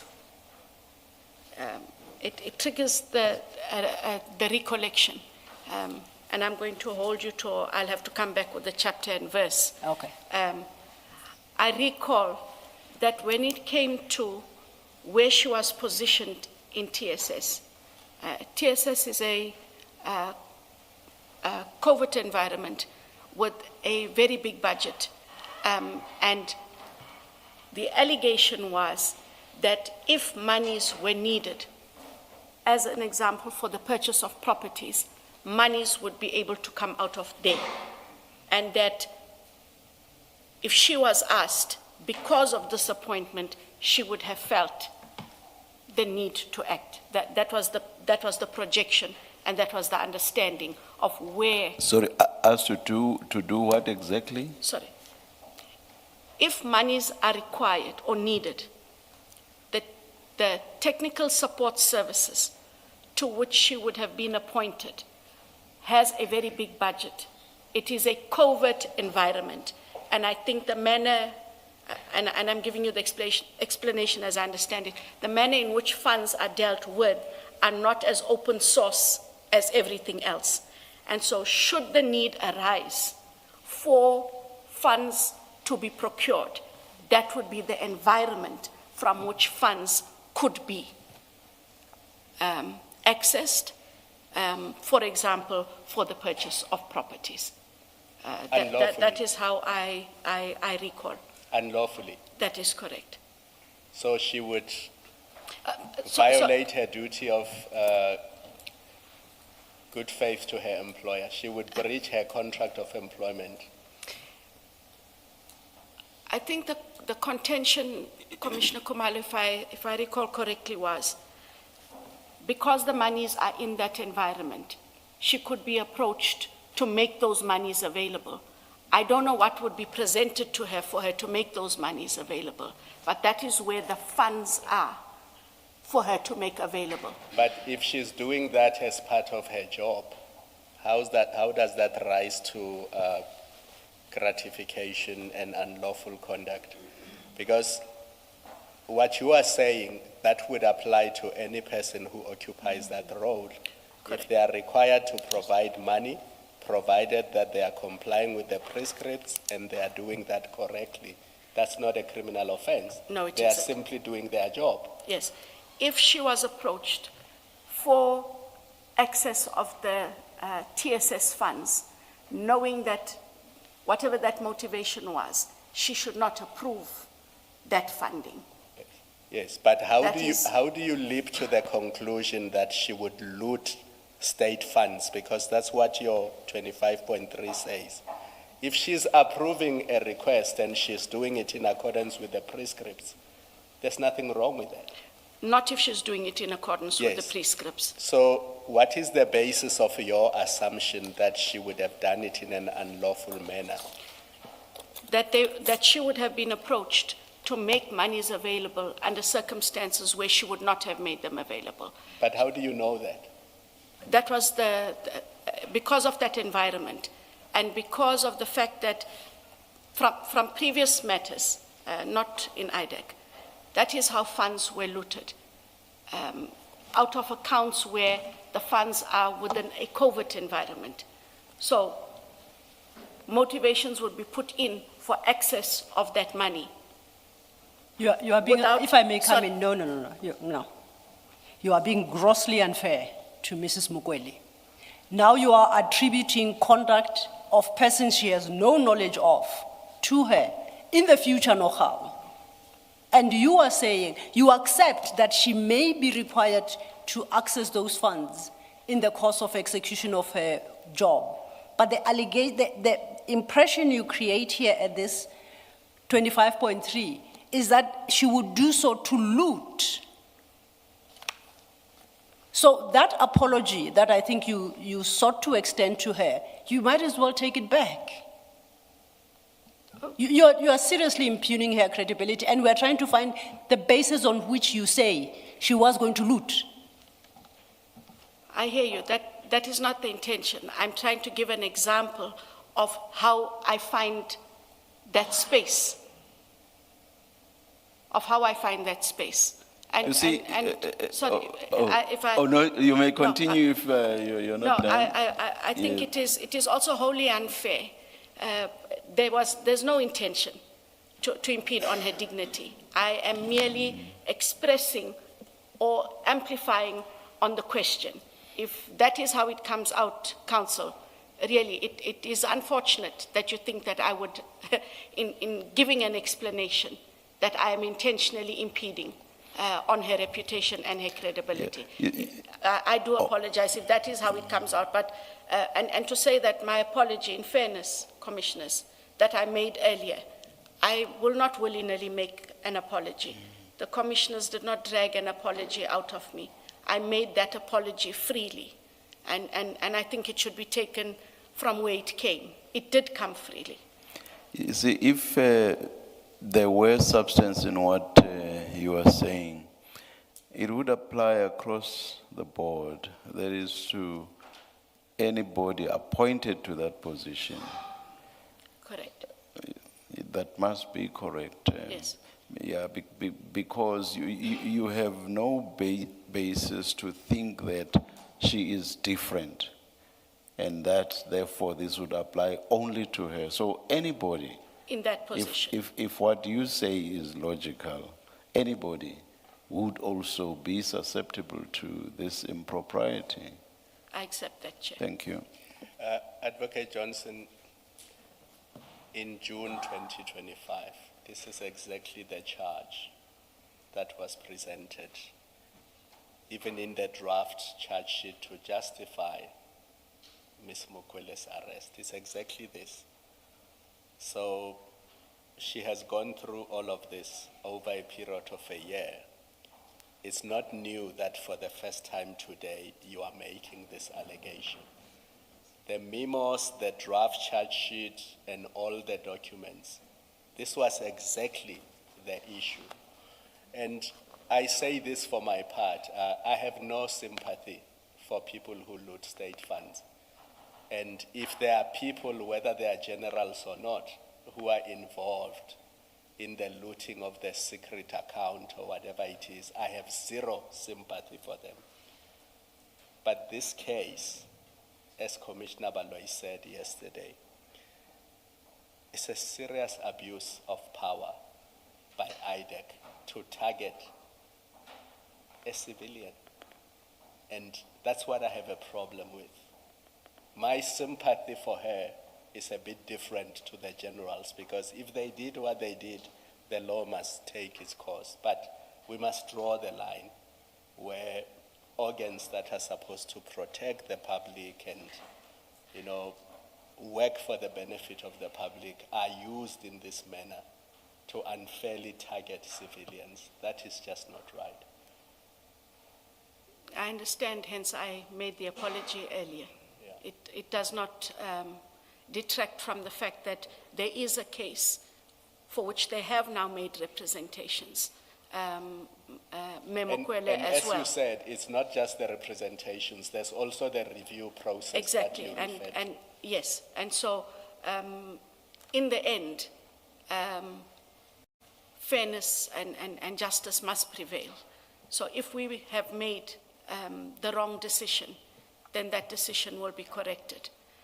And I'm saying that in terms of the appointment, I'm not retracting anything that I said at all. I think my difficulty with you is if you should not think that the fact that there's a review process, there's a representation process, and therefore what you sought to do, which is to prosecute, if those decisions are reversed, then all is good. It cannot be that. Our inquiry is really about why did you make these decisions? It's not about the merits of your case. And I think we may not have fully succeeded to steer from talking to the merits, because they're intertwined with your processes, your thought processes, your decision-making process, what you evaluated, and we compare that with the legislative mandate that you have and requirements. So fact that there will be reviews and representations that maybe do succeed is not really of our concern. Our concern is, how do you make this charge, for example, how does that allegation even arise that she is potentially guilty of a PRECA offense of gratification? But not just her. And she has been the focus of Commissioner Khumalo because she's a civilian. But any criticism that comes out of Section 25.3, in my view, applies to everyone that you have charged with an offense of gratification as defined in PRECA. And it comes from, but there are no facts alleged by Mr. Adams, the aunt, not in his Section 27, not in the affidavit, that paragraph 2 that speaks only about Ms. Mukwele's appointment. Nowhere else does he make allegations that form a reasonable basis for you to prefer a charge of gratification as defined in PRECA? That is really the issue, right? And so the inquiry to you is, why did you authorize that? Why did your investigators get to that point? Why did the prosecutor, firstly your internal prosecutor, get to that point? Why did your DPP, who said, I concur with the charges, they are good, what were they working off? So we're still at first base, before representations and before a review. Where does this all come from, right? And on the face of it, so far, between you and Colonel Pareachi, you haven't given a satisfactory explanation, I must say. And I accept that you're still going to give us documents, the statement, the A1 statements, and maybe we'll see from there what were the facts that led to this allegation in 25.3, but also that led to the charge itself.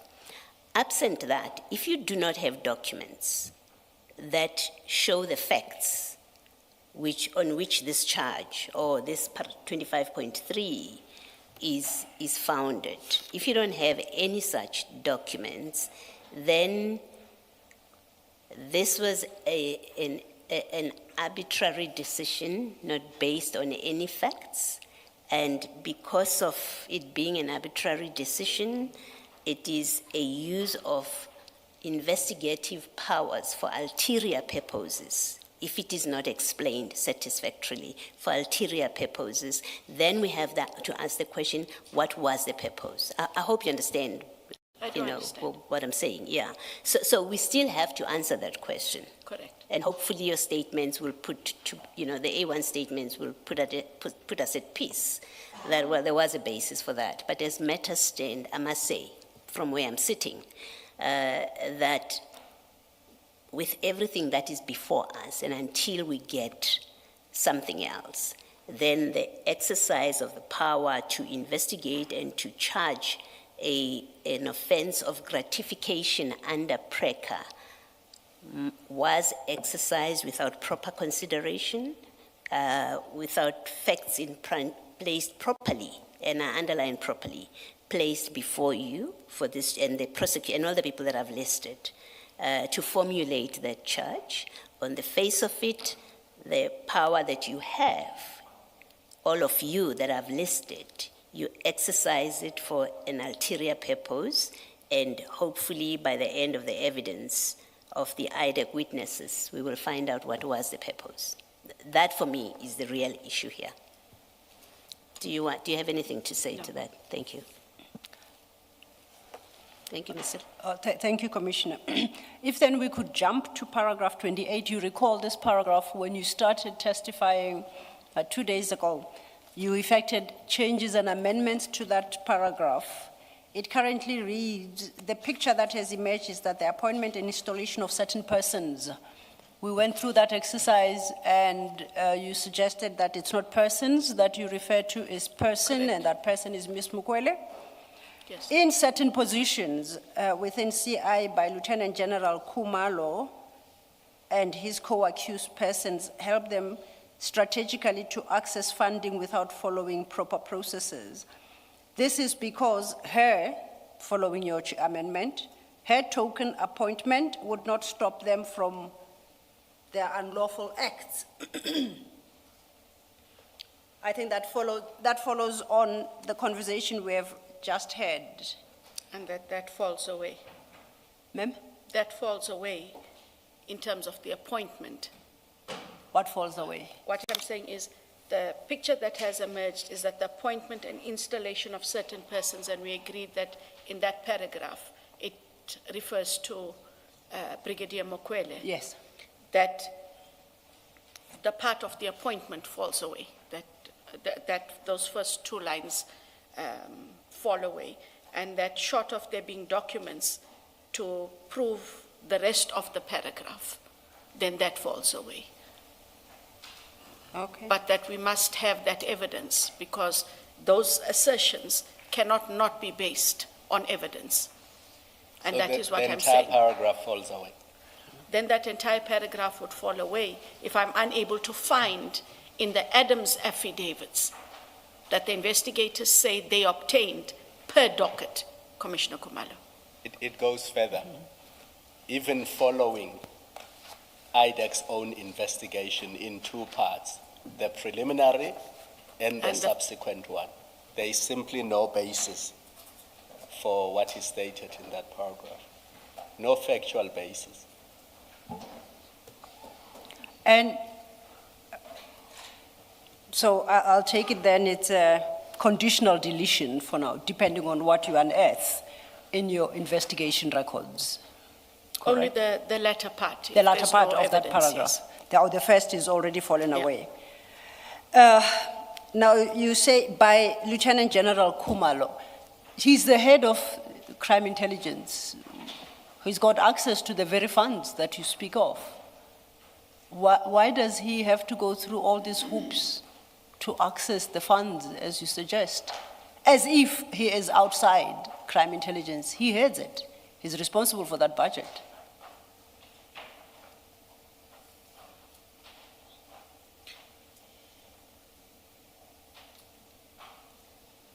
He doesn't have direct access to the budget. He has to work through the co-accused. And they all account to him. No, sorry. Sorry. I was just trying to get to the, I think he must be Lieutenant General Lushaba, or is he Major General Lushaba? But the accused General Lushaba, that is where that point relates to. So whilst General Kumalo, Lieutenant General Kumalo is the head of CI, he does not have access, direct access to funding. He has to work through the CFO, who is General Lushaba. So that then, okay. The thing is, they all account to him. So then, on your theory, they must all be beholden to him, which would mean everybody in crime intelligence, because they are beholden to General Kumalo, will in the future collude, I don't know, perhaps with him or whoever, to loot state funds. That theory must apply to everyone who eventually accounts to General Kumalo. Incorrect. Okay, I Korami. say that, and his co-accused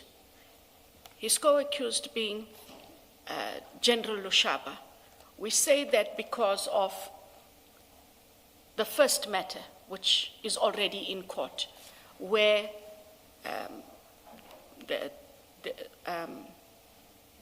there was a housebreaking, his official equipment is stolen, all of it is hidden, and for a long time no action is taken.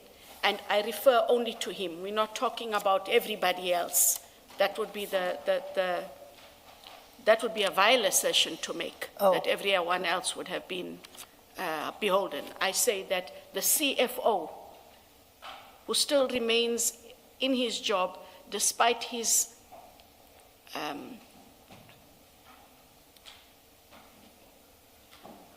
sorry, it's that time of the day. Sorry, Yes. Despite his official equipment with state secret information having been stolen, it being pushed under the rug, hence the charges of the defeating, etc., that he faces. Okay. And him being the CFO, that is the one person. We say because of those allegations, not in isolation, Commissioner Baloy, but because of what had happened in terms of his own matter, and because he controls the funding. So what does that have to do with this, that he strategically placed there to loot funds? I don't understand what the treatment of his case by the division, and for that matter, by General Kumalo, if that is the case, how he treated that loss of computer and that whole incident, what that has to do with the allegation that he has been placed, his installation in crime intelligence so that he can help strategically to access funding without following, he can help General Kumalo to access funding without following proper process. I don't understand the link that you are creating between how General Kumalo treated the loss of a computer and that General Lushabane is in that division and in that position and will be part of the scheme to loot funds.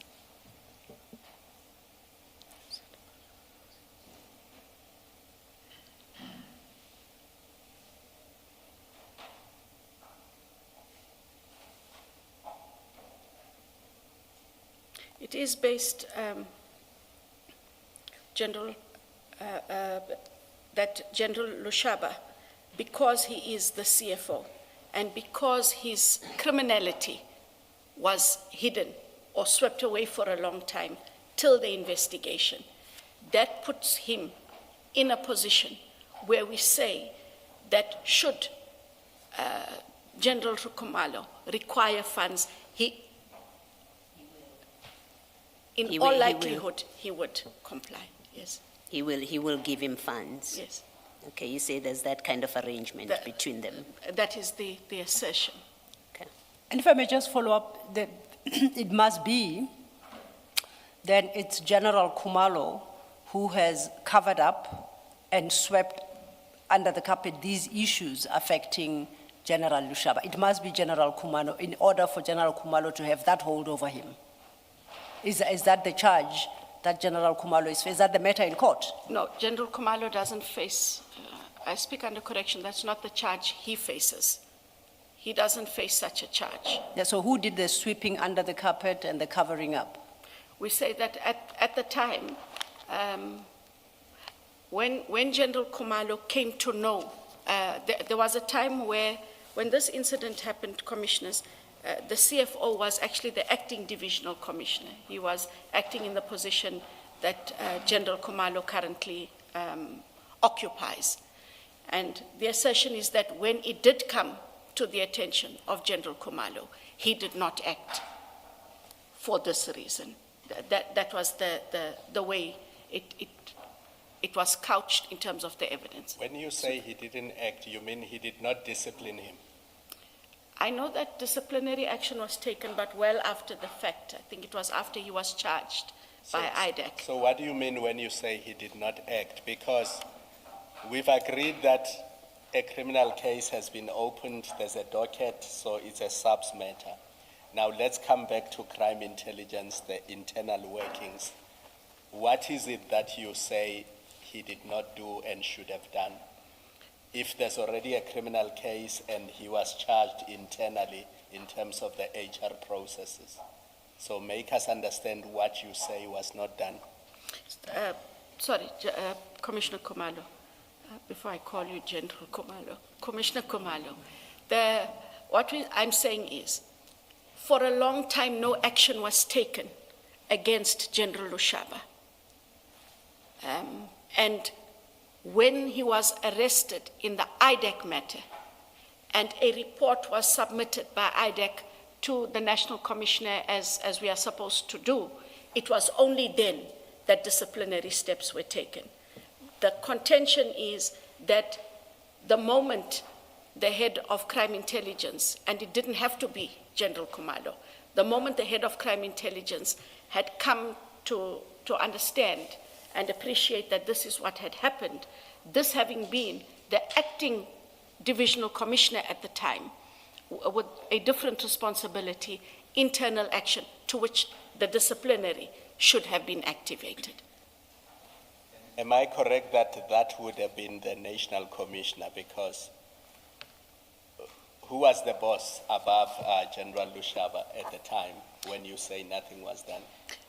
He acted for I speak under correction, but I think at the time he acted for a very short time. Yes, but he could not charge himself, so I'm asking who is the person above him who could charge him? But, now you ask me a question. Is it not the national commissioner? He was acting for a very short time. Yes. And from my recollection, General Kumalo comes back as the divisional commissioner. I'm just not sure where he was in that time. And I'm saying that when it had come to his attention, and this was well before General Lushaba was charged criminally, that action should have been taken. Can I? The way that I've understood the structure, and I'll be corrected if I misunderstood it, is that General Kumalo falls under General Sibiya's. I think General Sibiya is, yes, I see my co-commissioners are nodding. So he's got a boss. According to you, this incident occurs while he's acting divisional head. So General Kumalo is not above him at that point. Somebody else in the position of either General Sibiya or whoever would have been in that position that is occupied by General Sibiya today, substantive position, would have been the person that should discipline him. When you decide to charge General Kumalo as arising from the failure to discipline, why are you not charging General Sibiya as well, or his equivalent? Not only because the incident happened under their watch, and they are the ultimate head of the division or that section, and so finally accountable for what happens.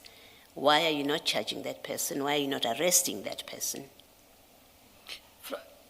Again, under correction, there isn't I'll check in the charge sheet again, but I do not believe that that is what General Kumalo is charged for. That isn't a contravention that he is charged for. Remember, you have this overall charge where you say people were placed in these positions. In fact, even in your discussion of this section of paragraph 28, the examples you make, that's why we are mentioning Lushaba so many times.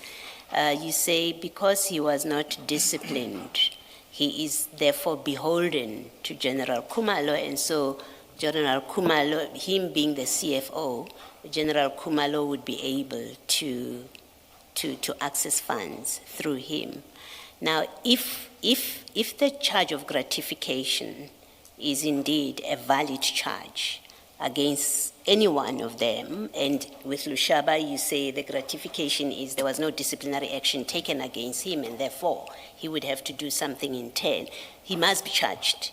He must be charged with that offense because he received gratification. It's not just Ms. Mukwele. Whoever he's going to be doing favors for must also be charged because gratification is a two-way street. And so there must be two people charged for this. Whether it's General Kumalo, whether it's his boss, the question remains is you allege gratification, the failure to discipline. You say that is gratification to someone who is strategically placed, who will assist to loot. And I'm saying, well, are you charging anyone with this gratification? You say not General Kumalo. My question is, are you charging anybody? And if you're not charging anybody, my question remains, well, it's a PRECA offense according to you to loot crime intelligence funds. Why is no one charged then for that future offense that might happen, might not happen? I have to come back to you because I've got to go through the charge. I'm not sure that no one is charged, okay. Or I'm not sure who is charged. Okay. But either way, your question, I understand it. All right. No, so I accept. Go look it up, and then you'll come back and tell us who's being charged with this. But I want to leave it with this proposition that if no one is charged for this, no one at all, one. Two, if whoever was his superior at the time that this incident happened is not charged, and why subsequently, why not? But also, it seems it would suggest preferential treatment, that there's no consistency in how you treat offenses. Some you charge for gratification, others you don't. That's where I'm coming from. So when you look it up, prepare that, we'll have the discussion, further discussion along those lines. Okay. Thank you. Thank you, Commissioners. Chair, I know my time is not looking good at all, if at all. May I impose 5 minutes literally just to close this topic, because I move on to something else next time I start. Thank you. Now, lastly then, for our purposes today, Advocate Johnson, let's have regard to paragraphs 27 and 26 of your statement, and I take them in reverse order. At 27, you say, when one looks at all the cases referred to IDEC by Mr. Adams, they depict the capture of systems and process for private interest by the head of CI, I take it that's General Kumalo, correct? Correct. Okay, and other senior managers. Then you say this too is an issue you intend to testify about. At 26, before that one, you state from second line that if leave to testify is granted, I will get an opportunity to expand on the issues to which reference is made above. And I think that's the exercise we have just tried to undertake. But it's got a second leg to it. You state, I quote, state capture is a type of systemic political corruption in which private interests significantly influence a state's decision-making process to advantage or benefit of certain individuals. Now, in light of what you state, at 27, in reference to Mr. Adams's complaint, say the investigations, I'll take it the investigations, not only his complaint, depict the capture of systems and processes for private interest by General Kumalo and other senior managers. I would like you, in 5 minutes, literally, if you can, to explain to the commissioners that the capture of systems and processes for his own private interests by General Kumalo, and relate it to the question of state capture that you reference at your paragraph 26, explaining what relevance that has to the terms of this commission. In 5 minutes, if you can, however briefly you are able to. Thank you.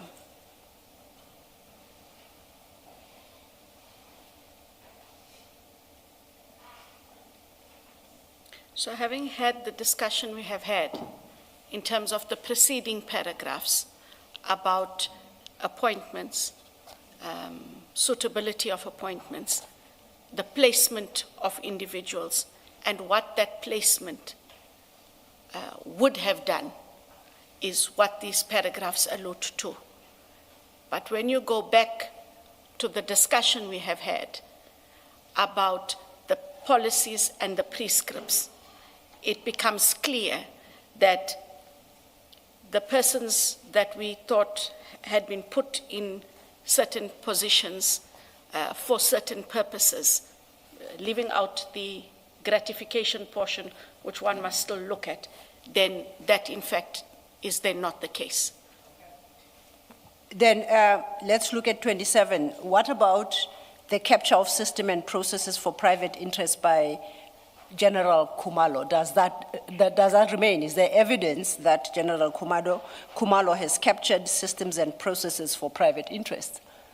That would fall away in terms of the discussion we've had, because a lot of it, in the main, revolved around, and I hate to do this, Commissioner Kumalo, it does revolve around the appointment of Brigadier Mokwele, which we have now dealt with.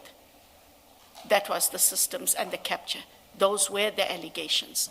So then it would be fair to say we hold these issues in abeyance until you have checked your investigation files and you see if, okay. Absolutely. I'm happy to do that. I must check the evidence. Yes. And then come back with a conclusive answer, because what I base it on is in not just the briefings, but that in the briefings, this is the evidence that was presented in the way they present them to the ID. So I would satisfy myself. All right, I'm happy to flag it until next time. Thank you, Advocate Johnson. Chair, I have a little bit of a crisis in that, yes, sorry. It's not a question. Can I just correct something? Absolutely, Commissioner. I suspect that you understood what I was saying when I said if you're unable to find, to give a full explanation why you did not prosecute certain people and others for gratification, that I meant to say it would suggest selective prosecution decision Understood and it. investigation. You I understood understood it that way. Thank you. Advocate Johnson, can I say this? Please keep it in mind for when you come back. My reading of PRECA is that gratification itself is not an offense. It is gratification in order to do something. Or not That to is the do. offense. Yes. Because gratification on its own, every time somebody gives you something, I mean, it's gratification, provided, of course, it falls within the definition. But it has to be linked to something that is going to be done, which is improper. Correct. And or something that is not going to be done in order to benefit. But the there must person. be impropriety there. Because Absolutely. if something is being done as it should be done, There's then no it is lawful. impropriety. That can be an offense and people can be charged with that. Absolutely. Thank you, Commissioners. Chair, it's obvious. Yeah, I we are almost not said, done. when council said, until next time, I thought to myself, is next time not tomorrow? Sorry, we're all tired and one should have a light moment. No, absolutely, no, nothing wrong in that. And I think I share in your hope, but it's just that, a hope. But the reality of the commission is, firstly, I've encroached on others' time. There's a standing program for Friday, so I doubt it will be Friday. But I think the best I can do is to request that Advocate Johnson's further testimony be stood down. As I understand it from the powers that be, I can't have Friday, I can't have tomorrow. It would be a question of to when. Thank you, Chair.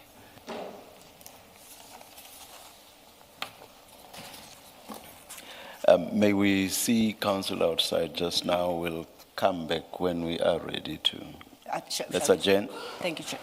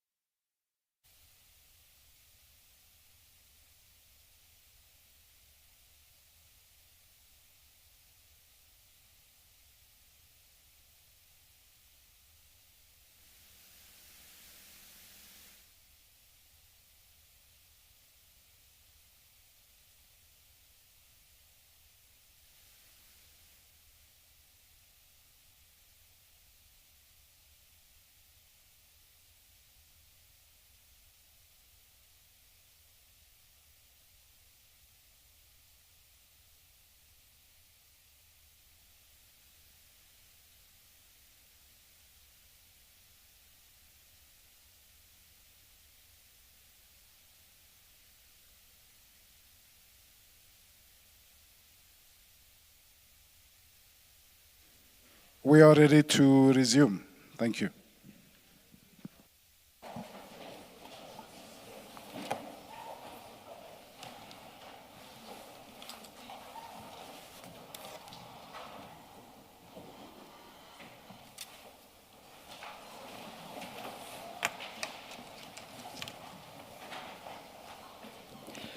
Advocate Johnson, the hearing of your testimony is postponed to 9:30 on Monday, this coming Monday. Understood. Thank you very much.